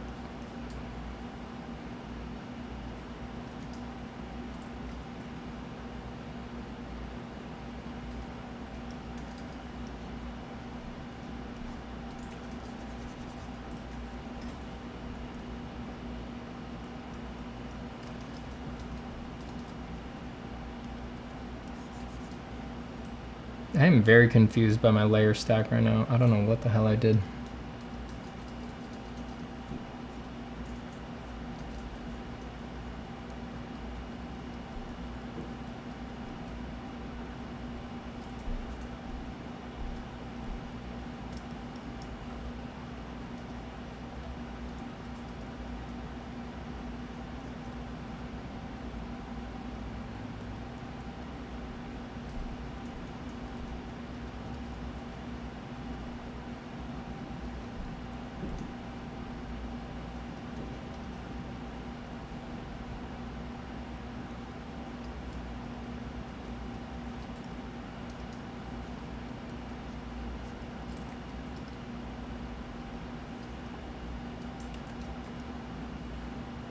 Nah.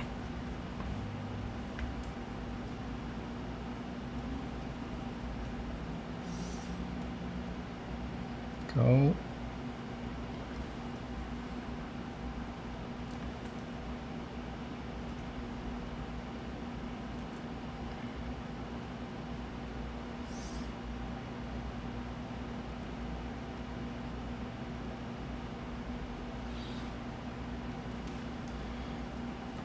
All right, that's as good a place as any to leave it. Had fun drawing these guys. We had a good old time today. We had a good old time sketching today. This one feels more what I expected to come out of the idea that I wanted to draw. You know, the kind of thing I wanted to make. This surprised me, but I don't hate it. It's not bony at all. It doesn't have the bony thing going.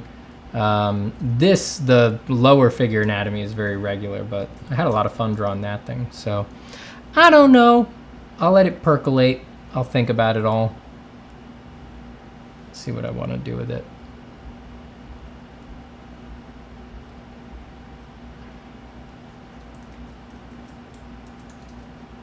Oh, I see what the problem was. I had a secret selection on the whole time. That's why I wasn't making layers the way that I wanted to.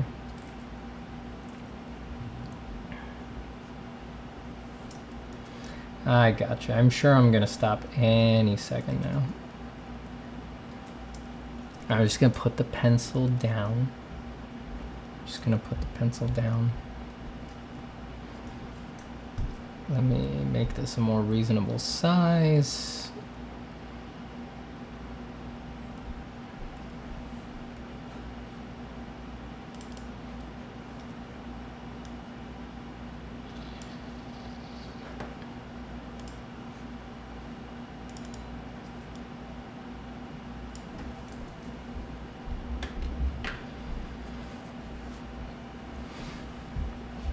Fun fact for you, Steven, I'm a 2D effects animator and I use your tentacle blob exercise to animate smoke clouds all the time. Super useful. Nice. That's awesome to hear, Gooey Louie.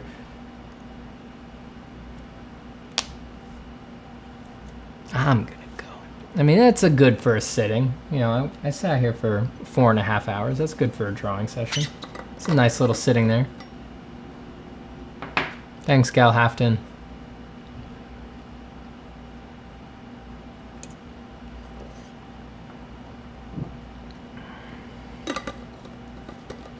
All right, everybody. I'm going to cut out. It's been a wonderful time. Thanks for hanging out on these streams as always, and thank you for drawing today. Hope all of your drawing today goes well. Who knows? If I sit down and do another long session, I'll stream again, and if not, I will probably stream this weekend. I don't know if it'll be tomorrow or Sunday, but I'll probably stream this weekend. And yeah, I'm still thinking of doing, you know, I think we did 4 days this week, but I'm still thinking of doing 3 days a week, Monday, Wednesday, Friday, something like that.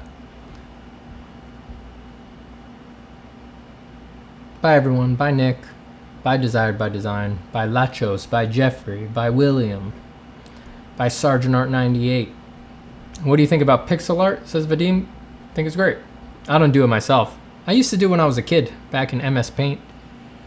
Was like the first form of digital art I ever tried. I mean, I was a young lad. Those memories are probably from when I'm like, what? It had to be Windows 95. So maybe I was 6 or 7, something like that. I was born in 1990, so.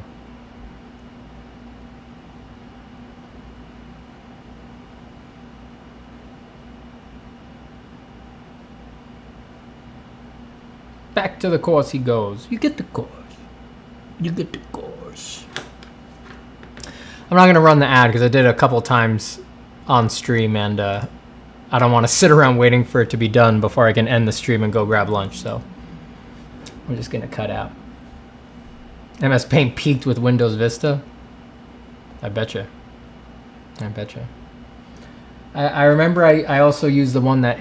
was it MS Paint? Maybe not. Maybe it was a different painting app, but I used the one that had like fun ways to erase the canvas. Like you could melt the canvas, you could explode a bomb on the canvas. I have good memories of that. Bye everyone. Take care. Talk soon. Thank you, Lou Blue. Bye people.